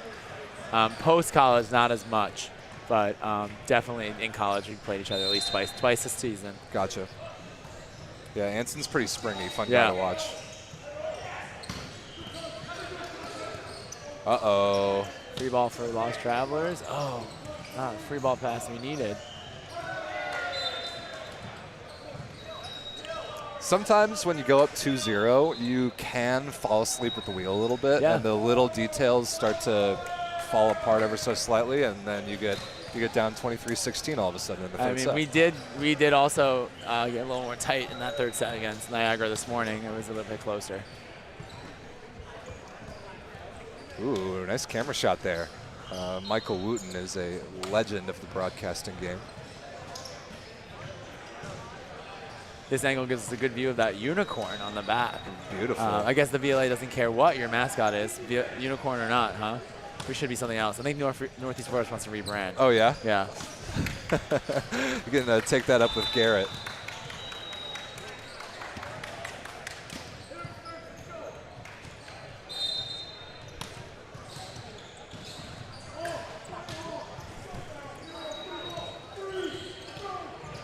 Oh my goodness, a free ball kill. I don't know if I've ever seen that before. He didn't do that on purpose off the tape, For did he? being honest, I hate to see it. I hate to see it too. Just bad, and it makes a fellow middle blocker look bad. You know, we can't have that. No slander here for the middles. Never, never. I would never. That's such a good high swing. Yeah. That is absolutely undefendable. Who is this guy, number 11? Casey, or that's Corey Pieper. 20 is I was gonna Casey say, Pieper. I was gonna say, so they're brothers. They are Twins? brothers. They're. I don't think they're twins. Okay, But just look similar. ooh, a little Acer Case chant. This is college club volleyball at its finest. Corey's really dangerous serving. Let's see what he's got here. Oh, yeah. Wow. That's a cannon. Absolutely, You called it, Rob. dude. Clairvoyant Rob St. Clair, I guess. You just love an ace serve on set point. So the Unicorns, the first team, lower seeded team to take a set today. Very nice. And I expected nothing less. I mean, they came into Chicago, they won their first match, and then they beat a tier 1 team. They beat Sweden 5. Wow. And it was a crazy barn burner, and they were actually the better team. It was very, very impressive. So Unicorns put the league on notice, and I mean, 7:30 in the morning is a very early game that they played against Team LVC and lost 3-0, but I'm not surprised to see them putting up a fight here a little bit better. So let's see. We got a nice view of the Lost Travelers huddle right now. Maybe we can lip read a little bit. I mean, one of the themes that I've noticed of the day so far has been ball control. The better ball control team within a given set has won, I think, every set that I've watched, including your entire match against Niagara. Like, Niagara's ball control was not up to the level that it needed to be. Yep. And yours, like Northeast Force, certainly was. I thought you guys controlled the ball super well. Yeah. I mean, I think sometimes when you get to this age and you've been thinking you're playing high level, you don't need to work on those ball control skills anymore, but that's not the case. Oh, I mean, 100%. I know when I was playing overseas, every practice had 45 minutes of ball control. You know, like, it's done at all levels, and it should be done in it should be everyone's practice plans for sure. And that's not just like first contact ball control. No, There's second and third contact ball control. There's so much that goes into that. Got to get those quality touches. So let's see. I was just about to ask, where's Niagara Frontier? Here they are. So the Niagara Frontier and the Beer City Brewers are getting their warm-up started. That's the match for third place in Pool C. So that's getting started in probably about half an hour. But more volleyball to watch over here.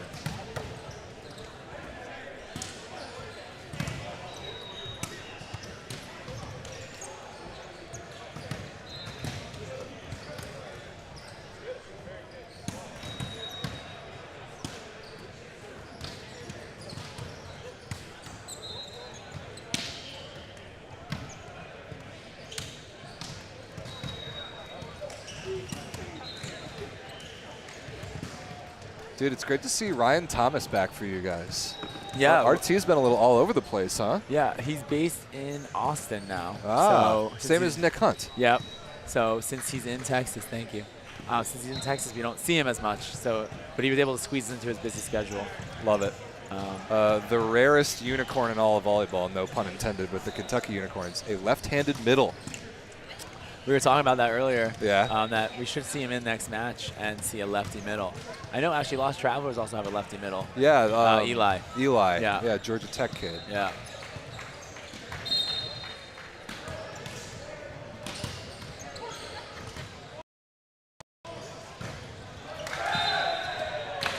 that get through the block somehow?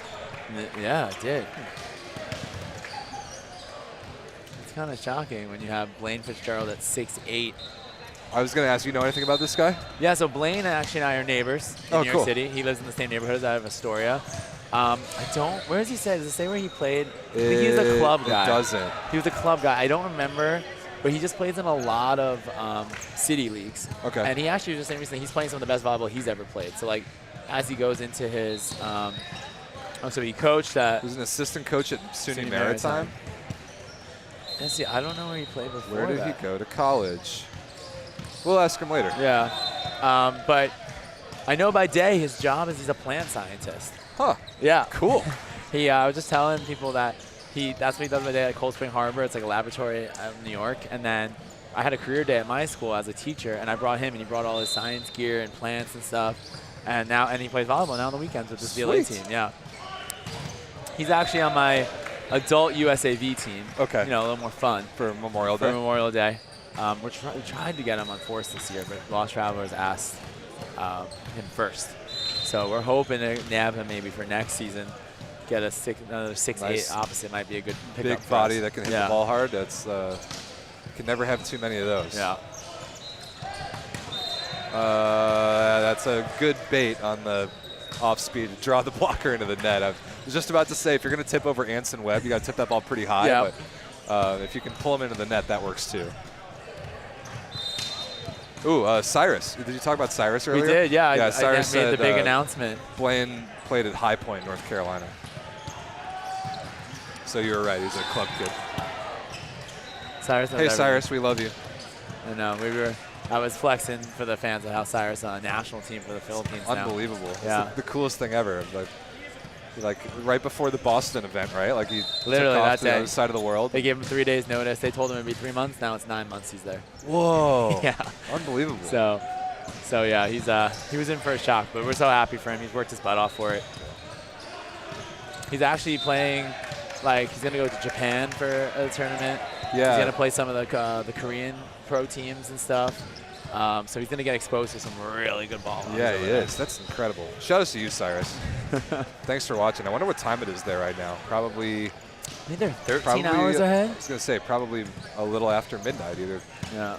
12:30 a.m. or 1:30 or. Talk about some global VLA fans, huh?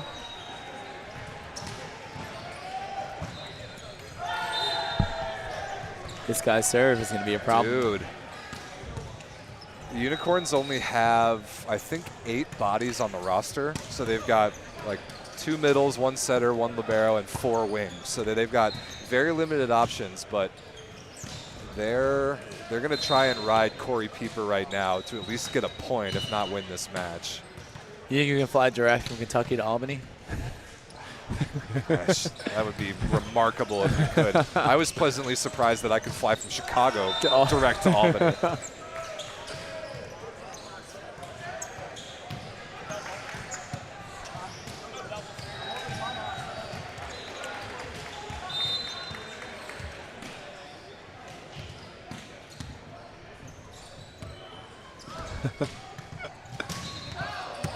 Hey, stop serving volleyballs at us. That wasn't very nice.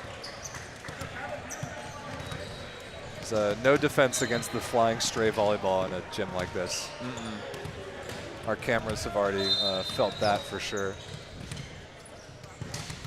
It's nice to be playing on hardwood floors, though. Not cement sport court, yeah. Or just cement. Yeah. Yeah. This facility's beautiful, man. It really is. We were talking about it with earlier. Good, yeah. Shout out to the Impact Athletics Center in northern Albany for having us. This is fantastic. I mean, I hear it's usually a bigger basketball facility, but we're happy to see this whole courts. I think, what is there, 9 courts here, 8 courts here? All volleyball this weekend. We got 8 today. They're all volleyball, which is awesome. Hopefully it'll show the local community that we can have more volleyball events here. I think this might be a pretty consistent spot for the East Division Cup. Yeah, Hosley was saying that. He's going to book the weekend out for the rest of the... Put it on your calendars, people, first week in April.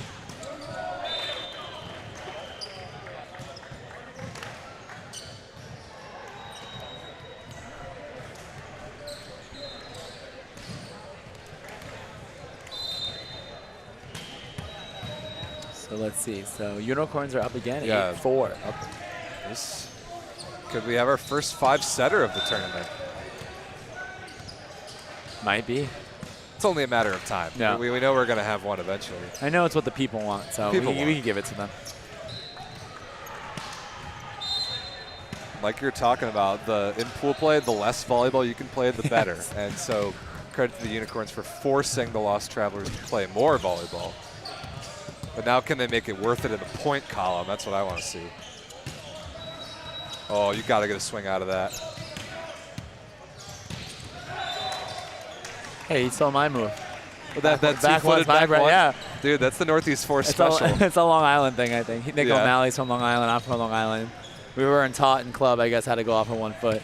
I actually really like the two-footed back one. I think it creates some really nice space. Well, the only reason why I do that is because I sucked at basketball, so I was never good at going off of 1 foot. I've always hated But I jumping do. off of But 1 then foot. I think if we're talking volleyball, it does create a little bit more space. Yeah.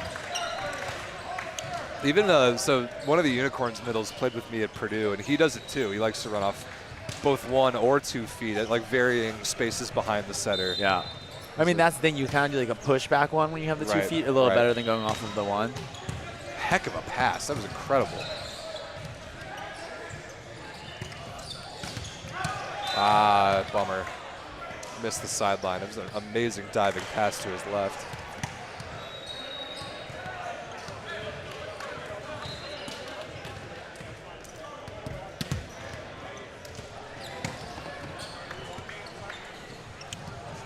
I think Unicorns timeout. A couple Lost Travelers points in a row. Oh.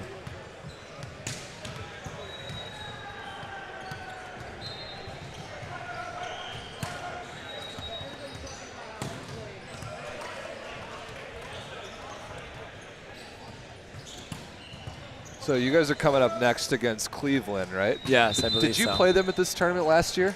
I don't. The ECV. I think we did play the ECV team. I don't remember though. Yeah, you might have. You Yeah. might have been in their pool. I don't remember that I tournament think- so I think except we were- that they went and all. And I think all we were in that pool. 'Cause out of sudden won the tournament. we came out as number 1 seed. Yeah, you and beat then Boston. and then we got upset by Niagara and set us back a few seats for the playoffs. But yeah, I think we did. But is it pretty much the same team or the certain additions? No, it's right? actually really not. new. They've Yeah. had a lot of movement. Like we were talking about Crimson a little bit ago. There was some like a split in Ohio because they had enough talent to make 2 teams, and a lot of those guys that won this tournament last year with Cleveland aren't here. There's just a couple of those faces that haven't been around since. And then I know Joe Bortak is a middle of theirs that is playing Yes, for that's Pittsburgh what I now. recognize. So I did play them last year then because I Yeah. remember him. Because he's a Juniata guy. He's a Juniata so I remember guy. him from college. Big Yeah. Pittsburgh guy. So he plays for Steel City Surge now because they made a team. Like Yep. this whole area of the country has expanded a lot on Yeah. the VLA level. So some of that talent is dispersed a little bit. And yeah, Cleveland, it definitely isn't the threat to maybe win the tournament that they were last year. Even though nobody expected them to win last year, they just came out of nowhere and did it. But they're good. That's an all-around. Yeah, good keep giving team. me a scouting report. This is helping me actually. They're actually, I would say, probably bigger than you guys on average. Yeah, we're not that big. I realized today. Yeah, that's okay. Like, who's your new lefty? Jeremy? Jeremy, yeah. Boy, is that kid springy. Yeah, he's springy. He's one of our coaches at Northeast Volleyball Club for our youth team. Yeah. And since we had a thinner roster, we grabbed him for this weekend. He's a big outdoor player and Revco indoor player, and now he's playing with us, and he's had a good debut against Niagara for sure. Sure did. There's that back one we're talking about. Yes.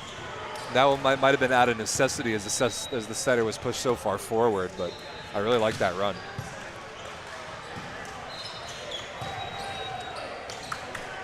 And sure enough, tie ball game. It was 8-4 right before that last time out.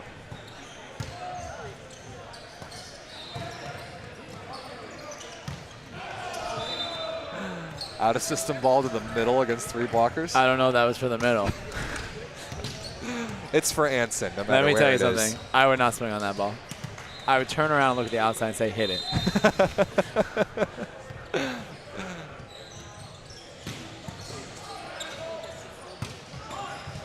Oh, he pulled that just barely.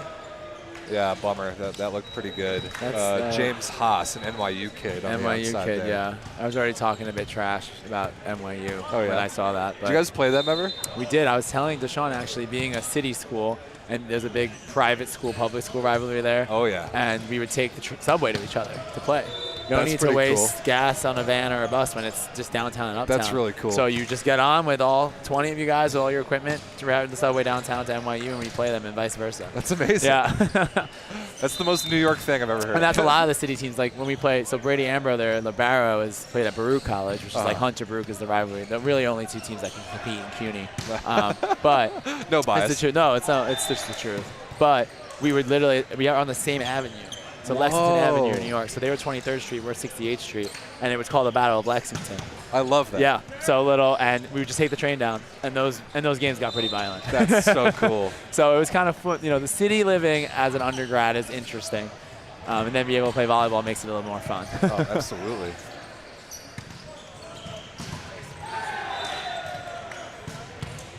Yeah. And then now we all of a sudden it's 16-10. What is going on in this game? It's incredibly streaky. Yeah.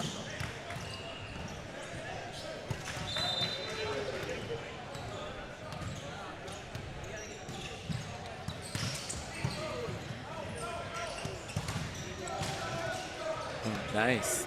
Covered by Blaine. Back one again. Lost Travelers are all over it. Wow, Ooh, that's an angle. Great angle. That is an angle. Corey Pieper. Gorgeous. Yeah.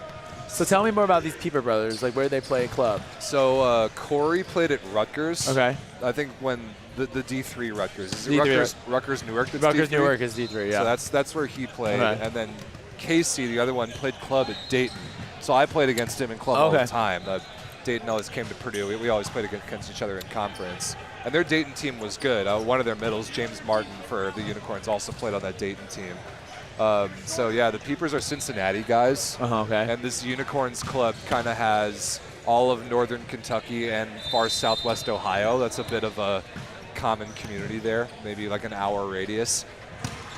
And Nice. so Shane Green's kind of built the team around those two guys in particular, because in the VLA, you've got to have one or two arms of that caliber. And if you don't, you're just not going to be able to score points at this level. But both Pieper brothers, right now, Corey, the only one on the court, that dude can bank some balls. Yeah. He really, really can swing. If there's anything I have more respect for as I've gotten older is club volleyball, NCVF. Thank you. I We mean, appreciate that. I mean, I wish when I was getting recruited, I looked more into playing club, playing at like a bigger school, right, and being able to play club. I think it's awesome that guys are playing at that level. It's high level. The NCVF championships look so fun. Yeah, they're awesome. Yeah. And I think I am seeing some, like when I coach for Northeast and the youth team, like kids are looking into that more now too, because they're looking at academics. I go to the school I want to study and play in a good club team instead of maybe a varsity team. I think that, like, when I came out of high school, I graduated in 2012, and I ended up just going to Purdue, not really because of volleyball reasons, and then it just so happened that their club team was really well established and like had a good program put together and had talent. So I kind of stumbled upon it, but I think now it's more on the radar nationwide as a really good option. You're searching for it now. You're not stumbling upon it. Exactly. And I think that's fantastic. The club game's grown a lot. It also got hurt badly by COVID. Because you don't have the funding and the complete university backing. Exactly. As varsity, and I would say 75% of NCVF teams don't have a coach. Yeah. A lot of it's run just by the players. And so those programs really depend on kids playing for a couple kids. years. We're talking about like kids. under 21-year-olds. That's exactly what we're talking about. So they've got to figure out how the clubs work to then kind of take command their junior and senior year. And when COVID happened, they lost 2 years of kids that knew how to run their clubs. And that definitely set them back. But NCVF Nationals is 2 weekends from right now in Kansas City, which that event always breaks its own record for largest collegiate sporting event in the world. Wow. And it is an absolute blast. If you can ever get to one, I suggest it.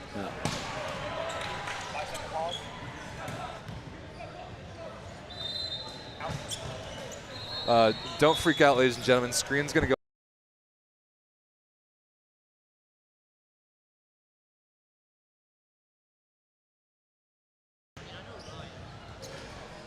And we're back. It was even less than 5 Yeah, seconds. that was like 4.2 seconds, I think. Thanks for timing us. Yeah, College Club is really cool. To just kind of finish that thought, if you want to go to a big school for university just because that's what you want to do for your academic experience, there is a great chance that they have a decently well-established club team. So look into it. Everyone's doing better at social media these days. They have websites where you can find stuff. There's legitimate conferences where there's league play, and it's structured pretty nicely. And I think the VLA is representative of that. You have D1 through club range. Like, I don't think there's really more one or the other. Like, you got guys that have all different volleyball backgrounds. And I mean, you playing with Hancock, like you've seen the quality of player that the NCBF can produce. Like they've started to send a couple guys overseas even, which is incredible. I mean, my first bout with that was when I played with Travis Hudson. Yeah, exactly. I mean, Oshkosh former is player of the year at Oshkosh. A club dynasty, some would say. And, you know, some of those kids weren't kids because they would stay for like 6 years usually. Yeah, they were not kids by the end of their time at Oshkosh. But, yeah, like, that's the other thing about club, right? There's no eligibility. You get 6. You get 6 years. You get 6. Yeah. Okay. Yeah, is there an age limit? Like, if I came back, that's cool, too. I could go get my master's at 32 and go play club volleyball. Yeah. If you play, like, and guys do this, like guys that play, like I had a kid when I coached at Michigan, a kid that sat at UC San Diego and played 4 years there. So that counts as 4 years in club if you play varsity somewhere. But then he came to Michigan for grad school and he had 2 more years that he could play, which is awesome. And like I at Purdue, I played 5 because I was there for another year of grad school and I got to keep playing. It was great. Yeah. Big block by Nick O'Malley. Nick O'Malley, yeah. Nick's really good. Nick is really good. Very good. Yeah. Middle blocker pickup, just like a good 6'6", 6'7" guy with a lot of skill. Yeah. Comes from a national championship winning program in New Paltz. Oh, is he, I don't know if he's a New Paltz guy. I don't know if he has a ring, but I think he does, at least one. Just about everybody that's gone through New Paltz the last 5 years picked up a ring at least some one point. ring, yeah.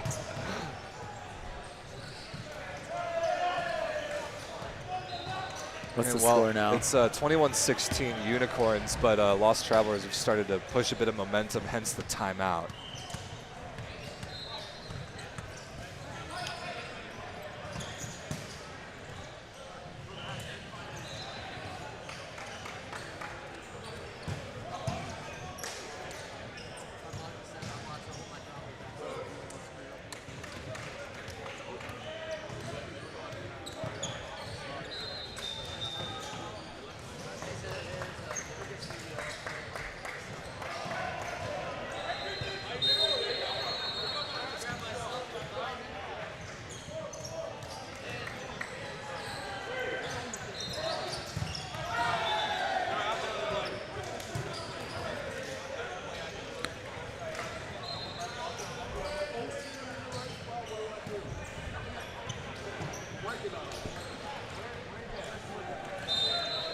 All right, so Lost Travelers got to make up for some.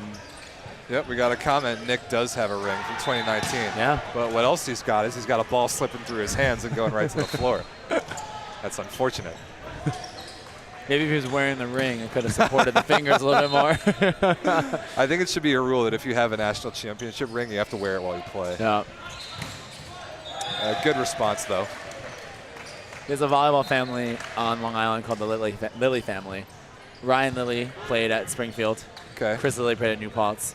And the youngest one, Maddie Lilly, who's usually the setter for Lost Travelers, is the Springfield guy. Between the 3 of them, there's like 5 rings, 6 rings in that house. Whoa. Yeah. A lot of hardware. Yeah. Whoa. Okay, O'Malley. Yeah. I think he hears us. That was a bomb. Yeah. Might not matter, though. 23-18 Kentucky. We might be headed 5.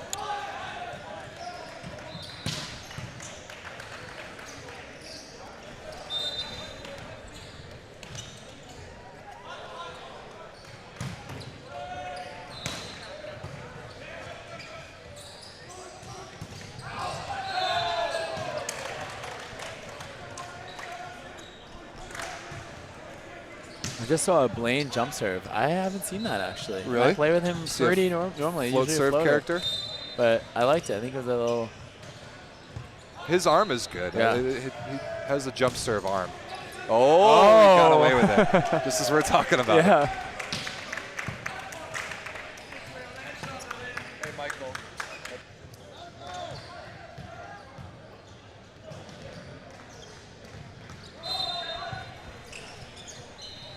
he's going back there and just letting it rip. Like that wrist away action. Oh. O'Malley netted on the way down. Yeah, that's a really good off-speed shot. I mean, I'd probably do the same thing if I saw an O'Malley hands in front of me. So.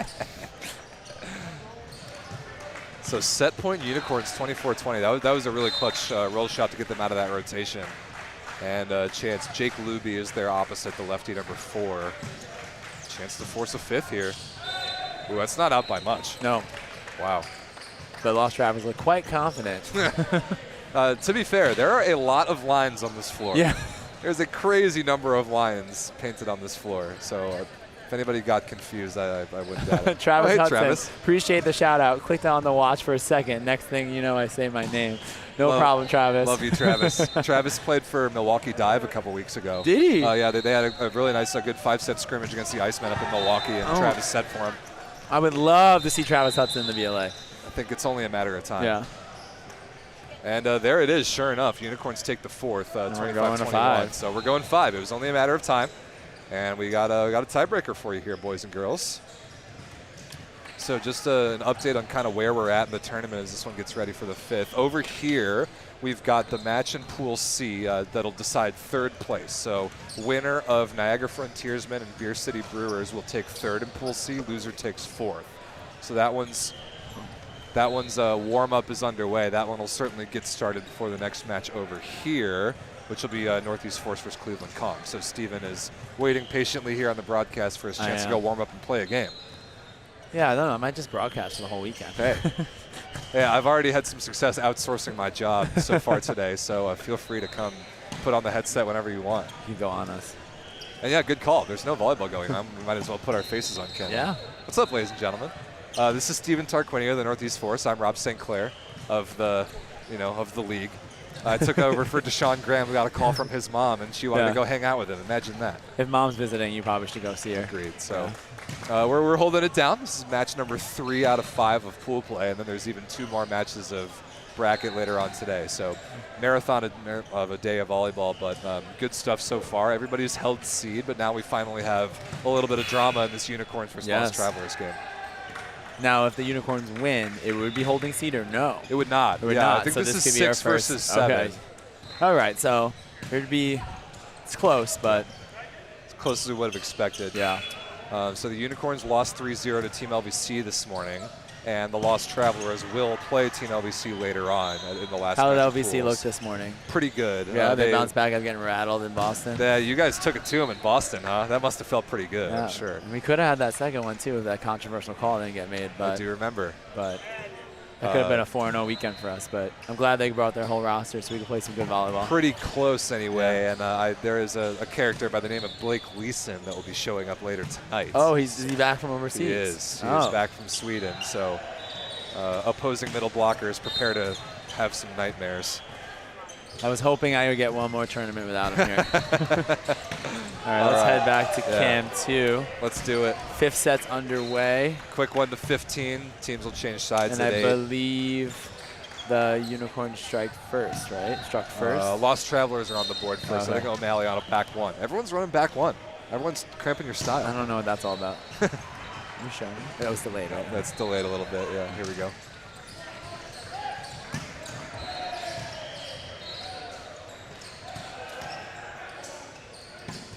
Ooh, back 1 in transition, really fast. I like that. But what do you think about the spacing on that 2-footed back 1? Because if it's right on the setter's hand, a right-hander has a hard time reaching across to it, right? I like a bit, I say almost like a foot behind would be good. I know me and my setter, we run sometimes like a foot or like a double back, almost to give like a bigger Even space. more space. And you're usually picking on the outside, who usually just jump in the middle. Ooh. That was a very small hole in that block, and he found it. Yeah. There's a lot you can do. I mean, and as you go further back and back on that back 1, you have a slide happening too. Pretty much. Which I also run off of 2 feet because I can't jump off of 1. Do you really? Yeah. You run all the way to the I'll antenna run all the way there 2 feet? and I'll get to 2 feet. That's awesome. I've been getting better out of the 1 foot, but it's just not broke, natural. don't fix it, man. Yeah. Like if you can get there and get a window, run your offense. I also jump higher off of 2 feet. So Me too. Yeah. I've never understood 1-footed jumpers. It just doesn't make sense to me.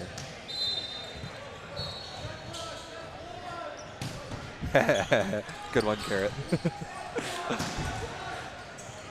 There's a reason why I didn't read that out loud. Yeah. Oh, what? You want a photo? Okay. Okay. That's my brother. Oh, cool.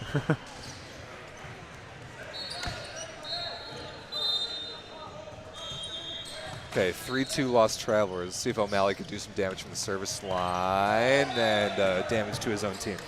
Unfortunately.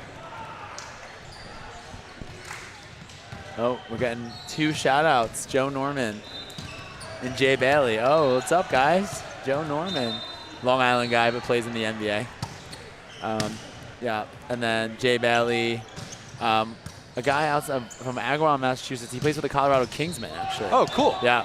But Very there's nice. rumors, if you want to put this out there, that Jay Bailey, great outside hitter, he's moving to New York City in December of next year. You know who that sounds like. And it sounds like Force, he'll be a Force guy, hopefully. Ooh. He'll come into the gym and we'll see if we can fit him into the roster, which I think we can, Bailey. Transfer rumors, I like it. Yeah. I think it's the facility. Everyone wants to come play at the Northeast Atlantic Center. I cannot wait to see that gym Dude, that it's so Garrett nice. and Kat have built. I I'm know, really we were excited talking for it. about them before, and because we were talking about the women's league, how there's going to be a women's team at Chicago, and Kat is putting in a Northeast women's team. Fantastic. So you'll have a husband-wife duo being at the VLA. I think that would be a first. I That might be wonder a if first. anybody else, I know a little bit about some of the women's teams that are showing up for Chicago, but I'm trying to think if there's any husband-wife duos, and I can't think of a different one other than the Minyards. And that's quite the power couple. Yeah, that, for sure. I know they're putting together a roster right now, the women, and waiting for more information to book hotels and all that kind of stuff. So we should be a Northeast Force women's team coming with us to Chicago. Sweet. Yeah. I love to hear it. Yeah. That tournament, by the way, put on your calendars, May 12th through 14th. 28-team monster in Chicago, and that doesn't even include the women's division. So I think it's I think it's 8 Tier 1 men's, 20 Tier 2 men's, and Holy 8 crap. women's. Are the women going to be Friday through Sunday as well? Yes, they wow. are. Yeah, so women's finals will be right before men's finals on Sunday of Nice. that weekend, which is going to be awesome. That's awesome. Ooh, I think that's 2 aces in a row. This Haas character from NYU, yeah, James Haas. Yeah. Getting a 3-point cushion in a 5th set is unbelievable.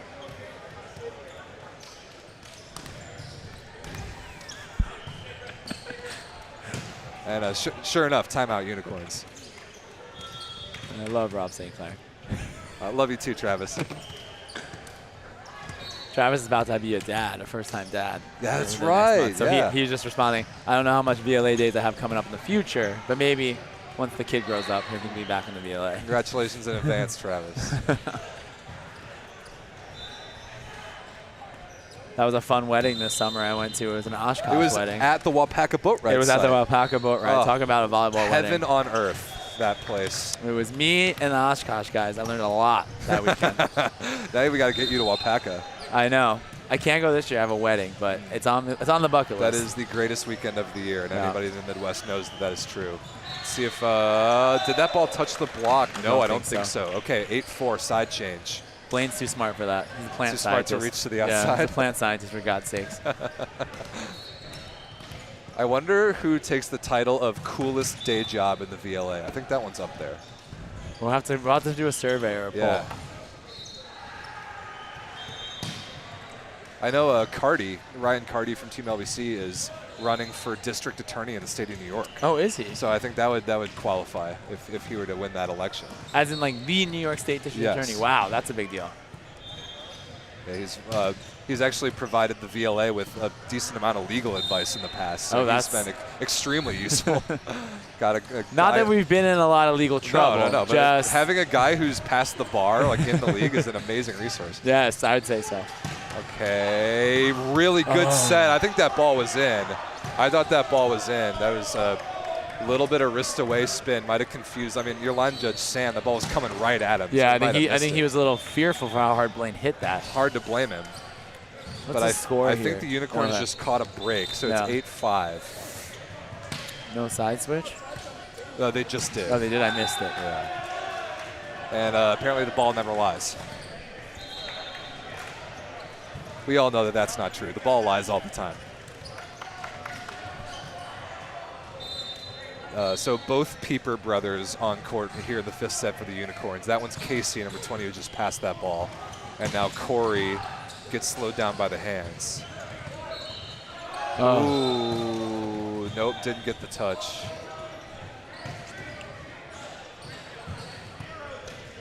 Got to get another step or two off the net in transition to be able to hit that shot.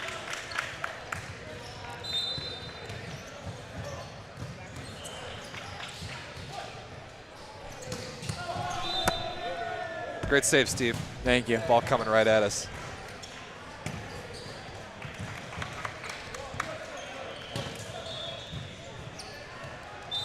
Seven serving 9 is definitely not over yet. Spencer Hall, the Kentucky setter at the service line. Nice grab. Oh, and he swung on it. Whoa, okay. That's fun. Over on 2. No doubles in the VLA. And there we go.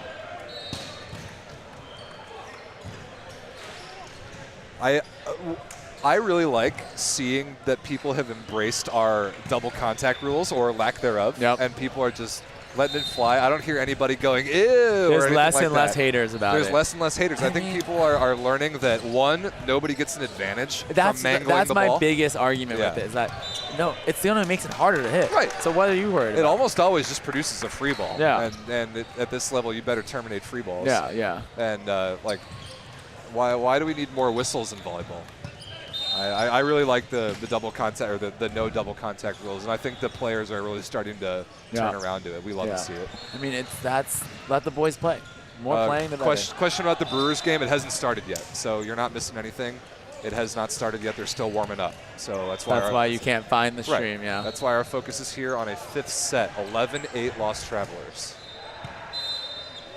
That Brewers game's probably starting in about 5 minutes, though, for anyone that's waiting. Maybe 10. Maybe we'll 10. See how close Okay. they are in their warm-ups.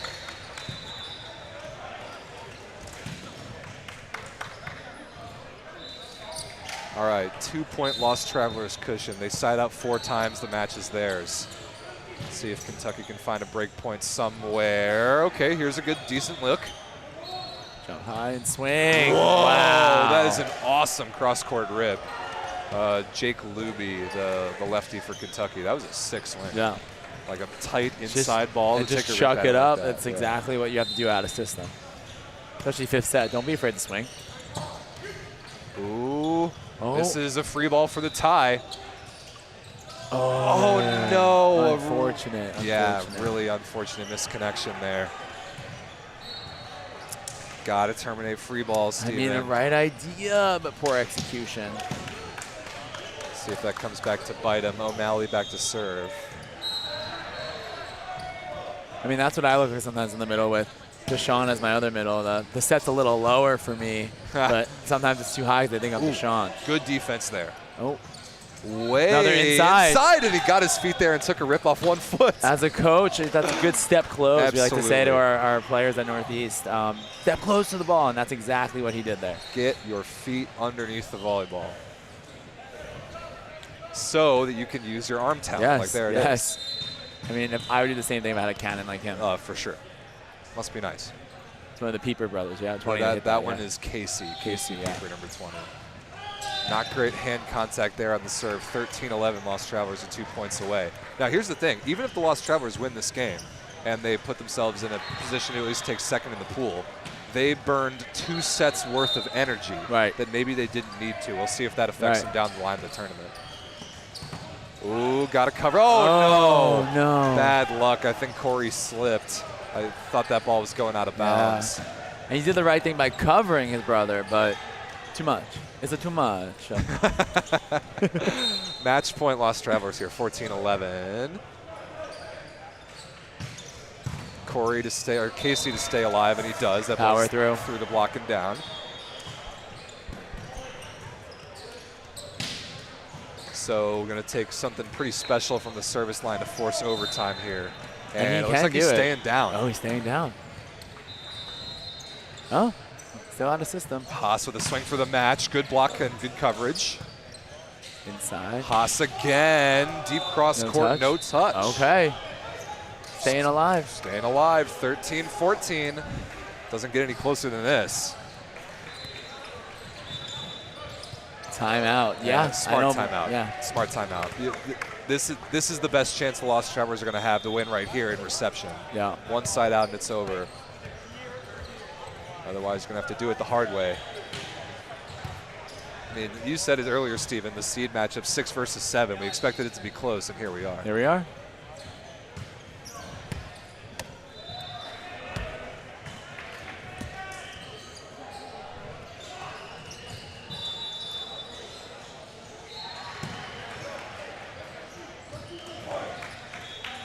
So who do you go to right now if you're Lost Travelers?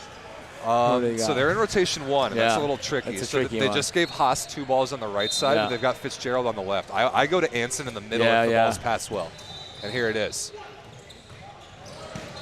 Oh, did that touch somebody on its way out of bounds? No, he dodged it somehow. What a unbelievable reaction play by Corey Pieper to dive out of the way. I thought it touched the block, but I guess not. No touch dove, no call. touch That's call. incredible. It's 14-14. And they went to Blaine, so maybe now if they ever get a pass, they'll go to Anson. That's not a middle pass. Oh, nice. Somehow Haas finds a seam. So they get out of rotation 1, but it's too late now. Now they have to do it on their serve to win the match. 15-14. This is crazy.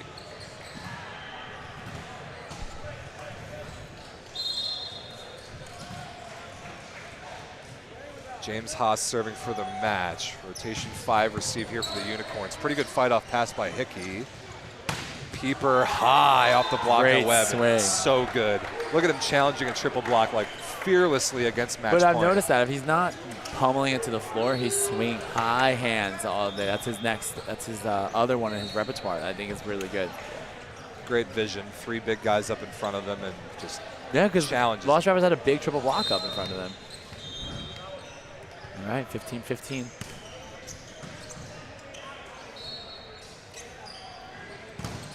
Pretty good 3-man block there, run down by coverage. Oh, nice what run. a play in transition. I love that run to Webb in the middle.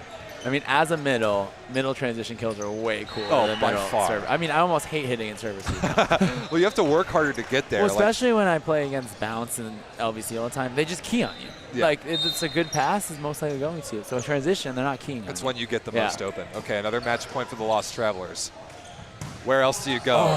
And Pieper puts it through the block and down on the Lost Travelers side. It's 16 all. Dude, this is nuts. I think the Brewers Frontiersman game is just about to start, and this previous match over here isn't even over yet. Yeah. So sorry, Frontiersmen. We're going to have to wait until this other match is over. We're not switching over just yet. Oh, my goodness. What a block by Daly. Huge 2-man wall. Josh Daly, Purdue boy. Purdue boy. Absolutely. Boilermaker. A Boilermaker. Number 97 there. So a Boilermaker is the one that works on the train? That is right. Okay. It's a big, strong, Steam burly engine. dude that Cool. works on a train. Okay. And, Just wanted to make can sure. he do it again to win the match? Ooh. Almost. But O'Malley puts it through the block. So now the Unicorns have a narrow advantage. Yes. Got that break point. 17-17. How deep are we going to go here? How are the people saying? What are the people saying about this What are match? the people saying? Oh, that's an incredible set. Oh, wow. Unbelievable artistry there by, I think Hall is his name, Spencer Hall, the setter for the Unicorns. That was fantastic. Yeah. I remember you saying after the Center Cup that the Unicorns surprised you, and honestly, they play their highlights are highlights. Their highlights are really highlights. good ball they play. That's a good way to say Yeah. it. And now would be a great time for a highlight right here with their best server at the line. For sure. We saw him win the 3rd set with an ace. Corey Pieper. I mean, you got to let it rip here. Oh, for sure. This is as good of a chance they're going to have to win the match. Reverse sweep on the line.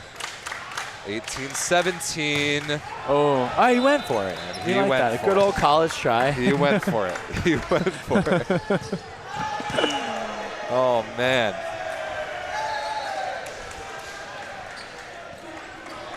So now Matt Amberge is back to serve. Where did he go to college? Is he near Long Island? He's a Long kid? Island guy. I want to say he's St. Joe's, Long Island, but I'm not entirely sure. Oh, good coverage there Oh, on the he's block, under- but that's a center line violation for sure. Oh, and they hug it out. Yeah, All love in the VLA. That's cute. Great blocking by O'Malley. Yes, for sure. Nowhere for Casey Pieper to go, and now Lost Travelers have another match point. You see the adjustment O'Malley's making on him now, too. So definitely a good blocker. High-level handwork Yeah. in the middle there for sure. What a Great pass. pass. Ooh, a roll shot. The libero's there. Fitzgerald Lane. against no block. That ball's not into the ceiling, still alive. Oh, no. O'Malley is slowed down. Oh. Somehow, Luby finds the angle. 3 blockers. Oh, my goodness. Straight Straight down. Casey Pieper. You gotta be kidding I'm me. all about trying to get a swing on that, but I don't know if that was the one you want to swing into. Whoa. That was an unbelievable defensive, Yeah. that entire point by the A Unicorns. really, really was fun rally. One of the top ones today so special. far this morning. That was great. Oh, and a no. float service ace. Imagine that. Josh just looked over here and shrugged. Can you do it again? I mean, if that made you gasp. I haven't heard Rob St. Clair gasp I don't like that in a gasp long all time. that often, Steven. Match point Unicorns. To O'Malley. Defensive Broken play made on the off and he's swinging. He's swinging. And a hittable Oh, ball that right on is the in. sideline. Unbelievable. The Unicorns come That's how all you win the a way 5th set back. match. That is awesome. Down 2-0, win 21-19 in the 5th on a broken play like A that. reverse sweep on a broken play in overtime in the 5th. That was so cool. All right, well, congrats to the Unicorns. We'll prop over before I go warm up to cam number Wait. 1.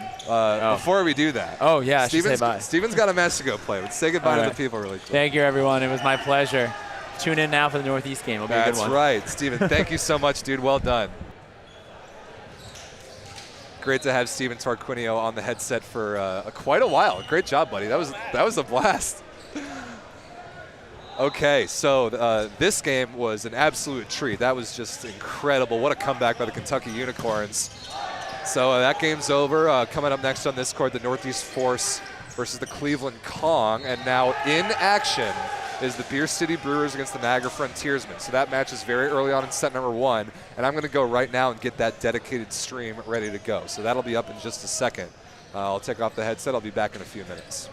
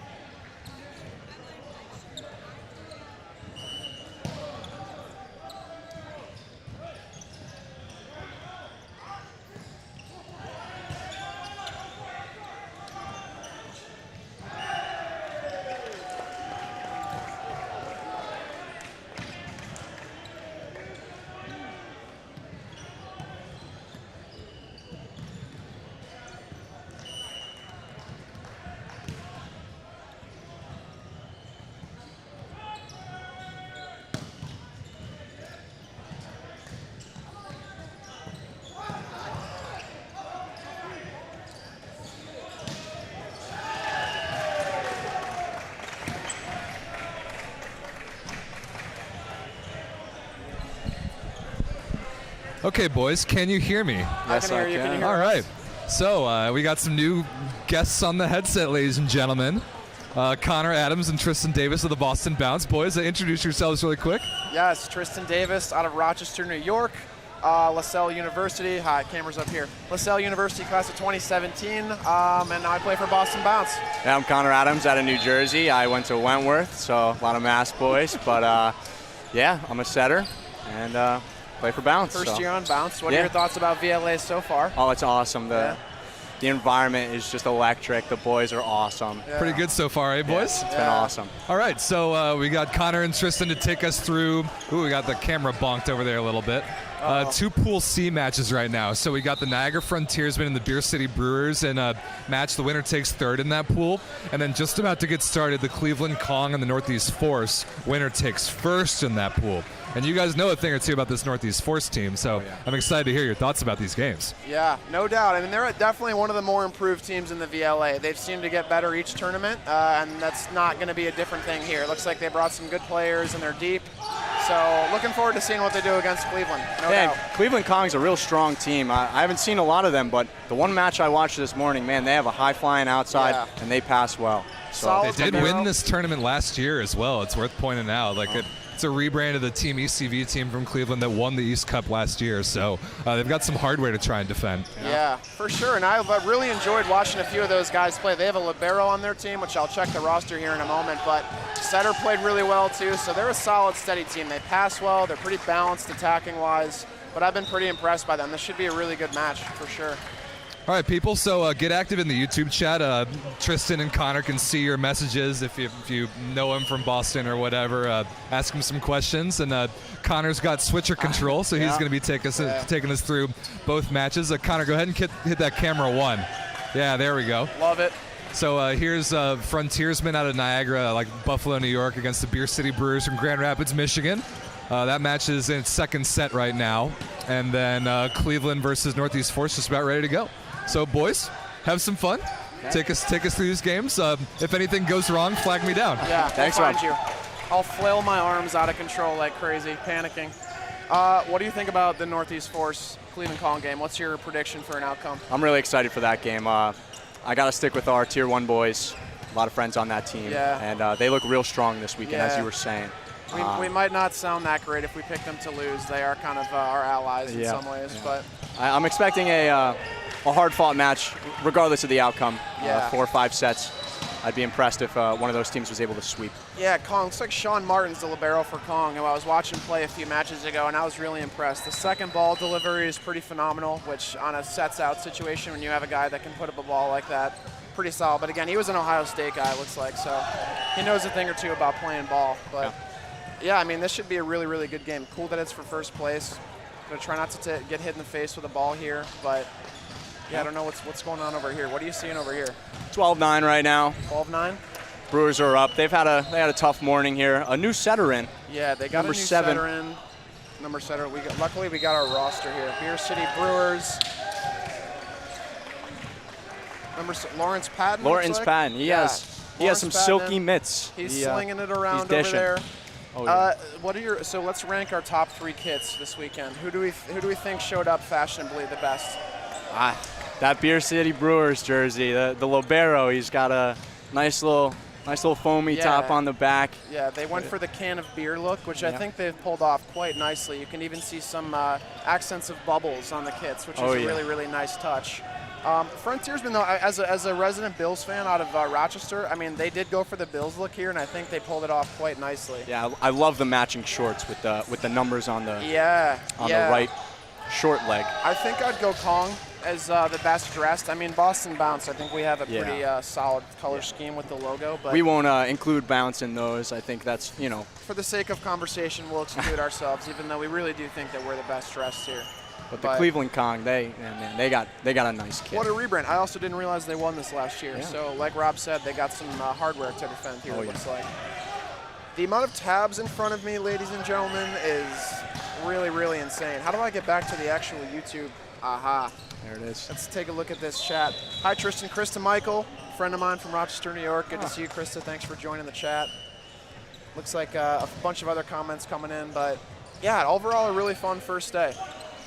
Also worth pointing out how great the venue is. The Impact Athletic Center here in Half Moon, New York, are pretty much firing on all cylinders. We've got a beautiful gym floor. Very good serving room. A lot of serving room. That's a struggle at some of these tournaments. Yeah. You go to a convention center and you're bending over like directly in front of someone sitting right behind you, which is never the most comfortable situation for you or the person sitting there. Nice run up. Guys are really ripping away. You know, putting you got all that pressure on horsepower. You need some room to gallop, as they say. Yeah. But it looks like we got some more room to serve here. Just overall, the dimensions of the gym are really good. Shows up on camera nice. Very nice kill out of the middle by number 6. I'm going to have to get be the quicker names than here, that. Number 6, Dan Williams, out of the University of Essex. And his Instagram is @D_Williams if you want to give him a follow. I don't know if my Instagram is on here, but I might have to edit that in. Get myself some more followers. I'm going to go for Northeast Force in 5 over here, by the way, as my prediction. Just to make things interesting, I'm expecting a strong game out of Kong here. Yeah. And I'll take them in 5. Yeah, going to go Kong in 5. I'm going to go Force in 5. I think Deshaun's going to have a real big game. Deshaun has had a really good season. I got to play against him at Riv a few times, and his game has just gotten better and better each year. But he's been really, really impressive this year. Not the tallest middle on the whole bunch. One of the shorter middles in the gym probably, but man, he can jump. He jumps real high, hits at a really high point of contact. Very smart player, too. He's got a lot of different shots. Very high volleyball IQ. I think he plays a little outdoor too. I would not want to be matching up against him. That's never going to hurt, but he's able to turn. He can hit hard cross, hard angle, but he tips really well too. He's been a really difficult middle to play against, so we'll see. Hopefully we'll run into them at some point further down the playoff bracket, but it's just out of bounds. 15-15 over here, so it's a pretty close match. Frontier's been trying to make a go of it. Again, as Rob said earlier, this is for 3rd place, so there's some implications in this match. Both teams are going to want to badly come out with a win. Serve heads into the net there. Yeah, I'm curious about the Frontiersmen. I think one of the newer teams, but let's pull up a few, see where these guys are from here. Okay, going to go out on a limb and say Rochester area. A few Rochester guys. We got some RIT. Shout out to the Tigers. SUNY Brockport, so a few of the SUNY schools as well. DUville getting represented. Sage, a team we played every once in a while. So these guys are from all over, but I think that's been a cool part of the VLA is you'll see teams like the Kentucky Unicorns, maybe a few local guys, but a lot of guys from all over. So sort of a satellite type program where guys are coming from all over and banding together. But overall, it's been cool. I mean, you see a lot of people you played in college, people you might recognize. So I think that's a huge part of what's been great about the VLA is now that college volleyball is sadly over for all of us, it's still a chance to run into some old friends and have a little bit of fun while we're at it. And the level here today, all 10 teams, they can compete. Pretty solid. There is no easy match today. There's no easy match. The teams that are undersized are very scrappy and pass well. There's a few big teams as well. I've seen a lot of tough serving as well in Albany this weekend. So and you got to think that's because of the extra serving. One would have to think that it's because of the extra serving room. I think that's very aptly put. Not a lot of misses today. We're seeing a lot of really, really tough serving. A lot more confident. And with that tough serving, I'm eager to see what Force do, because this is traditionally a team that I think passes pretty well too. Cam is, I know, a great libero, played at Riv. Big outdoor presence as well, Cam Roth. So he's somebody who loves to pass with his hands. He'll hand pass anything. Oh, he'll sit right in there and take one off the hands if he needs to. Getting down to the wire here in the Frontiersman Brewers game. This could be a big set for the Brewers. This could really turn their day around. Yeah. You know, looking to pick up their first set win of the day. Got to push here to 7. Yeah, can't go 0-2 today. That's not going to be good headed into Sunday. Just misses. Oh, catches a piece of the hands. It's a hand. A good old high hand swing. Nice swing by the lefty. Number 15. 15 and on Frontiersman. Brewers. On Brewers.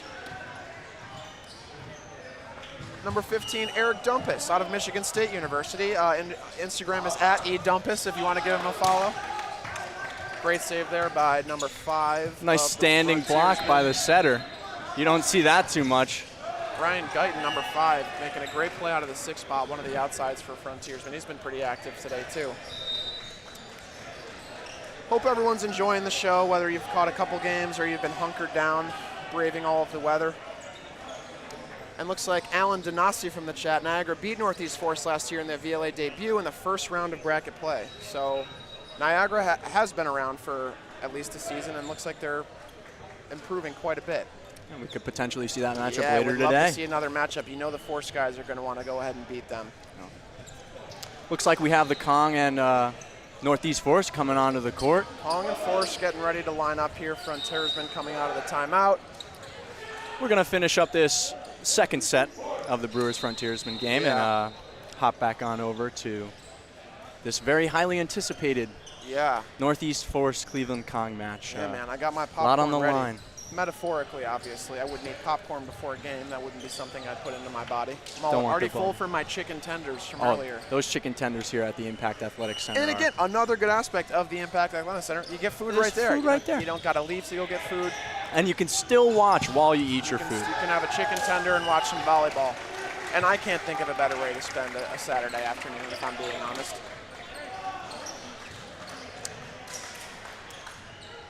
Jump to the Frontiersman roster.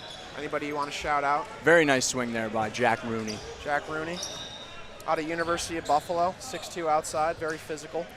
Delivered that ball down the line, and they just couldn't handle it over there. Yeah. Our word of the day at Boston Bounce has been dispatch.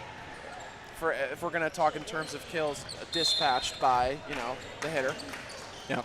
Try and sneak a couple of those in there. I'm sneak that in today. Looks like they're underway over here. Northeast Force getting the first point of the match here. Peter Kasha, setter, going back to serve for the Force. Got number 17 for Frontiersman. Just misses long. Celebrates for the just long serve. We like that, though. Yeah, you got to celebrate. Keep your head in Excited. it. Stay positive. It's a long day, folks. You can't get down on yourself. You miss a serve, you got to go right back in there and scream, "Let's go!" anyways, and high five somebody. See if he can make up for it with a pass here. Yeah. Yes, as my colleague Connor said, we'll finish this match over here between Frontiersman and Beer City, then we'll jump over to Kong Force, which has just gotten underway here. Little Force. exchange of service errors. Couple service errors over here, Force up to a 3-0 lead, so they're off to a pretty quick start here. And Henry Gorton back to serve. And another one. We got the We were just talking about serve you. bug going on. Yeah, Yeah. I guess maybe it's too much room The to serve. announcer's curse. Yeah, we were talking all this about not missing too many serves today, and 3 in a row. Let's see if the Brewers can get back on track. Nice float serve. Excellent pass by number 17. He got that one back. Sneaks it through the middle. Running out of the middle. Number 14, Mike Gold with a golden swing there. Really Excellent. nice, Connor. That was really great officiating on your end, by the way. Thank you. People are getting a treat. And I've seen a few of the Force guys sitting here for the weekend. Hopefully they've brought the heat behind the mic as well.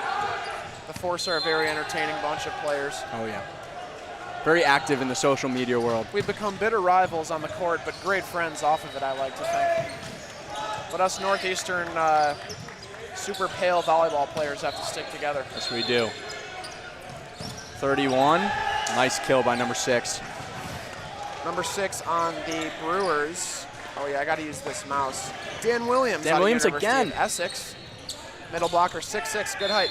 This Beer City team's relatively tall. We got a few 6'6", a 6'5", a 6'4", so this is subtly one of the bigger teams at the tournament, I think, which should help. You know, you end up meeting that on the weekend. Oh, As yeah. the legs get tired, you're not jumping as high. Those extra few inches hands, it's going to go a long way.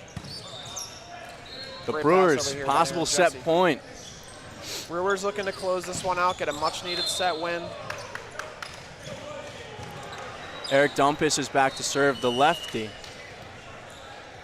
And again, that's at @E_Dumpus if you want to follow him on Instagram. And he's going for it and misses it in the net. 24-22 here. Set on the line here for number 5. On Beer City, Frontiersman. Frontiersman. Number Nice 5, serve. Ryan Guyton.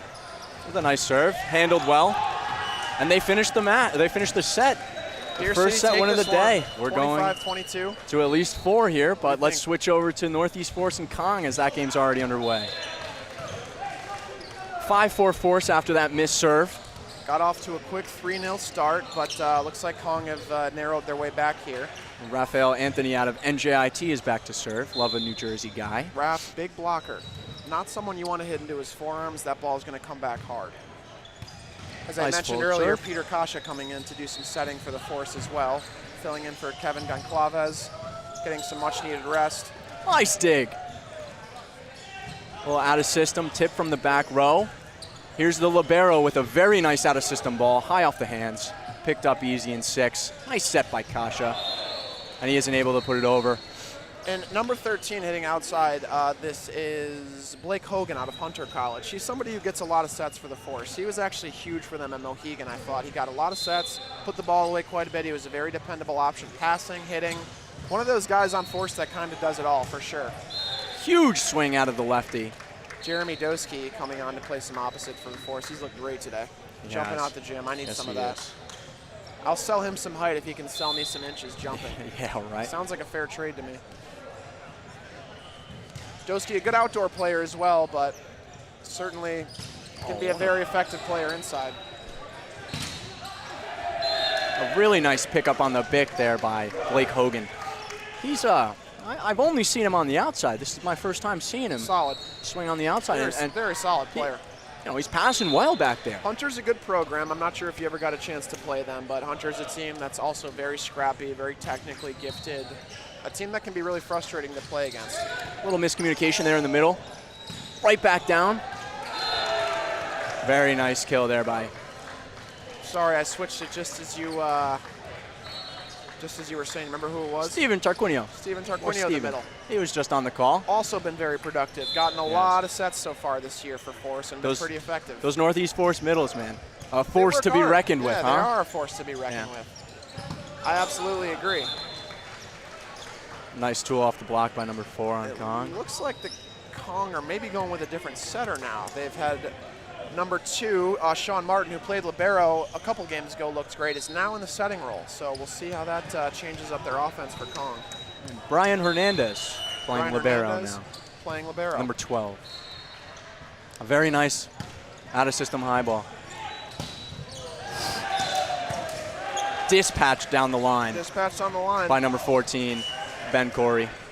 Yeah, Ben Corey, I believe he's joining the Force for the first time this weekend. I may be wrong, but I believe this is his first appearance with Force, and looks like he's doing pretty well so far. Getting a lot of sets. And here he is back behind the service Physical line. outside, he's going to hit the ball real hard.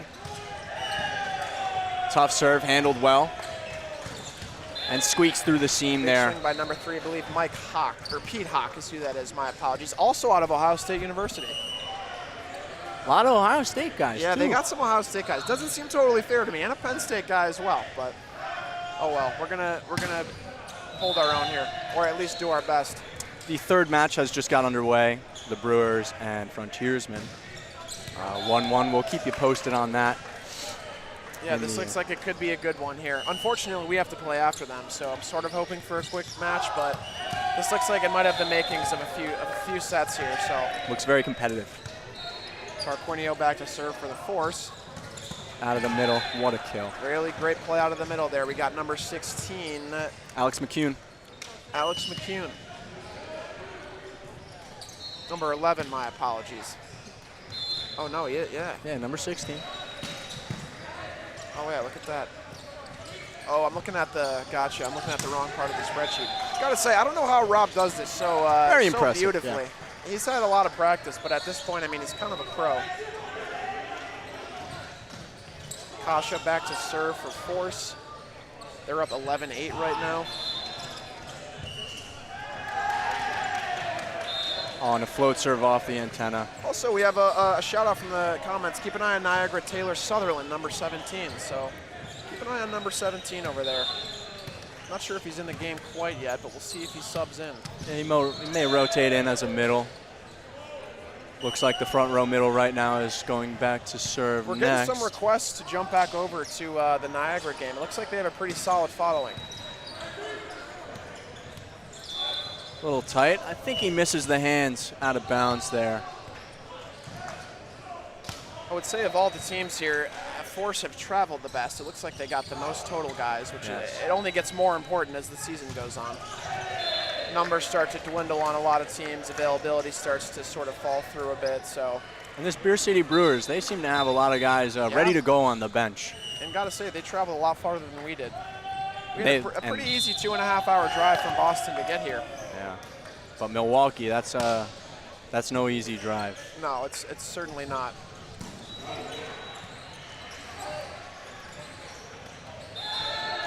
Raff out of the middle getting another kill. Middle's been very effective for Northeast Force in terms of what I've seen. Big lefty serve here from number 15. Number 15, we'll pull up the rosters. Nice spread block there by number 14. Oh, just misses the dig there, number 14 for Frontiersman. 15, Eric Dumpus has had a very busy day for the Brewers. Seems like to be the outlet over there, getting a lot of sets on the right side. And he's got a nice little cut to his serve. Nice lefty swing. Very, very tough to deal with sometimes. Okay. Gotcha. And he finds the corner, number 14. He's been catching a lot of volume over there. Spencer Havens? I believe Joshua Eckert Rivera. Joshua Eckert Rivera. Out of Lawrence Tech University. Okay. Very nice swing. He's about to put a pretty tough float serve in here. Gotten a lot of sets today too, Eric has, watching Beer City open up this morning. He was one of the outlets on that team, so pretty big part of this offense. And a good part of the serve receive. He's been passing really well. Very solid passing wise. Unable to cover there. Looked like he might have got it up with the pancake, but that ball was called down. Let's switch over to the Force Con game. Raff is back to serve. We got 16-10 in favor of the Force over here, it looks like. Almost comes over, but just into the net. So Colin being put to the test here a little bit. Again, they are the current holders of this cup, so they have a lot of pressure right now to get by this Force team. This is for first place in the division, so this will have some implications for tomorrow.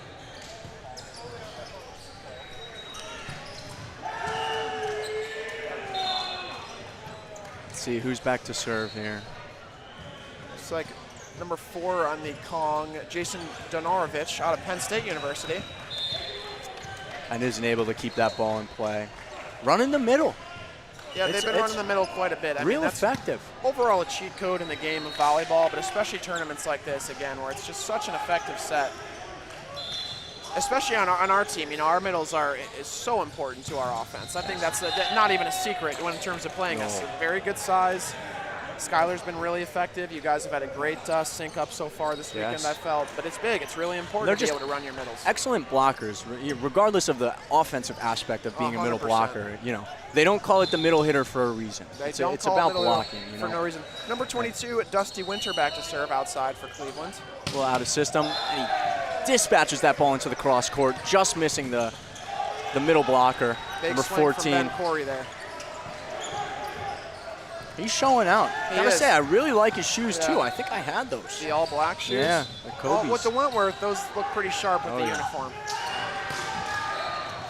And he finds it. That's an ace for Ben Corey. Big kill out of system, and then he gets a point behind the service line. That's awesome for the Force as they go up 19-12. Looks like they're kind of walking away with this set here. To pull away here. This would be a big win for them. This would have great implications going into the rest of the match. It'd be interesting to see how Kong responds and tries to turn this around a bit. Maybe we see a setter switch up. Maybe they switch setters. Maybe the current setter goes back to libero. There's room to make those changes. And we're getting to that point in the weekend where you're going to have to make those changes. You know, got to see what's working and what's not. I got to say, I'm loving number 7, Lawrence Patton on Beer City. He's sort of a throwback style setter, slinging it all around. A big tool there by number 3. Peter Hawk, I believe his name is. Let's switch back over to the Beer City. Big dig. Keeps it alive. Got a nice little rally here. Nice cover by number 9. Tremendous wow. Cover. Oh. The lefty. Eric Dumpus. Free ball situation here. It's an overpass. No. Very well handled by number 13. Yeah, got to put that away on Brewers. Henry Gorton knew exactly what to do with that ball when it came over the net. Throw that right down. Setter's back row, so he can't go up to block. And it looks like we got a timeout by the Brewers. Let's hop back over to the Force game. It gives us a chance to hop over to this Force Kong match, which has been surprisingly lopsided. Yeah. I expected Kong to put up a little bit more of a fight, but again, a lot of volleyball left to be played. Northeast Force always big in social media too. Excellent Yes. social media presence to Northeast Force. A lot of guys with their phones out, documenting all the action. Tarquinio back to serve for the Force. Wonderful float serve, handled great by the 6-spot defender. What a block. Tries to go deep cross, but a big block from Rafa. Again, really, really effective blocker out there in the middle. Closed. Already Nowhere seems for him have to go. Few blocks already today, and it'll be timeout for the Kong, who have now fallen down 22-14. The wheels have sort of come off the Cleveland track right now, you could say. Let's see if they can come back in the second set. Let's hop back over to this Frontiersman Brewers game. Really close throughout the beginning stages of this set. And the libero follows it out of bounds. Love to see that. Watching it to the line. Number 4, Emilio De Jesus out of Siena Heights University. Been pretty active. I would say he's a rambunctious fellow back there. Oh yeah, very vocal Always too. moving around, very vocal, which is what you want in a libero, but I've been pretty impressed with him as well. Just squeaks by. Maybe set the block a little too far there. Little Gave bit, him a little too probably. much cross, but you know. But credit to Frontiersmen, who seem to be running a pretty balanced offense right now, getting points when they need it. This has been a fun team to watch so far. Let's hop into a little bit different of a view for the Brewers here. Ooh. And he puts that away. A nice camera. Very nice delivery by number 7.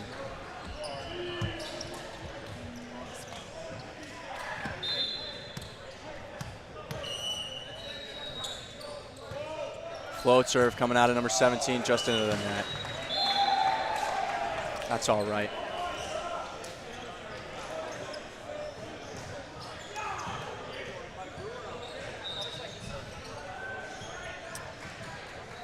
Looks like we got a sub for the middle, maybe a serving specialist coming in. Number 13 back to serve, Henry Gorton. Number 13, Henry Gorton, middle blocker coming What a out, dig off the shoulder. out of SUNY Brockport. Nice set. Eric Dumpus. Gets a free ball back. Where's he going? Oh, with the back row standing That's nice. dump. That's nice. What a play. Lawrence Patton, very, very sneaky over there. The standing dump, which drops to the 6th spot for Point Beer City. I gotta say, watching this Brewers team kind of makes me want to bev, Connor. They look like they're having fun. They might be beving after this Yes. if they pull this result out. How we doing, Rob? The real star of the show is back. Yeah. Nice cover by the middle, and it's a kill. Looks like that'll drop for Niagara. Covered his own block, Who and pull within one here. somehow goes over the net and drops for a kill. A good self-cover. We love that out of the middle. Looks like the Force and the Kong are out of a timeout here. And Force have just taken this game 1 very impressively, 25-16. Again, as we said, a match we thought would be a bit closer in this first set, but pretty good work from the Force here. Running a really well-balanced offense. Ben Corey having a great game. Raff picking up a few blocks. Peter Kasha spreading the wealth very effectively. So impressive from this Force in the first set here, taking down the cup holders.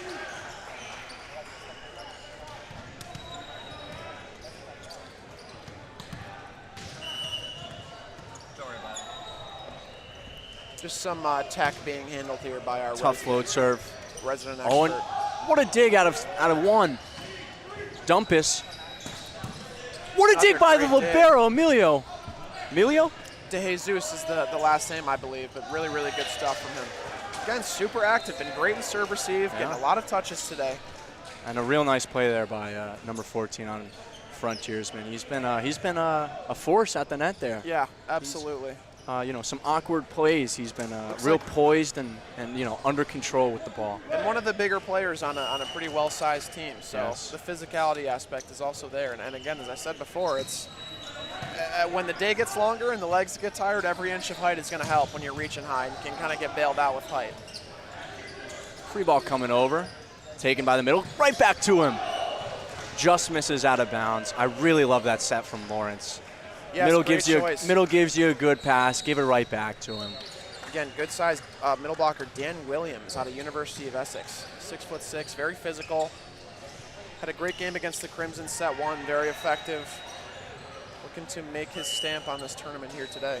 Let's see what they can do here out of row 5. Well handled, and he goes over on 2. Really well Lawrence. done. Lawrence Patton making a few big time plays here, gotta say. And Dan's going back to serve. Folks, we are at the Impact Sports Center in Half Moon, New York for the East Coast Cup. Oh, just misses into the net there. Hope you're enjoying all the volleyball.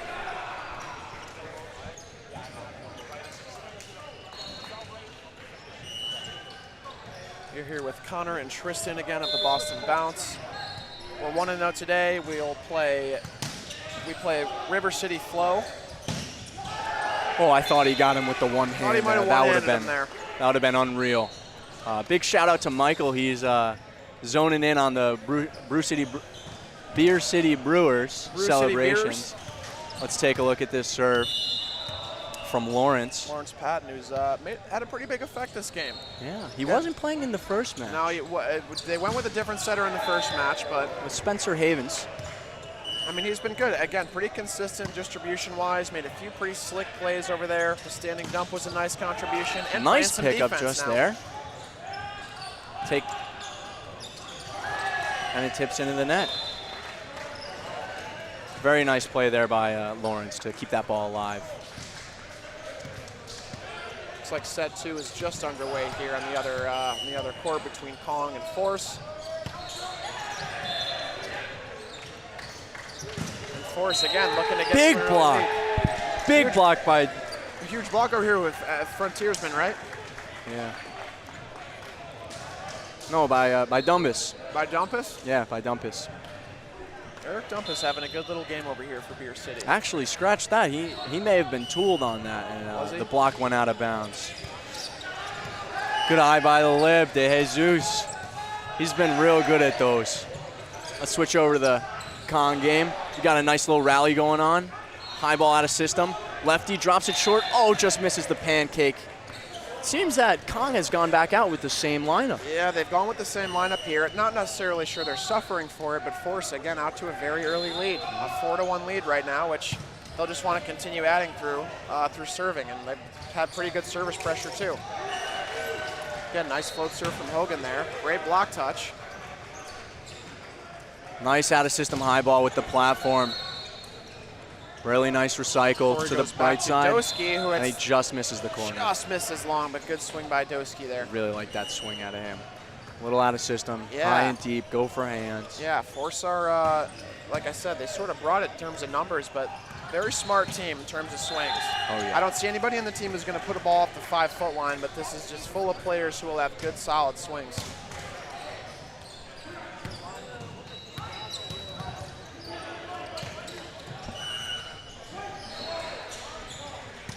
So we get a little bit of a camera switch here.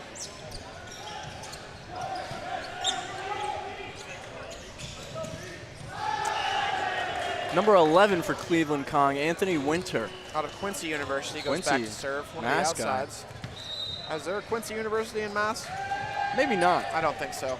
Quincy's a beautiful place, though. Yes, it is. Wouldn't be a bad spot for a college, tell you that much. Ryan Jackson, the Brew City Beers. And Force looking strong. I agree. They're looking very much like they're going to be a formidable opponent this tournament. We got both courts timeout Both here. courts currently in a timeout. Gives us a chance to catch our breath. Yeah. I don't know how Rob does it. I don't know how Rob does it. Again, we are very lucky to have him. The Chicago native, got a chance to sit down with him and talk yesterday at the Novus pre-tournament party, which was a lot of fun. Thank you again to Novus for having us. Their headquarters are beautiful. Beautiful. They have a beautiful whole area where they make sales, and it's also their office as well. But didn't know they were headquartered out of Albany. But yeah, really, really great stuff from Novus last night.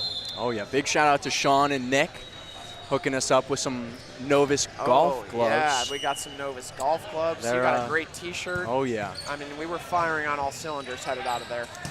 Excellent guys, stand-up guys.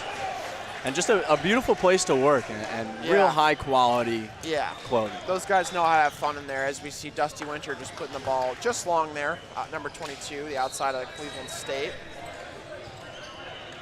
Oh, but it looks like Kong were awarded that point.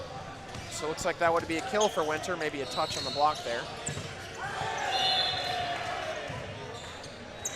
And number 1 for the Force, Aaron Jesse, also a Boston guy. Played with him in a number of different tournaments, but very solid libero, very solid platform. Yeah. Another good pickup by the Force. You've added some real depth here. Oh, Cam yeah. Roth also filling in for the libero spot for the Force, but he played in the first match today. Yeah, yeah. To be able to have both those options is that's 2 pretty good options, nice. I gotta say. As Doski goes into the net there. Exchanging missed serves. Let's hop back on over to the Beer City Brewers. It's 19-17. Brewers they're pushing. Yeah, they're pushing. right They now. Want this set victory. They're looking to leave here with a win, put themselves in a better spot for tomorrow. Tough serve there. It looks like that's going to be an ace. For number 6, Pat Stroh, looks like picks up the ace, or number 12, my apologies, Carlton Coatsworth, a middle blocker and opposite out of Pfeiffer University, which I believe is a Division II school out of one of the Carolinas. Big top spin. Another big jump serve. Gets the free ball. Oh, but the setter has to take it. Middle with the mitts. And Lawrence just misses the block. I thought he had him. So Coatsworth going back there and putting a few big jump serves in, get Niagara some much needed points. We got 19 all over here, Connor. Big points. Brewers looking to side out here.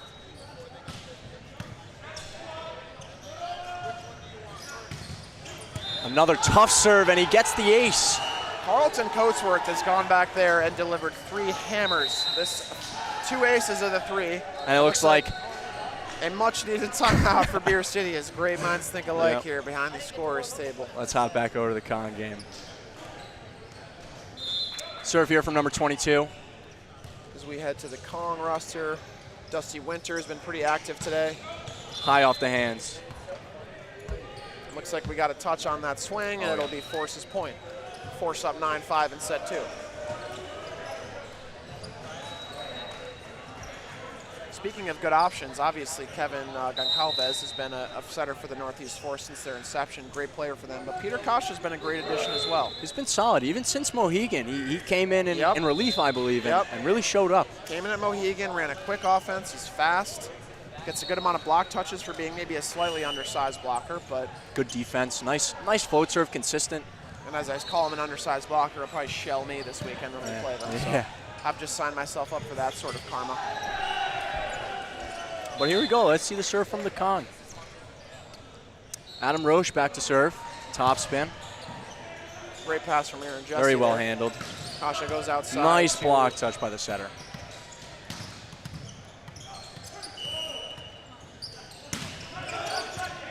Such a dynamic arm. Number 11, Anthony Winter goes long. And I will say, Jason Donarovich out of Penn State University, listed as a middle blocker, but looks like he's playing some right side today. So maybe they've opted for a slightly bigger option in size. But I know he had quite the career at Penn State, so a good pickup for Cleveland. Oh, let's hop back over to the Frontiersmen. It looks like it's 21-21. Some exchanging of points. Maybe that timeout earned them, a miss serve. Little coach's point. Here. We like that. But let's see what the Brewers can do here. Based on what I've seen in the chat, too, Niagara has a pretty good following. Yeah. And they don't like to see that. Very nice block. Number 11, Max Hartney, looks like he picks up the block there.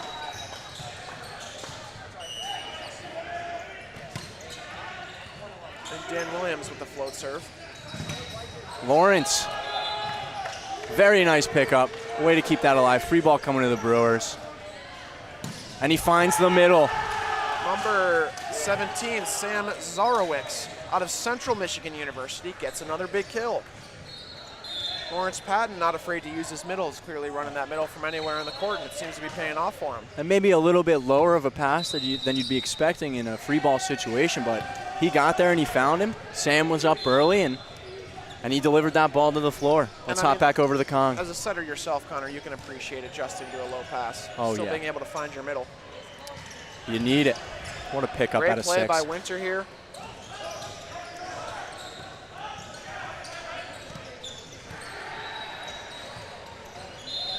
And out of bounds, Donorovich goes on the sideline. Aaron Jesse with the great eye there, and Force extend their lead to 10-8.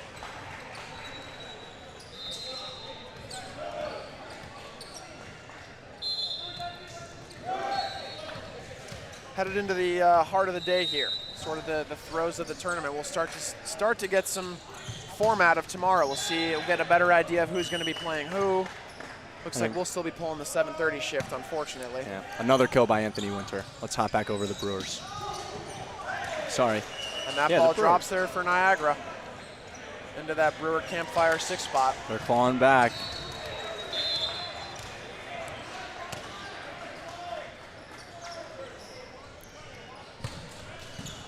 Brian Camp back to serve. Looks like they got a little sweat on the court. Clean that up real quick. That's how you know we're working hard. It's that time of day. Well, let's see what Brian can do. A 6'4" middle blocker out of RIT. Shout out Rochester. No volleyball team, but maybe it's on its way. Well handled. Lawrence to the outside.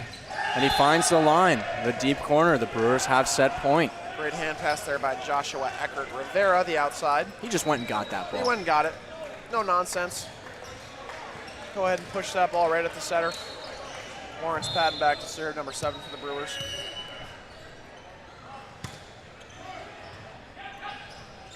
To the middle with the bump set, and he digs it. Oh. Big kill from number 13. What a set. What a set by number 10, Joe Zenilati.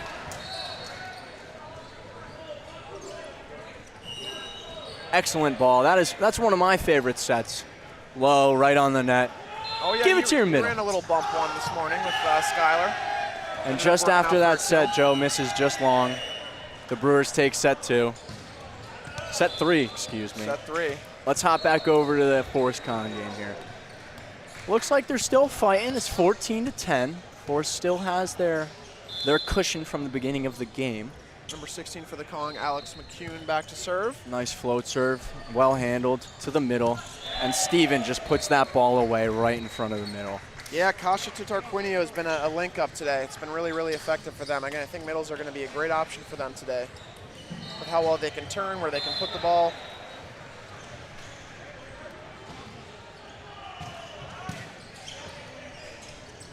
Force also missing some key additions this weekend. No Garrett Minyard, who is the head of the club, team captain. An electric outside. Player manager, yeah, very steady passing outside. Put some great swings on the ball. It looks like the Bick is just missed long. Maybe a little late to it, but Kong are battling back. I believe there's another large outside on the Force who's not here this weekend doing some recruiting. Also a coach, so they've been missing him as well. But I mean, everybody who's been filling in has been playing really well. They don't seem to be missing a beat so far. Corey nice recycle. That. And he squeaks it through. It's just a high IQ swing, man. Ben Corey having a good day over here. He Every is. time I look over here, he's getting active. He's been serving very well. Been a big part of this Force offense. Reason why they've been able to have success against this Kong team so far. Corey back to serve.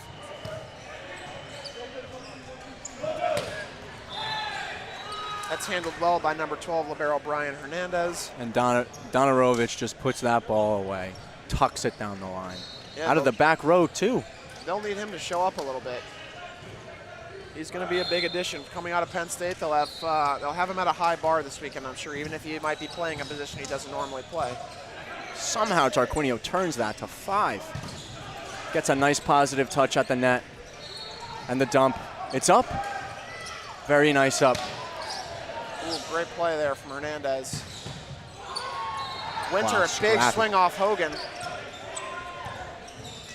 Finds the middle in transition, still alive. Tarquinio gets great hands on that.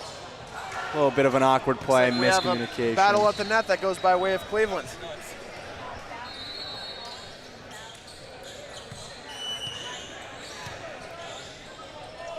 So 16-12 here in favor of the Force. Still a relatively comfortable lead, but let's see if the Kong can battle back. We'll see. Kong are pretty balanced side, and they'll be able to get some points back quickly if they can start to put some solid serves in here. The Brewers and Frontiersmen set 4 has just started. You can check that out on the community page if you aren't already.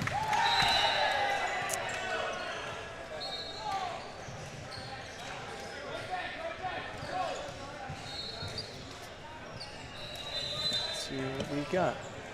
So I'll ask you, Connor, if Northeast Force are able to walk away with a victory here, would you say that they are maybe the favorites of the tournament? They look really having good. beaten the defending champs, would you say that this is a team where you could see them pulling it out in the end, obviously besides us? Yeah, I could. I mean, they have the depth we're talking about. That's so crucial in the VLA. Really well-balanced offense. They can run out, 2 or 3 very solid lineups with any combination of guys, and they're gonna, they're gonna be in it. They're gonna be in it. They got guys filling in that can sort of do it all. And I gotta say, this match over here has been a delight. Let's pop over to it. Let's pop over to Frontiersmen at Beer City.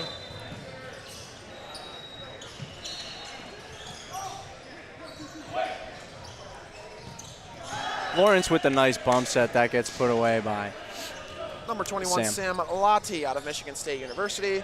6'6" outside, great size. Big outside. Passes pretty well, too. Yeah. I like his bick. We might have touched on this before, but this Beer City team is sort of sneaky size. They're they got big. a few big guys. They'll pass pretty well. They move pretty well. And Lawrence is there delivering nice balls. Very nice balls. Yeah, Lawrence has put in a good shift here. Nice option at setter. Sort of a throwback style setter, which I like to see. He gets back there and slings that thing. Yeah, gets to the ball. Very nice. And that ball makes it into the plane. The middle plays that excellent with a back row center. Number 2, Joe Hackerl out of Medaille College. A little bit too close to the net there.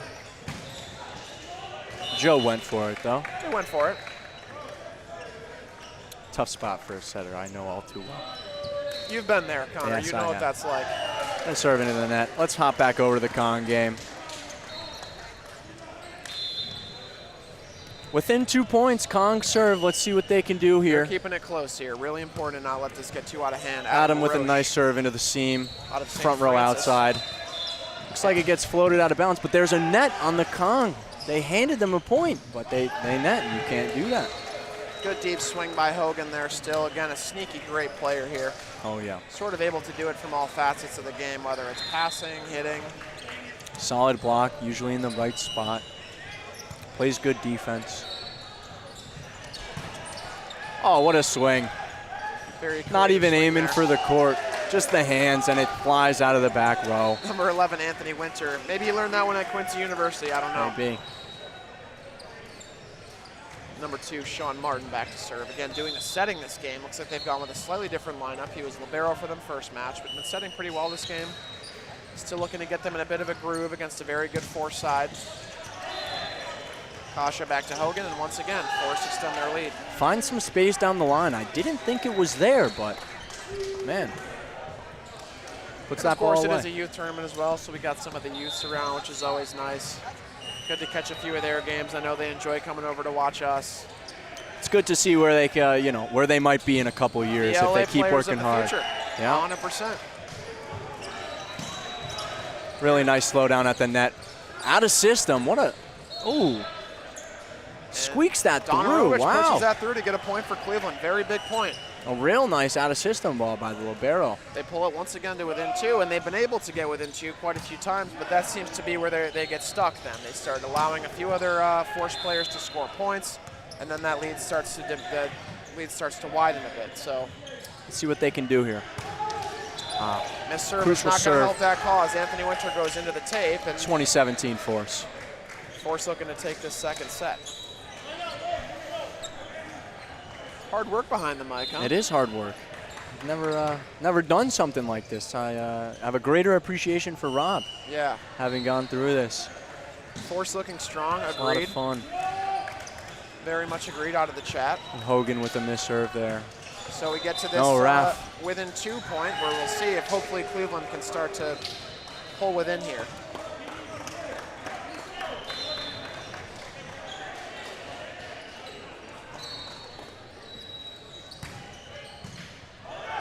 Oh, a free ball off the serve. That's huge for the Kong here. To the right side, puts that Donarovich ball puts away that off the ball hands. away. Nice high swing off the block, and it And looks that'll- like Kong have been able to edge in within 1. We have a camera knock over there. Yeah, just like the Frontiersmen Brewers single game camera got knocked a little bit, but Oh, luckily there's no doubles in VLA. Peter Rob's Kasha getting on it. away with that one there, Yeah. but nice dig out of 5. To the big, and there was a net, it seems like. Kong were in the net. That's Force are going to tough. extend their lead. 2 really nice plays there. That are So as we've just said, Kong have been able to get within 1 for the first time, what seems like all set, and then unfortunately an error. Gives Force that extra point.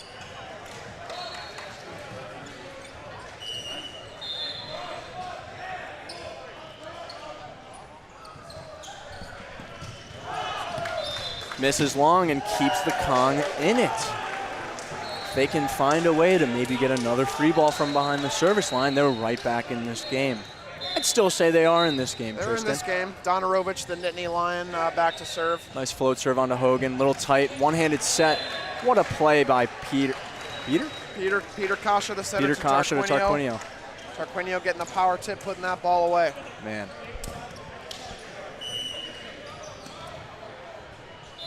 Been impressed with number 1 Aaron Jesse. We mentioned him as the other libero option for Northeast, and really steady out of serve receive. A great second hands option. And the Force are struggling to find the court here behind the service line towards the end of this set.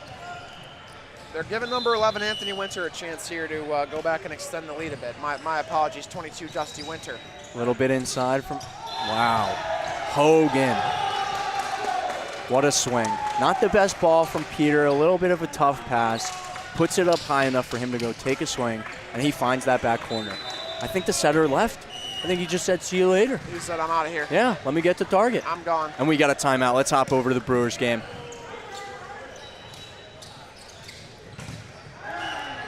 The middle swinging on the right side. Number 6 Dan Williams going over there and taking a pin swing that ends up for a kill. We saw Skylar Kaufman of the bounce team take a swing on the right side today. You watch Skylar Kaufman, there's nothing he loves more than taking a right side swing. Big I think smile that's on his face. where his enjoyment of the game peaks, which is saying something. Wow, what a dig. Free ball coming. Nice little fake swing to the set by Joe. And Niagara get the point. Looks like Niagara takes it, 10-9. Number 6 outside of Niagara, Pat Stroh. Very, very physical player, putting a big swing on that ball. A few of these Niagara guys really can get up there and swing it. See a lot of physical players on this team.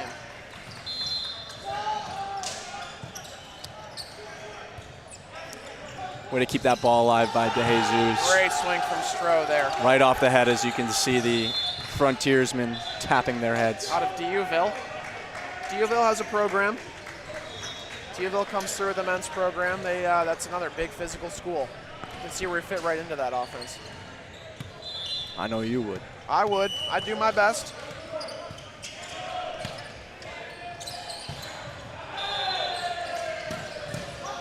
Nice pickup by the middle. Touch here by the Force.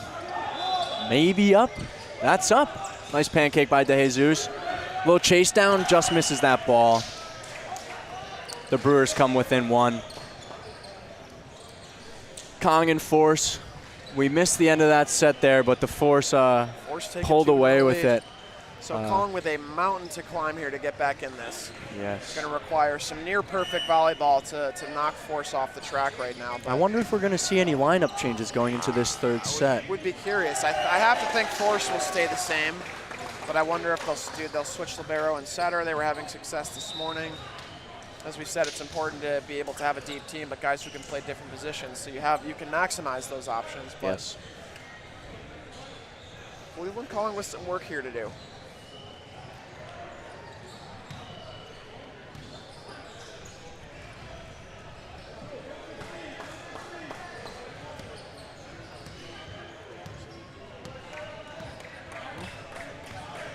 That's me. Cool.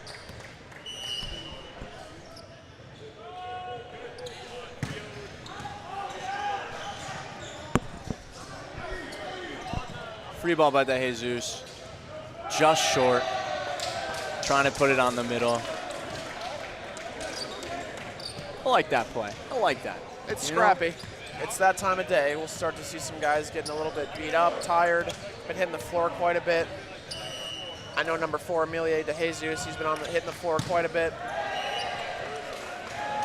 The Brewers come back within 2 in this potential 4th set victory.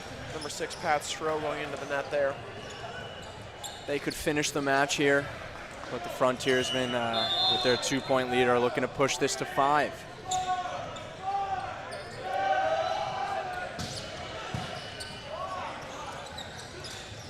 Great way to push set that there. out by Joe, and right off the hands. Looks like he may be a little hurt there. Might have a bum finger over there on the other side of the net. But just a high and hard swing. Number 12, Carlton Coatsworth, who we saw earlier make a huge impact from the service line. Yes. Goes high hands and maybe a little too high. Ouch. Right off the left hand of the lefty. Let's see if he goes to him. To the outside. Tough, just misses the dig cross Big court. swing from 14, Joshua Ecker. Rivera loves that cross court swing. Yes, he does.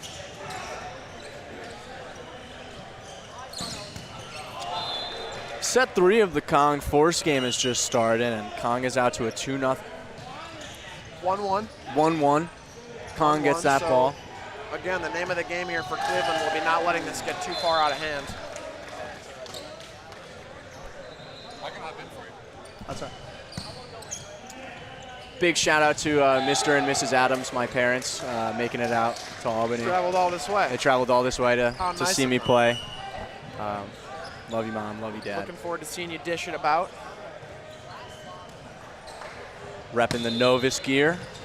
Novus gear looking very sharp this weekend, I will say. I must say, this is some of the best looking volleyball. Yeah, oh, no doubt. You know, that Kong jersey, man. Whew. Yeah, that's some heat. The Libero Kong jersey is really, really nice. And even the Force. I like the black and the orange. Everybody brought it. Nice push to the outside. Not sure if he gets a touch there. No, he doesn't. That'll be 4.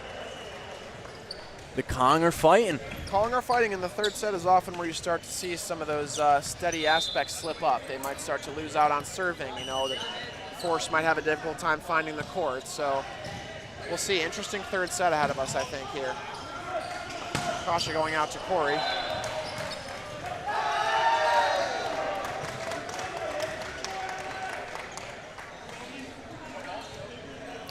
Anthony back to serve. A tough float serve. Out of NJIT, big middle blocker at 6'5", but Jersey guy, yeah. big Jersey guy. Great physique. Again, not a pair of arms you want to hit the ball into. He will clamp you from time to time. But back here to hopefully put in a competitive float serve, extend their lead. He That went goes for into it the net. there. Giving Cleveland the 4-3 lead, I should say. Looking to attack that front row outside. Let's see what they can do with it now. Must say, though they've been they lost the first 2 sets, they look very strong behind the Still service very line. steady, yeah. And say Force were to end up winning this game, Kong would definitely go into tomorrow with a chip on their shoulder. Also, the advantage, again, is that they are the holders of this cup. They have the most recent winners. So regardless of what seed they're in going into playoffs, they should feel confident about getting it done. They've been there. They've been to the finish line. They know what it takes. They know what it takes. So a team like that will always be more dangerous no matter where they end up in a playoff spot. Aaron Jesse going out to Ben Corey, and that ball's long. So Trying to Cleveland find once hands again there. getting the lead. Looking for hands, nowhere in sight.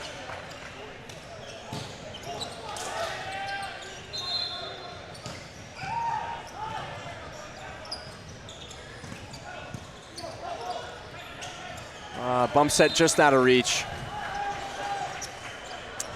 Maybe a little too far there. Keep that inside, but you know, on a tough pass, he's trying to make the most of it. Kong back to serve, number 22, Dusty Winter going back with a 2-point service lead. He's been firing from back there. And another bump set out of system that isn't all that great. Kasha looking for Hogan on the Bic, but can't find him. And the 2 off the block.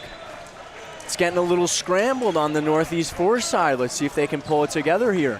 Anthony Winter of Cleveland Kong picking up the kill there. And that all stems from that service pressure, That's Tristan. right. That's right. You go back there and you put a tough serve and you're going to get a few runs quick. Niagara knows that. They've had a few guys go back there and get them some very, very important points. So. And Winter just paints the line with that float serve. So this might be the Cleveland Kong team we were expecting to see the first couple sets. Might have taken them a little bit to wake up, but They woke up. Force should be very careful right now, making sure they continue keeping it tight, passing well. Still very Setter much in has the to take driver's that seat, first but ball. They're not worried, though. The lefty right side, also a setter. Another point to Cleveland. So Cleveland jumping out to a 9-4 lead right now. I have to think Force will be calling a timeout shortly.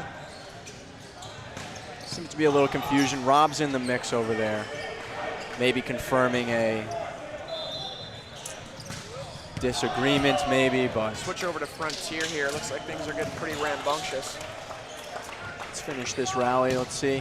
Nice little soft touch on the block by the libero of the last match. Big swing out of the lefty from the back row, and he puts that ball away. Jeremy Doski righting the ship for the Force as we head over to court number 1. Frontiersmen have come out to a 5-point lead here. First to eclipse 20 points, and it looks like they're going to take this one and push it to 5. This is a big stretch here for the Brewers to see if they can get back in it and maybe go home in 4. That's a tough play there. A nice read on the setter dump. Picks it up himself, but then no one's there to help him out. So Frontiersmen extend their lead to 6 points. Joe back to serve. Nice float serve on the front row outside. Lawrence finds the middle. Joe to the right. Nice high swing. Picked up easy out of 6. No pursuit today at the VLA. No pursuit. We not don't much have room for that. We don't have 2 meters on each side of the poles. So Again, anything that hits the ceiling or the backboard is out of play. yes. So if you see a ball go upwards and an immediate whistle, that's likely what's happened. But Zenilati to Coatsworth has been a good link up today. They've had a great tandem so far. Coatsworth doing great from the service line.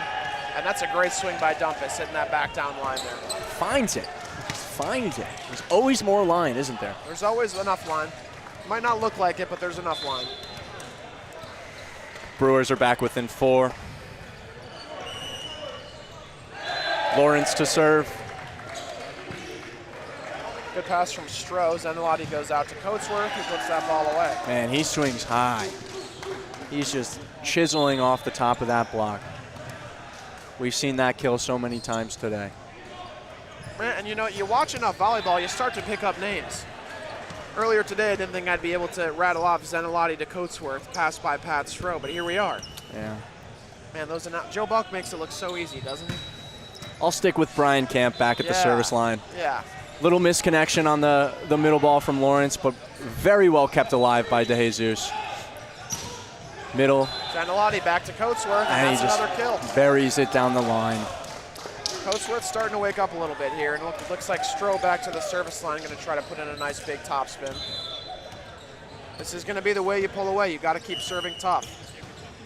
Tired legs, tired arms, but another good serve by Stroh. Overpass. Number 11, Dispatch. Number 11, Jack Inside Rooney the 10-foot line. very much dispatches that ball. That overpass was hummed back at him. Beer City got to start to find some steadiness here. They're going to have to start passing a bit better. They got to build some momentum going into this 5th set. Yeah, need to climb some momentum here. You want to go into this 5th feeling as confident as you can. And Frontiersmen look confident. 24-18, Frontiersmen on the driver's seat here.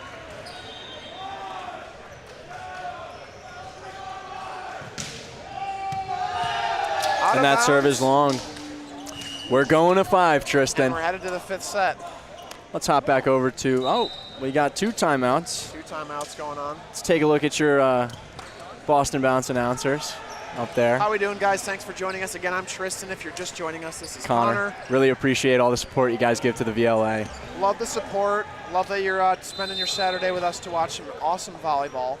Special thanks to Novus for helping put on a great event, making sure everybody looks great. Impact Athletic Center Shout out for to Impact for excellent venue. The food, the venue, the lighting, the gym floor, everything's just been absolutely great. Shout out to Rob, as always. We're lucky to have you, Rob. He's the man. We've been sitting here for 20 minutes now, and I'm starting to realize how difficult this is, and he really is flawless in terms of his execution. He's seamless. But let's look at this force game. They're battling back here, down 4 points. Ben Corey 5 getting points. aced by number 11 on the Cleveland Kong, Anthony Winter. It looks like the Kong have started to get in their rhythm here. Now, somebody in the chat can let me know, is Anthony Winter and Dusty Winter, are they brothers? You'd have to think that would make some level of sense, right?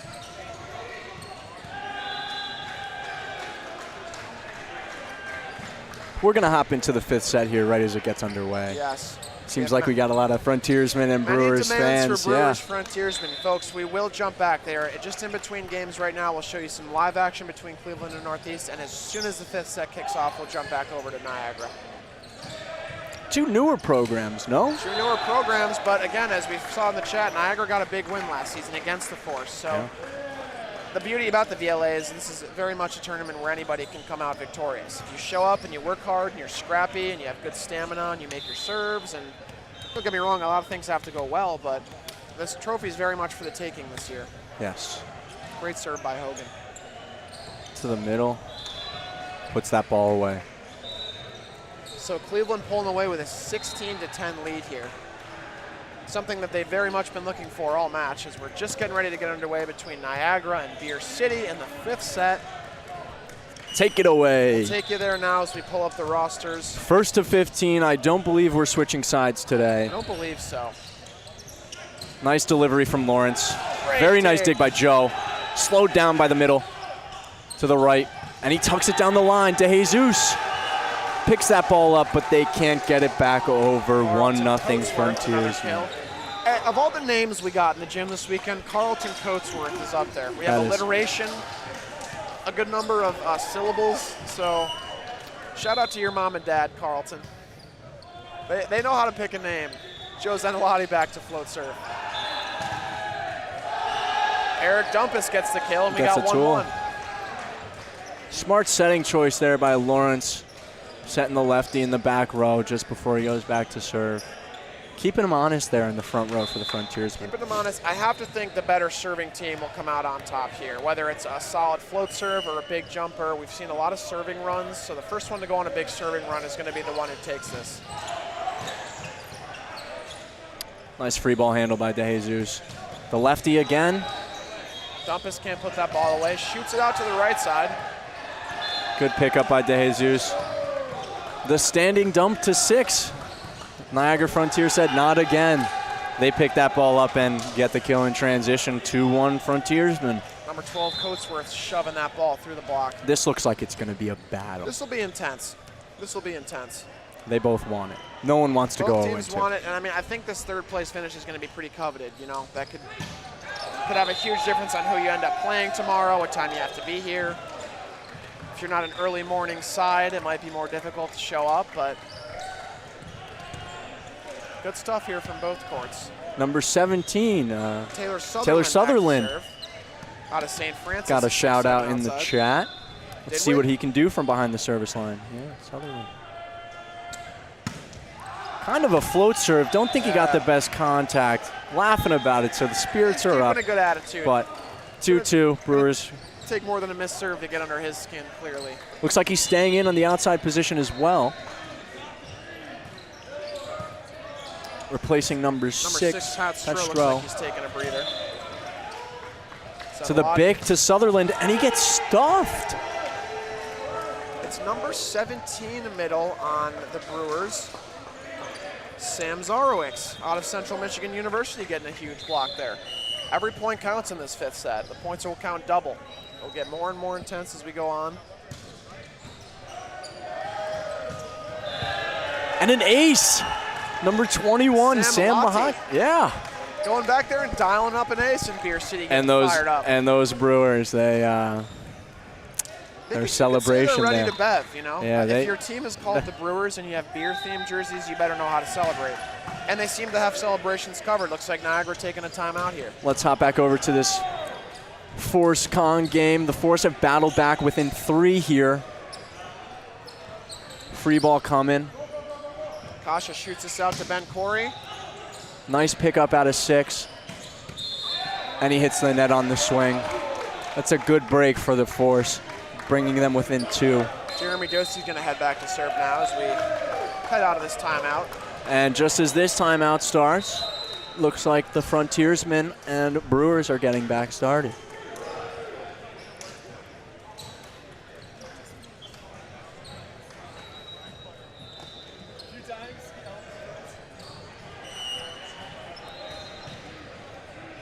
The Bounce Boys seem to be getting ready for their match coming up after this Frontiersmen Brewers game. Just long. Sam Lotti, number 21, sends that ball long. Number 4 on Frontiersman, Brian Campak to serve middle blocker out of RIT. See if he can deliver a few points here.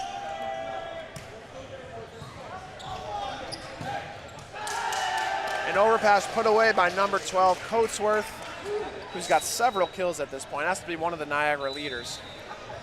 And there's no one up for the Brewers. No one up for the Brewers who give that point away, 4-4. It's a tough situation there. Float serve going 5-5. Little bit of struggle. What a bump set from Lawrence. Nice high ball from Joe. And he puts that ball away. Deep cross, number 11. Jack Rooney. Jack Rooney Picking out up of the University of Buffalo. Okay, so we got a Buffalo guy. You know they're probably Bills fans.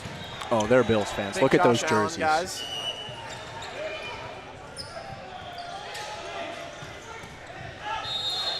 De Jesus handles that float serve. And a nice little chisel off the block there. Took a little off of it. Maybe 14. got Joshua Eckert Rivera having himself a decent little game still.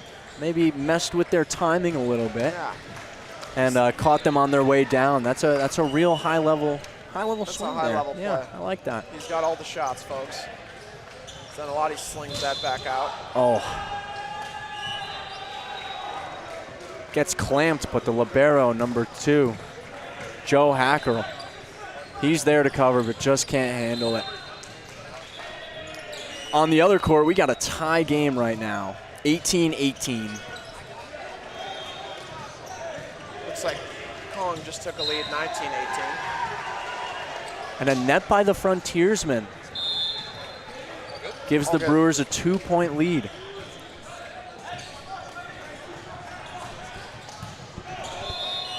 So things getting pretty tight over here, 5-7.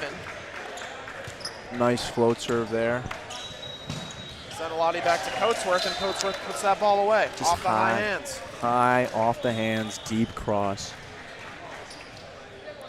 Making life pretty easy, not looking to put that ball through the floor, look for hands, go high hands, and usually it pays off for you. But again, Coatsworth's been doing a lot of good things this match, both from the service line and at the net. Let's see what he has this time. Big topspin. Right into the seam, really nice serve. Gets Kept Beer City alive. out of system. Free ball coming, let's see what they do with it. Do they go to Coatsworth? No, in the middle. And they can't keep it alive on the Brewers side. 7-7 here. That's number 13, Henry Gorton, getting the kill for Niagara. Just about halfway through this 5th set. It is anyone's game. Very much wide open. Coatsworth looking back to get a few points here on serve. Now when he gets in a groove, This is he not starts someone you want to ripping. let hit a bunch of serves in a row, because they're only going to come harder and faster. a tough touch there from Coatsworth. It's a really good swing by number 21, Sam Lotti there for Beer City. Out of the back row, a little bit off the net, sort of a fadeaway swing, but And we are switching here today. we are getting a side switch. Halfway folks. through. There's a lot of wind in here, so There's a lot of wind it definitely. in here. It does matter. The weather, it's much colder on one side of the gym than the other. And we got a doozy on the Forest Court, 20-20. So Force getting back in this one. They had given quite a big lead to Kong, but looks like they've edged their way back here. Ben Corey back to serve, puts in a float. Looks like Winter off of Jesse, that's a kill. Cleveland get the point.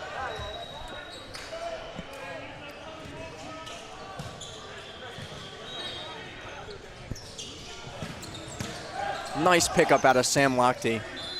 Free ball coming from De Jesus. Middle takes it, and they go back to him. Oh, run. what a What a play! run. Little fake spike, set the middle. Joe And- Zanalotti to middle hitter number 13, Henry Gorton again, who crushes that ball to the one spot. Tasha and Tarquinio. I know we're not showing it, but another beautiful connection. Really kept them in this game. Tarquinio, a beautiful float serve. Handled well by Sam Lochte. Bump set to the outside. Off the hands. Really nice swing by Rivera. He has been balling today. I really like his serve too. This new ball that we use is tough to pass float serves, I'd say. You can get some stank on it float-wise. Oh yeah, I mean I'm no passer as a setter, so. Hey, as a passer, I'm not that great a passer either, so I can relate. Yeah, it's a very tough, almost no spin on that. He's about to take the second ball. Nice high ball off the head, I think, and out of bounds. The Brewers take a 2-point lead. So Beer City looking to come up victorious in this 5th set here. And you wouldn't have thought so, coming after that 4th set where it looked like the wheels had sort of fallen off a little bit, but they came ready to play in this 5th set. We're very much in crunch time. Handled well. Nice high ball, and that just drops in the campfire. That's a ball Rivera wants back. I think he can get to that one. No doubt about that. 5th set's all about keeping your composure and keeping your focus. It's going to be tough physically, but also tough mentally. It's like there may be a little bit of sweat on the court. Rivera working hard out there. Maybe this is a little bit of a Bush League timeout, if you will. Trying to ice the Niagara server by faking a bit of sweat on the court.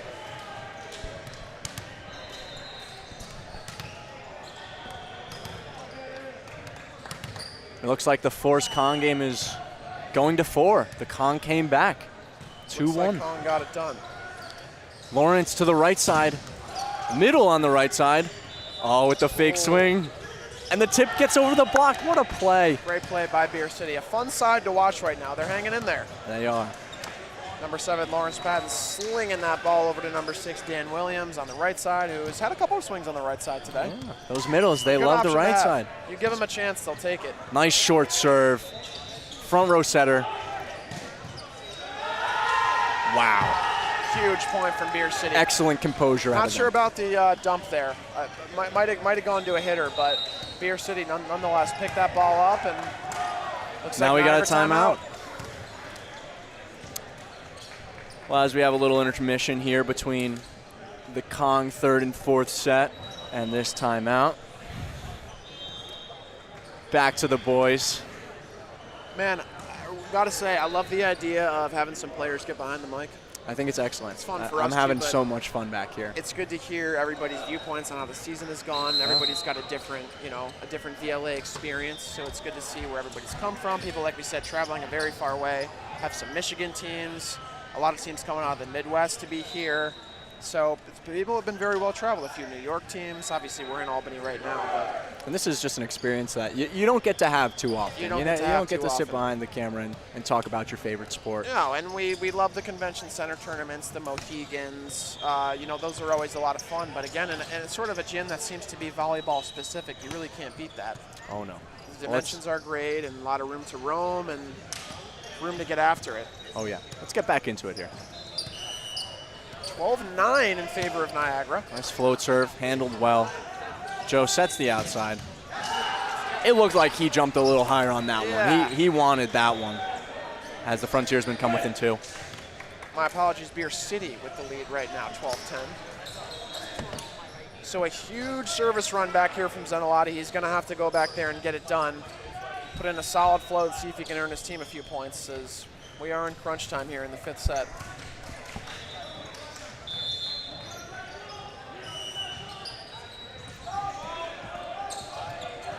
Nice float serve onto Rivera, handles it well. Lawrence to the outside.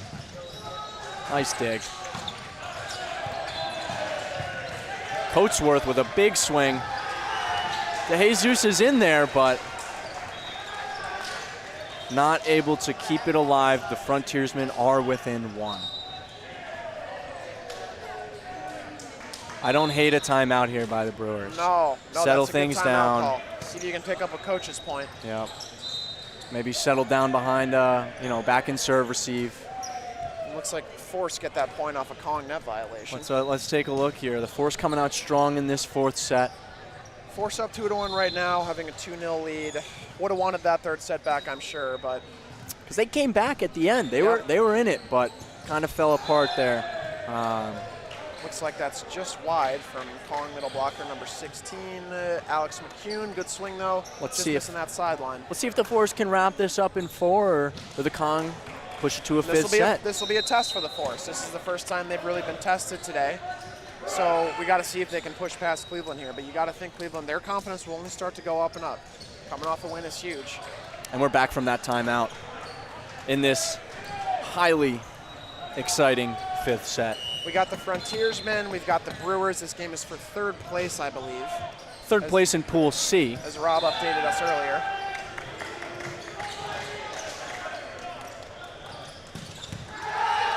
Just a big seam in the block there, and that finds its way to the floor off of number 21, Sam Lochte. So We're all tied back up to serve. I said earlier, it's going to need a big service run here, and he's done exactly that, putting in a really, really solid float serve, getting this Beer City team a little bit uncomfortable.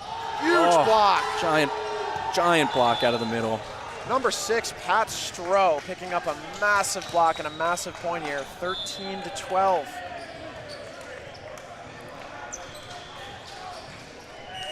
I think Brian Camp was in there too. Helped close things down. Nice set from DeJesus to the outside, and he puts that ball away. Really what a good ball. swing by Sam Lochte, number 21 for the Brewers. And we got 13s, Connor. It doesn't get much closer than this. Next 2 No, it points are going to doesn't. get the win here. But the way these teams have been trading points, you know, I have to think this might even go a bit longer than that. I think we're getting some extra volleyball. We might be getting some free ball here. at Some the OT. Impact here in Half Moon, New York. The Impact Center, Athletic Center. Wow.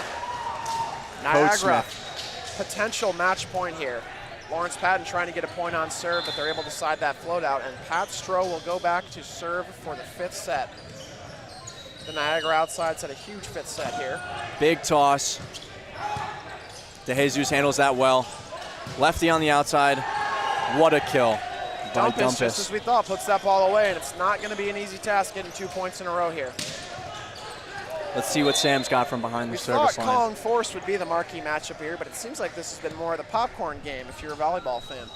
A lot of trading points, a lot of scrappy defense.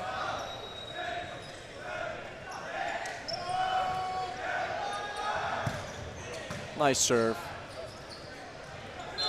To Coach Smith on the right side, and he tools the block out of bounds.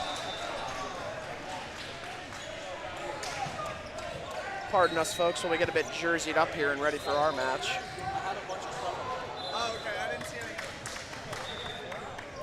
So 14-15.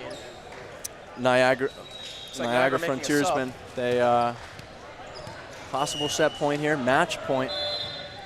Huge third place in Pool C.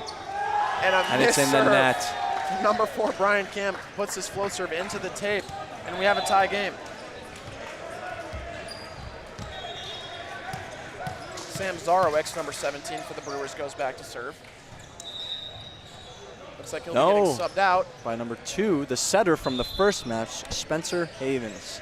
The 6-footer comes in to hopefully give Beer City the game here. Finally put an end to this 5th set.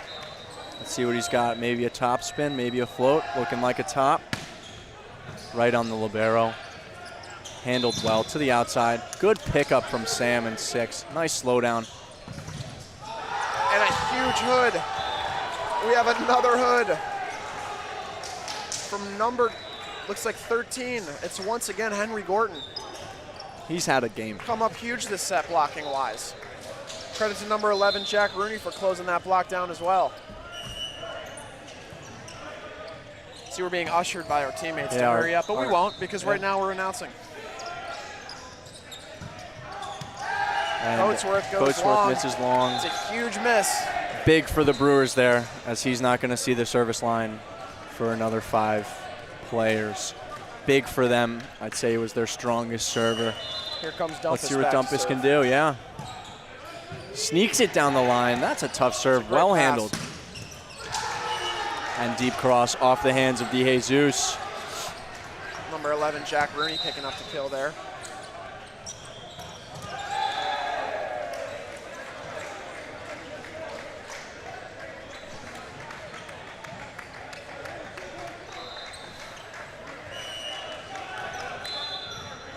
Float serve coming. Nice keep by Lawrence. And they do it. Henry Niagara Gordon crushes that one Frontiersmen. ball. Niagara's victorious over Won Beer it in City. 5, 18-16. What a fifth set.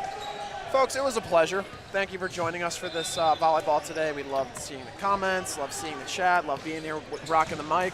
This was quite the experience. I'd love to do this again. Connor, well done. Yeah, we'll But- get good feedback for Rob. Let's hop back into this fourth set of the Cleveland Kong and Northeast Force, while the Boston Bounce look to take on River City Flow in 2-0 an today, baby. important match for Pool B.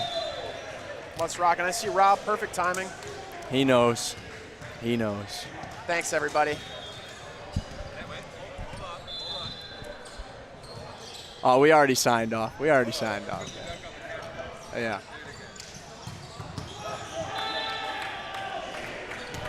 Well, Rob letting us know we got to do a live Okay, song. boys. Yeah. Thanks so much for carrying us through those games. Nice 5-setter over there, eh? Rob, thank you. Yeah, electric. what a show that was. Really, really good stuff from Niagara, getting it done in the end. Beer City, a fun team to watch, too. Some welcome additions to the VLA. Well, boys, you got a pool to go win. Let's go. Yeah. Let's get it done. So good luck. Thanks for hopping on the mic. Go win a pool. Yeah, thank you, Rob. Thanks, boys. Hell yeah.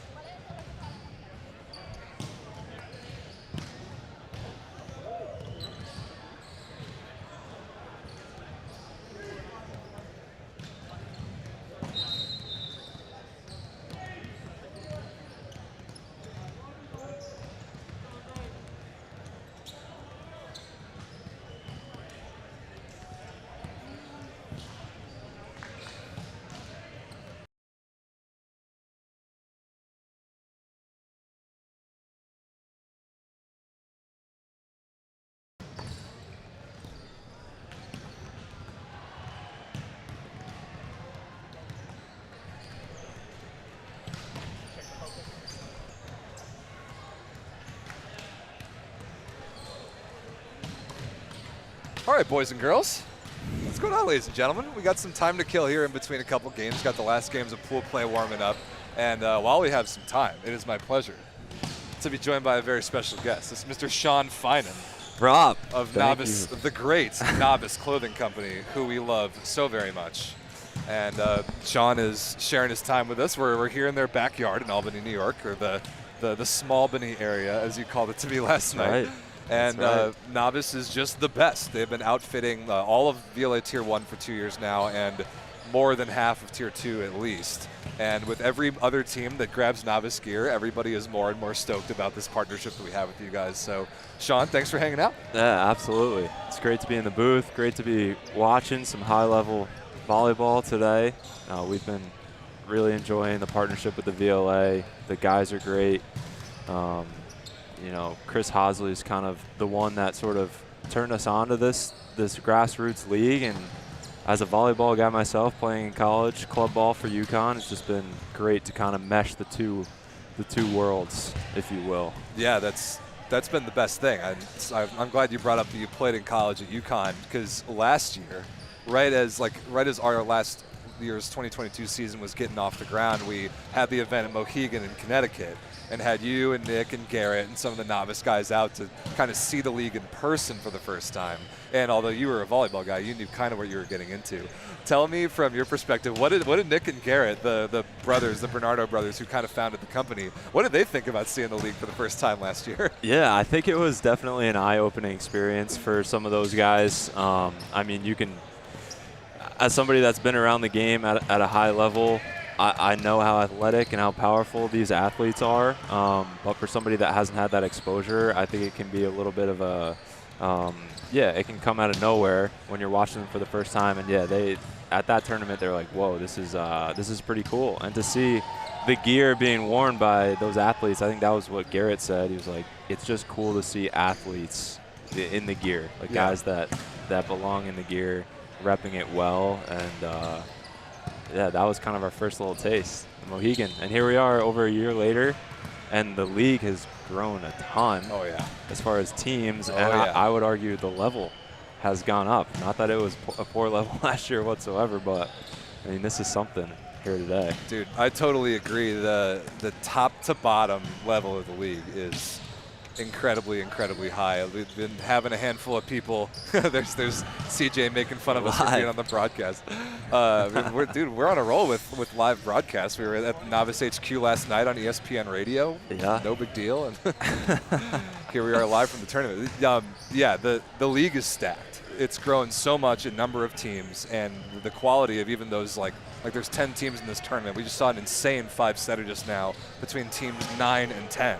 In terms of seeds, and they were not playing that level of ball a year ago, and I just love to see it. Yeah, I think anybody in here can beat anyone else. Obviously, there's levels to it, but if you catch somebody on the wrong day, they might surprise you. So you got to be ready to play. I know guys were in here at 7:30, jumping and swinging, which I don't know how that was possible after a little Novus happy hour last night at our office. Guys turned right around and got out here and playing high level. What volleyball players do best, you know it.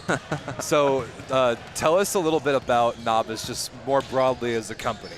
What's the origin story? What's the New York roots? And was it with the VLA that you guys kind of got into suiting up volleyball athletes? Or tell us about the company. Yeah, absolutely. So Novus was started back in 2011. You mentioned we're here in our backyard, the Albany area, which is where two of our owners, Garrett and Nick Bernardo, brothers, started, where they grew up here in the Albany area, went to the University of Maine, played baseball there. During one summer of playing summer baseball down in New Jersey in a Jersey Shore League, they met a guy named Scott Klimchak. They were subleasing an apartment from him, and that's where they hatched this idea of starting a clothing brand. At the time, I don't think they even had a clue of what it would one day become, but they thought it was cool to design a logo. They designed the crown as a cool logo. Novus is Latin for fresh or new beginnings. When we were in college back then, that's kind of what we used to say. Like that, oh, that's fresh. Like what you're wearing is fresh. I like that. It looks good. It looks cool. And so that's where the root of the the name of the company came from. And then they were just designing crew necks, tank tops, whatever they could, screen printing, and selling them to their college buddies. And word on campus grew and spread, and people would come up to them and say, when's the new Novus line going to drop? And from there, it grew out of this lifestyle brand into the custom space, because those guys realized there was an opportunity to work with their buddies who were becoming coaches in their respective sports, running teams, running programs. And so they really just tapped into the custom world 2017, 2018, not too long ago. Started building a team around them as early as, or as late as 2020, really. That's when I moved up here to start working full-time for Novus, moved up from New Jersey. And as far as the VLA and how that all came to be, I want to say we were working with a local high school, Columbia. Is that the one where Hosley coaches? And that's where Chris Hosley, who's one of the founding members of the VLA and on the board of the VLA, came and approached the Bernardo brothers about this league and said, hey, we're up for a new contract for apparel. We're looking for a provider. Would you be interested in putting something together that we can present to the board? And we were like, I don't know, like what is this? We didn't really know much about it to that point. And so it was a little bit of a good sale on Chris's part, selling us on the value of the VLA. And ultimately the deal was done, and we couldn't be more thankful. Fast forward a year later, volleyball for us has exploded through the involvement with the VLA, being able to say we're the official apparel provider to club directors, high school coaches, college coaches. And as you know, from being friends with a lot of these guys, they're involved in the youth volleyball scene. So much overlap there. Exactly. Passionate about growing the game, and so hopefully we can help grow the game through our clothing, while you guys are really on the front lines growing the game through what you're doing here. Dude, I know that I can speak for all the players who have worn Novus gear that it is the best stuff they've ever worn. And every time they get some new stuff in, like these Flow jerseys, we're standing right in front of us is the River City Flow and Boston Bounce get ready to play. These might be my favorites ever. And I've said that several times as different sets of Novus threads have come out. These Flow, especially the white one that the Libero's wearing, might be my favorites ever. The fade there is pretty clean. Fantastic. Yeah, I met one of your designers, Ben, yesterday at the office. Him and then our guy Eric Martin, who does all of our graphics, do such a good job together. They deserve a lot of credit. They do. A lot of the credit. Just the polished look, like the professional look that the league has now, and the consistency is owed a lot to those guys and their design skills, and just Novus for being there for us and providing so much. It's been so awesome. Like, people are walking into this gym, and this is a cool part of this event, is that there's 8 courts of volleyball total going on in here right now at Impact. People are looking at us like, right. Okay. No, absolutely. Okay. That is something real. That is the goal. Turn the heads for the right reasons. Right. You can turn them for the wrong too, but turn them for the right reason. Be like, oh, what's this? Like, oh man, these guys, they don't only look good, they're playing like, they're jumping through the roof here and hitting the ball pretty dang hard. So, yeah, it's cool to see it all come to fruition at a tournament like this. I've taken a lot of pictures and videos. Good. Admittedly. Good. Novus Clothing Co. on Instagram and novusclothingcompany.com, right? Correct. They've got, again, like, they're very intentional about the polish of the brand and the way that everything's presented. The website is great to look around. I've been doing it the last couple of weeks, like checking out like the brand guide and all the different sports that you guys support and all the different athletes that Novus has on staff. Right. You got a Super Bowl ring in the house. Yeah. Shout out Harrison. He was here last weekend. Yeah, actually. I saw that. Came out showing off the ring. There's a lot of diamonds in that thing. Yeah, and the roster of athletes continues to grow. He was kind of our first, and it's definitely our top tier. But with the NIL and everything going on in the college sphere now, we work with a ton of collegiate athletes as well, and it's just fun to grow the brand through something that we're passionate about. The different sports that we played and that we love. Yeah, you've got Therese Cannon on staff as well as already a world-class beach volleyball player, a Western New York girl. She's like, what, 24 and has a legit chance to go to the Olympics? We're really pulling for her. Totally. Yeah, and that was another kind of VLA third-degree connection through CJ, who's it looks like, is he the head coach for LVC today? He is. He shows up only when he wants to. But when he is here, he is the head coach, and he He likes to think that he makes some decisions around here. But, yeah, we had him and Hosley on the broadcast earlier, which was a lot of fun. CJ's the man. He's a big Rochester guy. Yeah, Rock City. So he connected us with Therese, and she couldn't be a better fit for the brands and what we stand for. And that's a huge part of who we are, is our values and how we do things. And the whole purpose of the brand is to transform the apparel industry through product and purpose. So we're trying to be a mission-driven company, and Therese fits in with that, with how she approaches her craft as an athlete, and she's at the top of her game. So It's really exciting to follow her and everything that her and Sarah Sponsel are doing on the AVP Tour. And continuing to grow, like you said. We got a chance to check out the HQ last night, which was awesome. Yes. Thanks again to you guys for hosting us, having some dinner and some drinks after Hosley and I did a little ESPN radio spot. Yes. It was a lot of fun. The HQ is gorgeous, and the growth, and even in the last 2 years, is incredible. Thank you. Yeah, no, we loved having the opportunity to bring you guys in. It was cool for me just looking around, noticing, wow, these guys are seeing their buddies maybe for the first time in a while, and it's happening at our shop. And then they're going around taking stuff off the racks, like, oh, this is sweet. Can you do this for our team? And like, yeah, that's what we love, bringing people in and kind of just sharing life. That's what it's all about, dude. Absolutely. So yeah, Novice Clothing Co. on Instagram, noviceclothingcompany.com. It's linked in all of the VLA's socials. We're about to watch 2 matches. I think 3 of the 4 teams are Novice teams, and they just look incredible. So we love you guys. We love you guys. We're stoked that you're here. We've got, as I see, corner of the gym, little Novice pop up, a bunch of jersey samples. So if you're watching, if you're a club director, if you're like a collegiate athlete, if you think at all that you might like a relationship with a company like Novice, they are pretty easy to get in touch with. Appreciate that, Rob. Absolutely. Hit us up, Instagram, LinkedIn, website, all that good stuff. We're ready to work. Good time for both of us. Thanks for having us in your backyard here in Albany, and I think Absolutely. we got about to have some volleyball to watch. I guess I got to root for LVC, right? I think they are the home team. Home team. Thanks, Robin. Thanks, bud. Appreciate it, man. Thanks for coming on. Absolutely.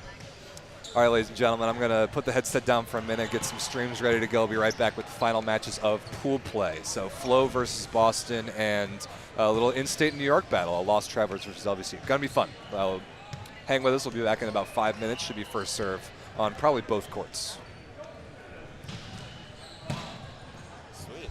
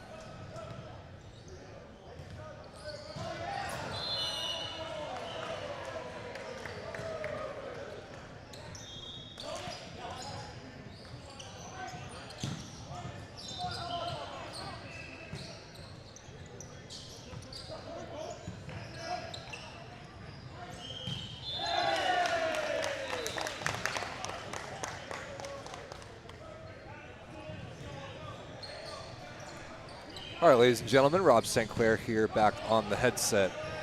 We've got the final matches of pooled play live right now, and a good one.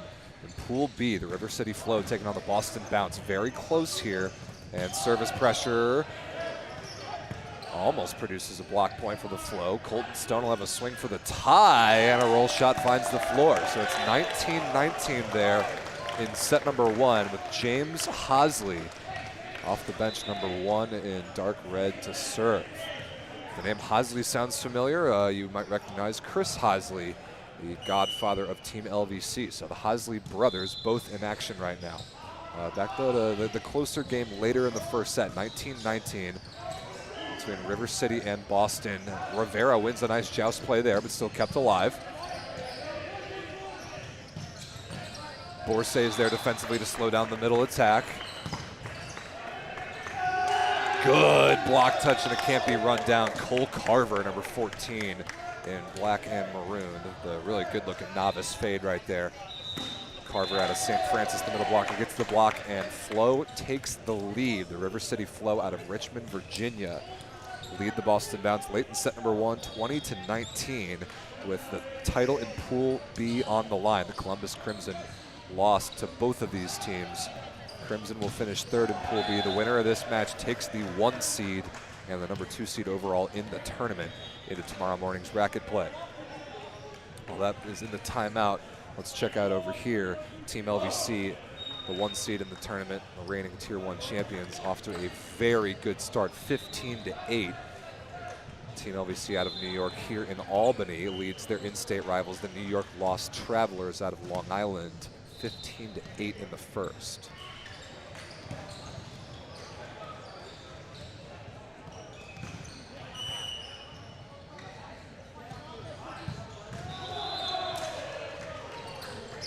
That swing missed out of bounds by the opposite Aaron Kark on the left. And then rotation 1 there, but a still comfortable lead here for LVC. Out of the timeout over here. Boston did just achieve a side out of that timeout, so it's 20 apiece. We'll stick over here to see who can grab set number 1.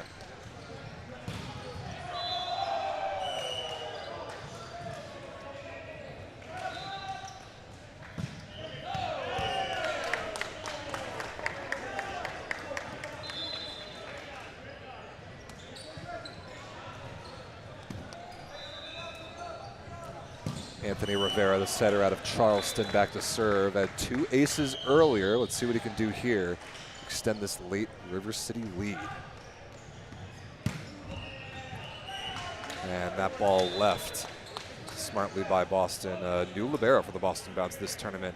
Phoenix Stebbins out of Wentworth, number 14 in purple. Lets that one go out of bounds, so we're tied up at 21. Pretty good rescue there by Rivera on a tight pass. The backcourt setter couldn't attack it. He had to try and get 2 hands on it and set one of his teammates, and Colton Stone rolls it to the floor. Stone out of IPFW back to serve here.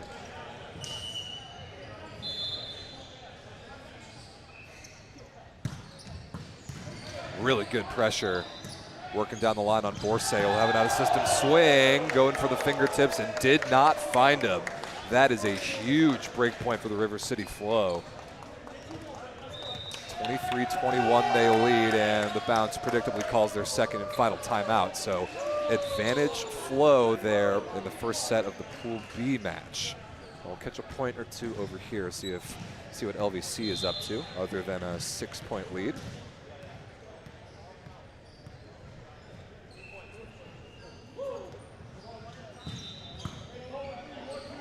Fantastic pass. Mike Pelletier, longtime LVC libero. Right on the net. Luke Braswell, a very good one-handed delivery, and Lance Rogers, a legendary LVC middle blocker, puts it away and goes back to serve. Turquoise shoes and all, number 10 in white. Rogers out of George Mason.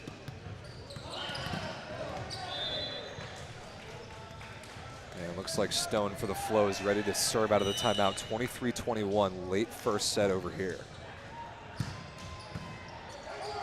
Tight pass and fisted to the floor. That's Cole Carver again. Good service pressure there by Colton Stone, set it up, and it's 24-21 Flow. looking to take their first step towards winning this pool.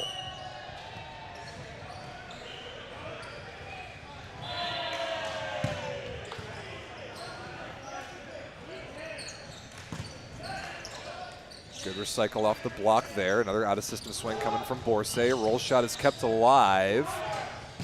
And a big stuff block by Tristan Davis. That ball was kept alive briefly, but not for long. Good block there by number 5 in white, Tristan Davis out of LaSalle University, who joined us here on the broadcast earlier. It was fun to have Tristan and setter Connor Adams take us through one of the rounds of matches. Been really fun to see some of the guys. I think we've had all 3 Tier 1 teams in the East Division represented on the broadcast so far today. It's been awesome to see. Still, however, set point River City Flow and ripped cross court against the one-on-one. That's Eddie Mushikian, number 8 in maroon and the black fade. Puts it away in style, deep cross court. And that'll do it. Set number 1 impressively won by the River City Flow, 25-22. So Flow is on the board. Let's see if LVC can follow them up. It certainly looks like they will at 20-13.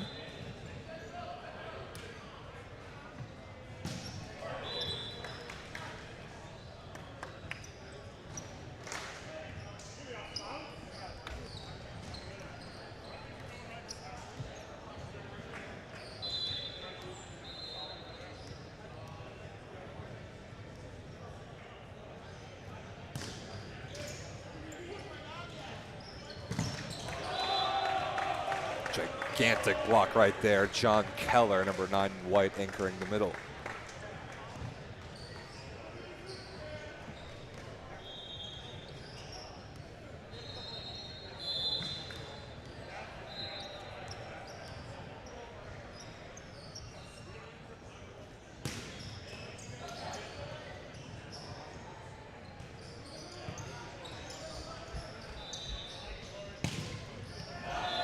That ball is off the block and just out of bounds. Nikki Smith, number 16 in white. He's played for LVC for a couple years now, however, did appear in spot duty for the New York Lost Travelers at the West Division Cup in San Diego earlier this season. So Smith playing against his former team and as recently as the team he played for this year. Nice blocking by Keller there against O'Malley, recycled. Brady Ambro there, number 7 in white for Lost Travelers, was kept alive, but a block that time against Smith by O'Malley and setter Christian Garcia.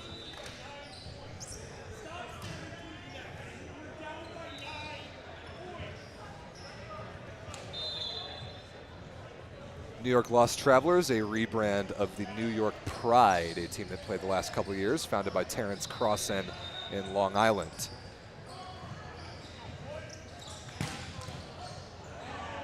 Nice deep cross-court swing there by Smith, and it is 24-14 now. LVC with a plethora of set points, and it'll be the serve of John Keller.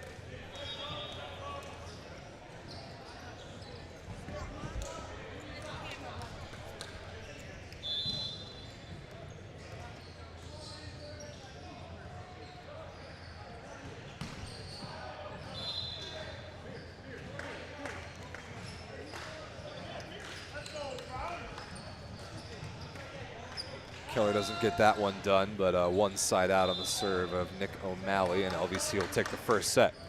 You could certainly argue that they're the tournament favorites, playing here at home in Albany. Some serious talent on this roster, including a new pickup there. Opposite Aaron Carr got a new pulse. Missed that swing out of the back row, but still plenty of set points for Team LVC. And they're going to get some reinforcements overnight. Blake Leeson will be here for the Flamingos tomorrow morning. And if LVC wins this match, they are done for the day. They can look forward to Saturday or Sunday bracket play. Nice dig there against Rogers.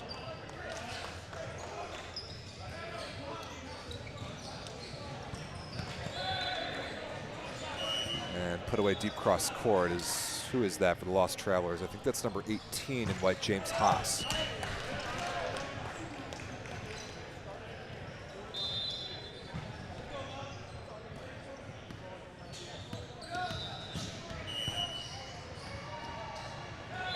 That time, Haas swipes it off the block of the setter, Braswell, and out of bounds. So Lost Travelers doing a nice job sticking around here. Great chance it won't matter in the end, though, as it is still 24-18.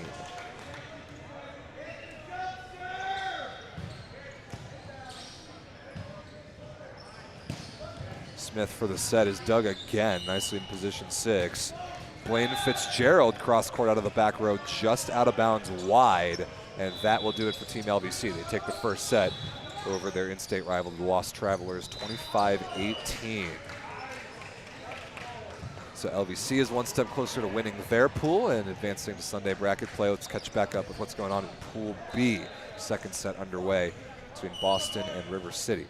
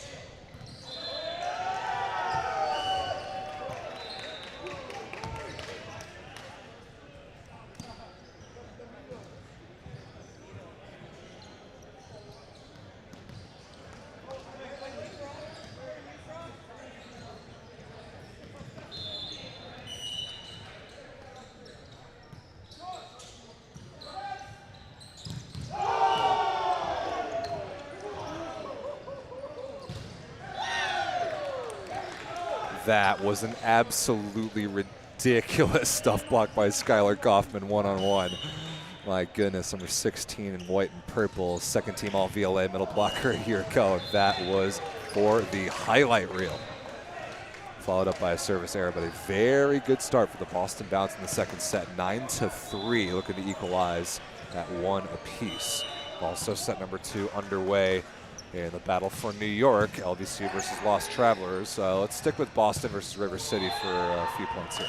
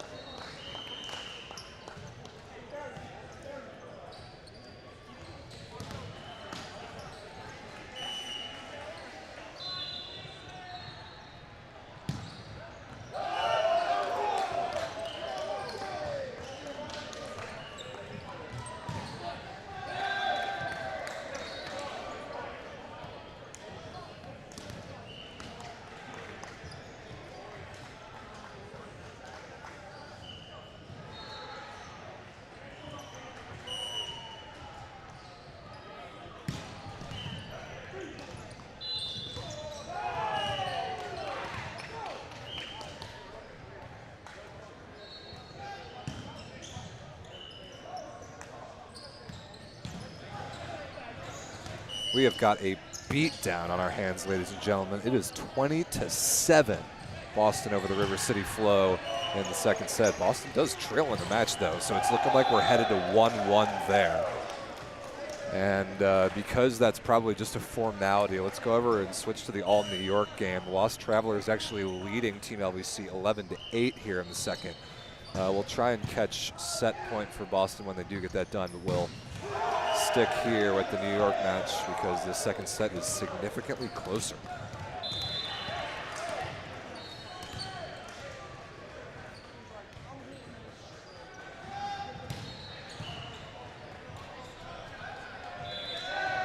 And that ball's not coming back. Ace serve, James Haas. LBC on their heels here in set number 2 a little bit.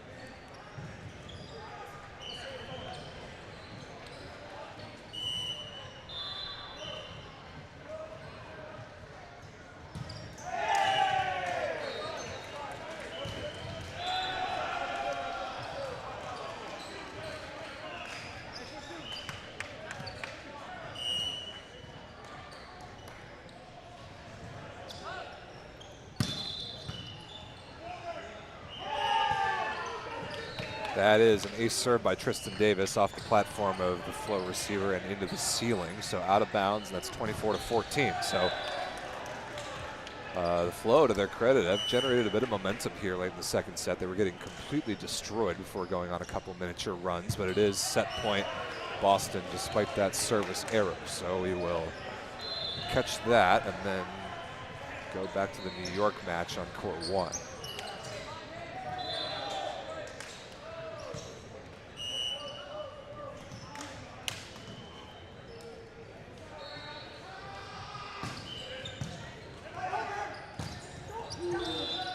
Wow, what a play by Alex Raskin, blocking that overpass swing, and that will do it.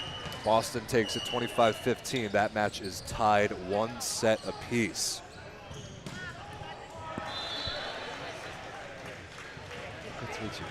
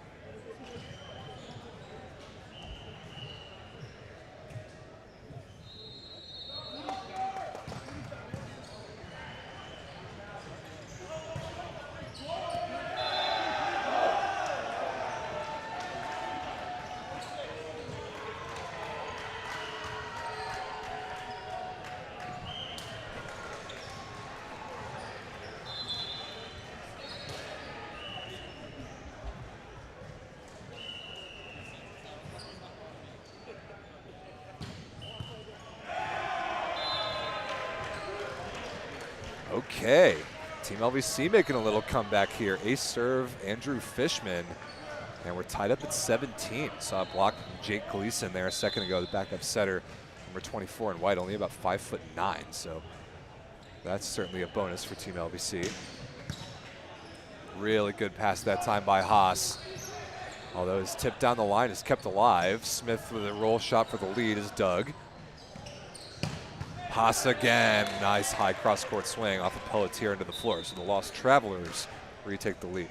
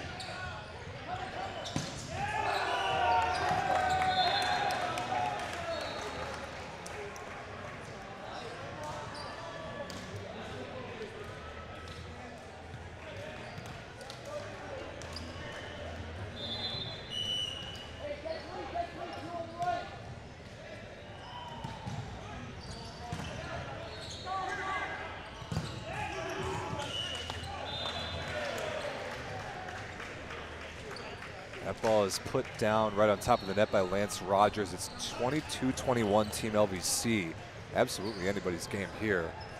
LVC leads 1-0.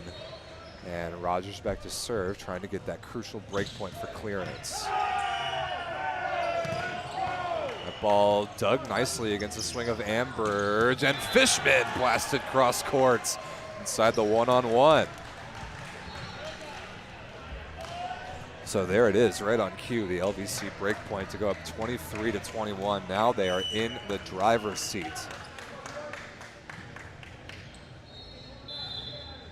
The New York Lost Travelers lost a crazy 5-setter earlier today against the Kentucky Unicorns. They were up 2-0 in that match, got reverse swept. I think it was 21-19 in the 5th. But if the Lost Travelers were able to win this match, it would create some interesting three-way tie situations because Team LVC beat the Unicorns 3-0 this morning. However, if the Lost Travelers lose this match, they will take third in the pool, and they will play again immediately after this match against the Beer City Brewers. So we'll follow along with that development. That serve missed pretty badly there by Matt Ambridge, and that'll bring up set point Team LVC, 24-22. And Gleason is going to go to the bench here, replaced by Braswell, who started the match at setter, but a much taller front court presence. Kark kept alive easily off the tape.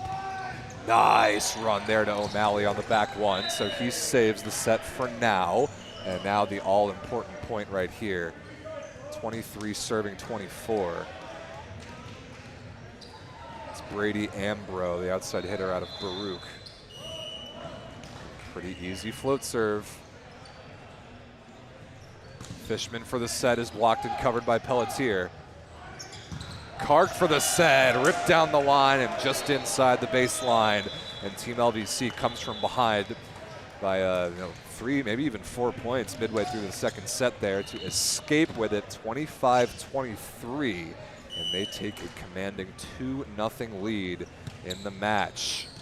So let's switch back over to court 2 with Boston and River City in a tight early third set here. Match tied at 1 apiece. And a really nice run right there. High school teammate connection, Alex Raskind to Skylar Kaufman, both from Needham, Massachusetts.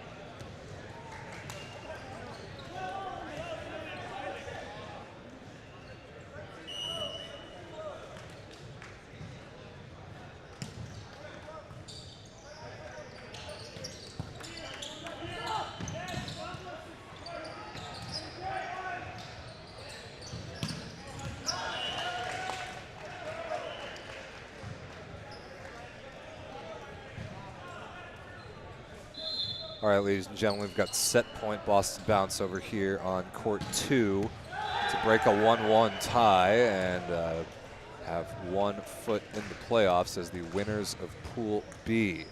Tristan Davis with the honors from the service line, 24-20.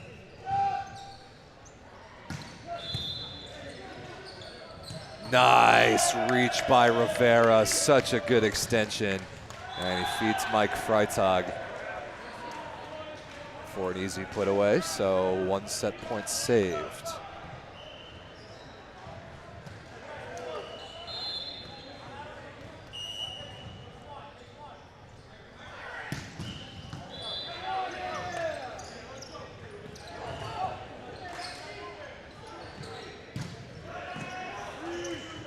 Pretty nice defensive chase down there by Ryan Love, but River City gets a free ball out of it.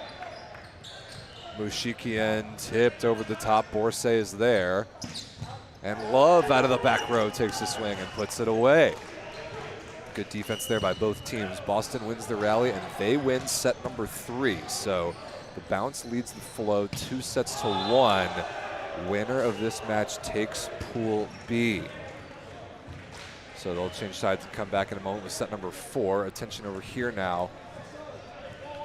Court 1 with the battle for New York, and the New York Lost Travelers in blue and white on the far side of your screen convincingly lead Team LBC 19-12 here, trying to get on the board. That's John Keller with a bomb in the middle there, but this match looks like it's going to 4 as well.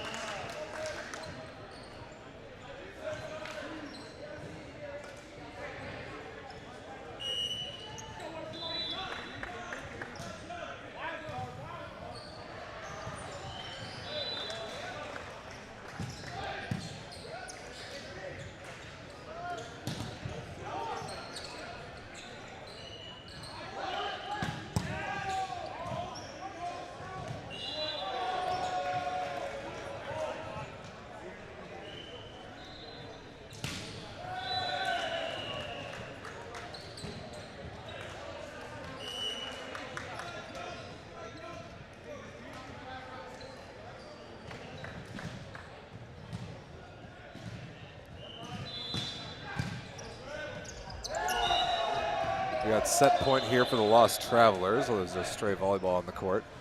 This does, in fact, look like it's going at least one more set. So credit to the Lost Travelers for fighting back here. Backs against the wall. Do not want to finish third in this pool.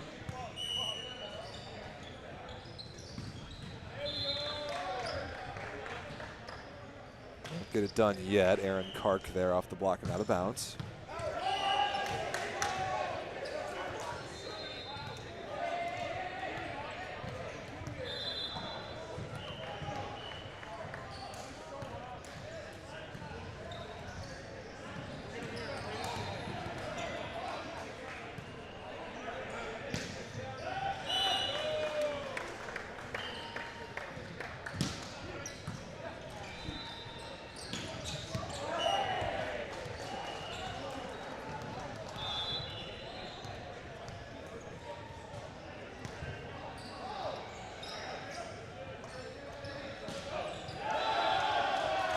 Okay, Team LBC not going down without a fight here. That's a block from Keller and Fishman, and it's 24-21. All right, I thought that set was over. Maybe not yet. Timeout, Lost Travelers. We'll flip over quickly, just in time to catch a gigantic block. Cole Carver again, the River City Flow. Good start for the Flow here in the fourth set against Boston. 4-1, trying to force a tiebreaker.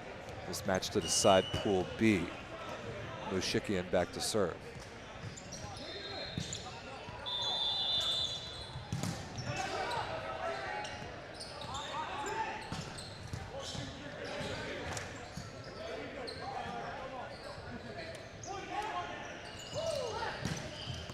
Ooh, good adjustment there by Phoenix Stebbins off the tape, but right on top of the net, Corey Cameron loses the joust.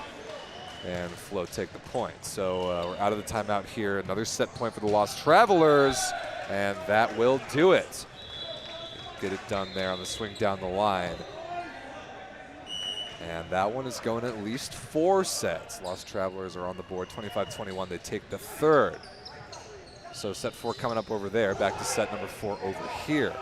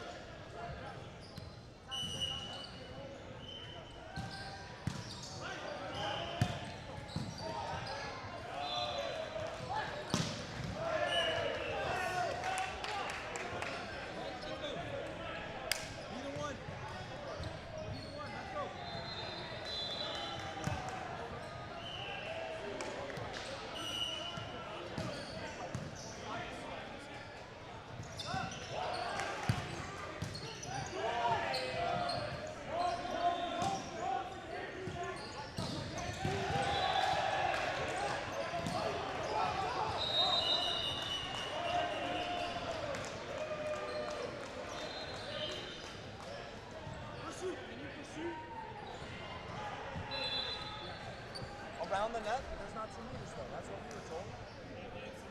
Underneath that.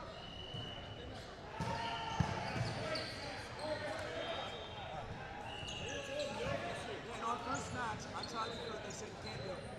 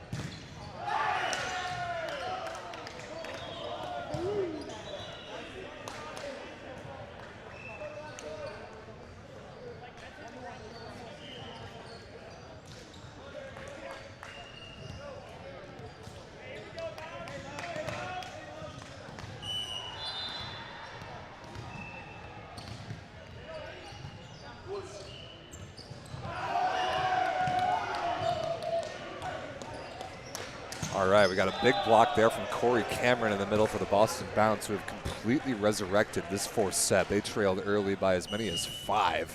And here they are leading by 4, 17-13, trying to close out the match. Though that serve by Ryan Love won't help. Set 4 in the New York court, 14-9 Team LVC leads and up 2 sets to 1. So both Tier 1 teams who are seated atop their pools looking to close things out here. We'll hop back and forth pretty quickly between the 2 courts. That is a gigantic block by Lance Rogers, which is no stranger. Lance, no stranger to making big blocks on the VLA stage. 5-point LVC lead there. 4-point Boston lead here. Corey Cameron back to serve has had a really nice match. The middle blocker number 10 in white for the Boston Bounce. And that ball tooled off the block and out of bounds by Colton Stone. So Flo still within striking distance. Work to do on their serve. We'll stay here because I just saw a timeout called on the New York court.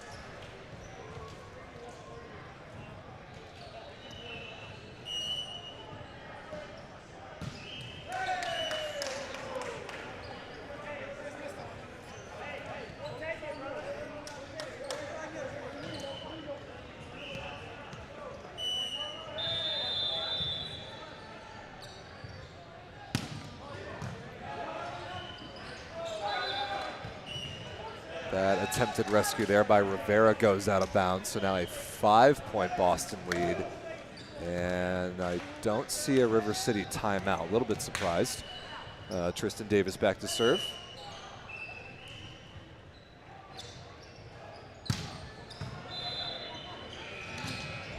Nice reach there for Rivera, getting 2 hands on that ball. Freitag puts it away.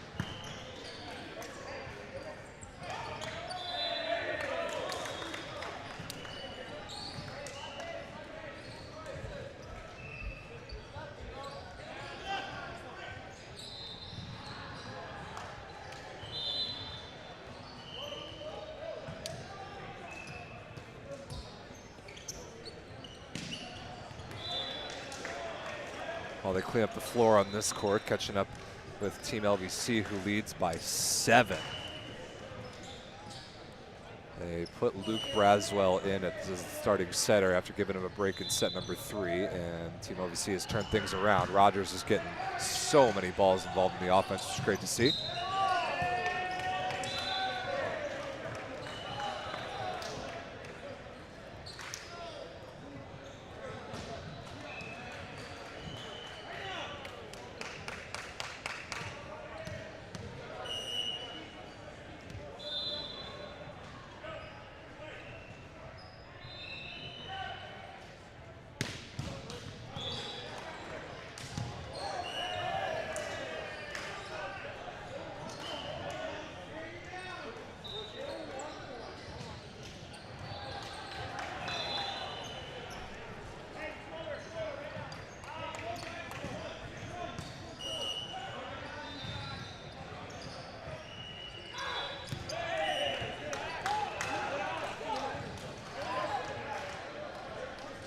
Now 18-11 Team LVC. They are looking like they will get this done in 4, similar to the Boston Bounce here. So the Tier 1 East Division rivals both look like they're going to win their pools as long as these 4 sets stay the way that we think they will. Skylar Kaufman serving for Boston, up 22-17.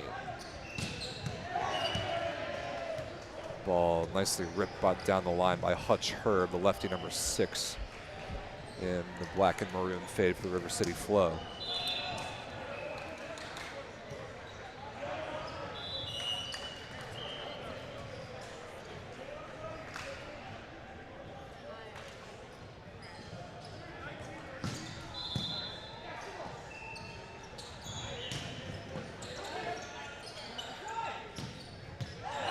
Nice shot down the line by Herb again, 2 kills in a row for the lefty out of Graceland. 3-point game here, definitely not over yet.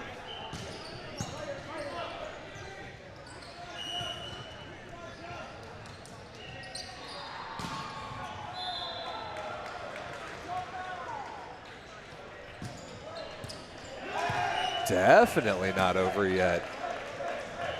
Boston surrenders an ace. It's 20-22, and I think, yeah, Ryan Jackson going to call timeout just to regain their focus a little bit, getting a little closer. Back to the New York court. Fishman for Team LVC serving with a big lead. 8 points at 21-13.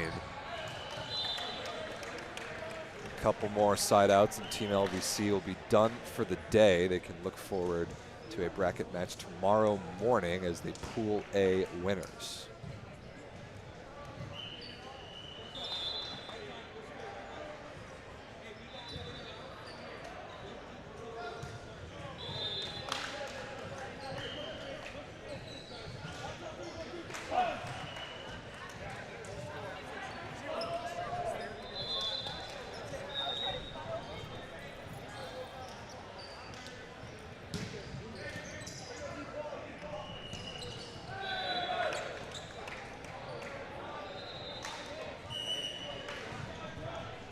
So 22-14 Team LVC, 22-20 Boston Bounce receiving here out of the timeout. Got to get Anthony Rivera off the service line. No easy task. Love fights that one off. Davis out of the back row, blocked and covered. And 4 contacts is going to be called. It wouldn't have mattered because that ball was covered way out of play. But that certainly looked like a block touch to me. Anyway, Rivera with yet another break point. It's 21-22. Boston better be very, very careful here. I think they've given up 4 points in a row. Nice pass by Love. Herb makes the play through the block, through his own block. Mushikian tipped into the block of Cameron, blocked off the tape, and not a net violation. I agree with that no call. That was definitely the ball into the top tape. So huge side out there for Boston. And Alex Raskin, the setter, number 23 in white, the lefty, has been very, very good from the service line in this match. Will go back and try to put this thing away. Not handled very well by Stone.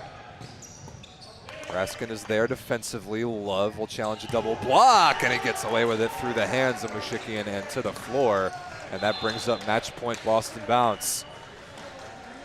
24-21 there, 24-16 here. Simultaneous match points. Boston will be first. Try and catch both of these as best we can. Raskin serves that ball out of bounds. So back to Team LVC. Looks like Nicky Smith against his former team will have the honors on match point, 24-16. And that ball hit out of bounds by Matt Ambridge, and that'll do it. So Team LVC does win the match 3-1, 25-16 in the fourth. Back to Boston, match point and reception, 22-24. Love on the right side for the win, ripped down the line, beautifully dug. On the net for Davis, he's recycled. Love off the block and just out of bounds. So Boston survives the scare. And it is, in fact, the 2 Tier 1 East Division representatives in these two matches that win their matches and win their pools. So the Boston Bounce beats the River City Flow 3-1. Team LVC beats the Lost Travelers 3-1. That means the bracket is set. Coming up next, the Columbus Crimson will take on the Niagara Frontiersmen.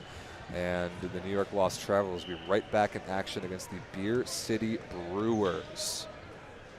All this will be up to date momentarily on the VLA website, so we'll make sure we get that to you.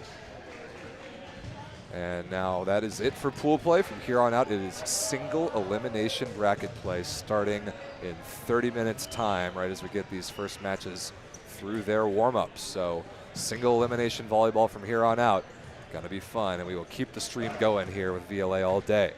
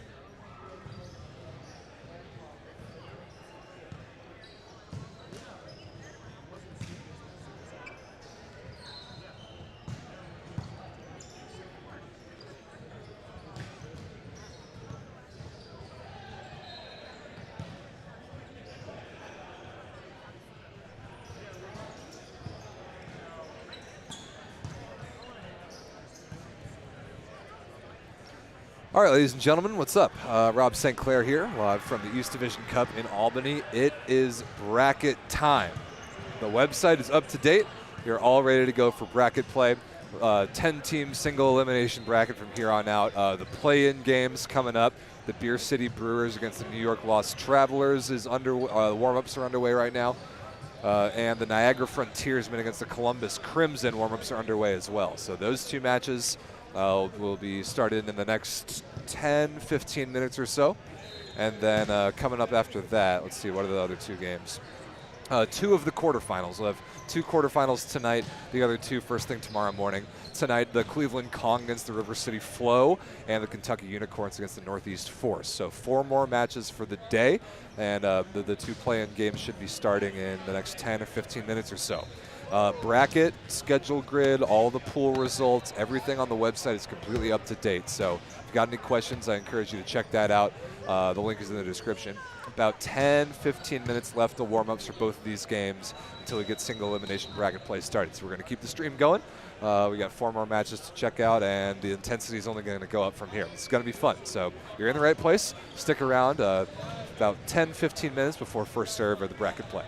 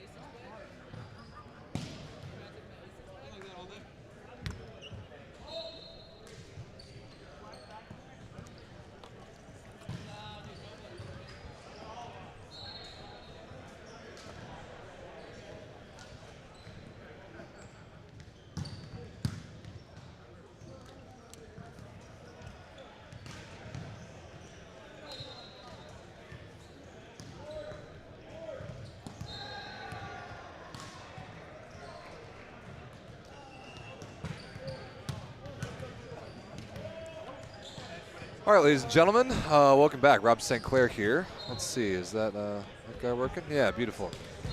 All right, by my count, I believe this stream has been running for 11 hours and 24 minutes. So that's the sort of day we've had here Saturday at the East Division Cup, and it has come down to 2 more matches. 1 more round of games, and then we're done for the night.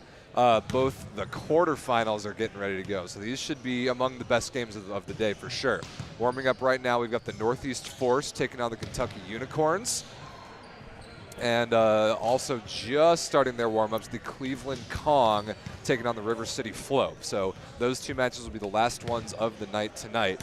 And then we'll be right back at it tomorrow morning with the other 2 quarterfinals as we work towards the championship tomorrow at 2 p.m. Eastern. But if you made it this far, thanks so much for watching. It's been a great day of volleyball. 2 more matches left to go, 1 on each court, and then we will be done for the day with VLA all day. Unicorns versus Force and Kong versus Flow coming up next.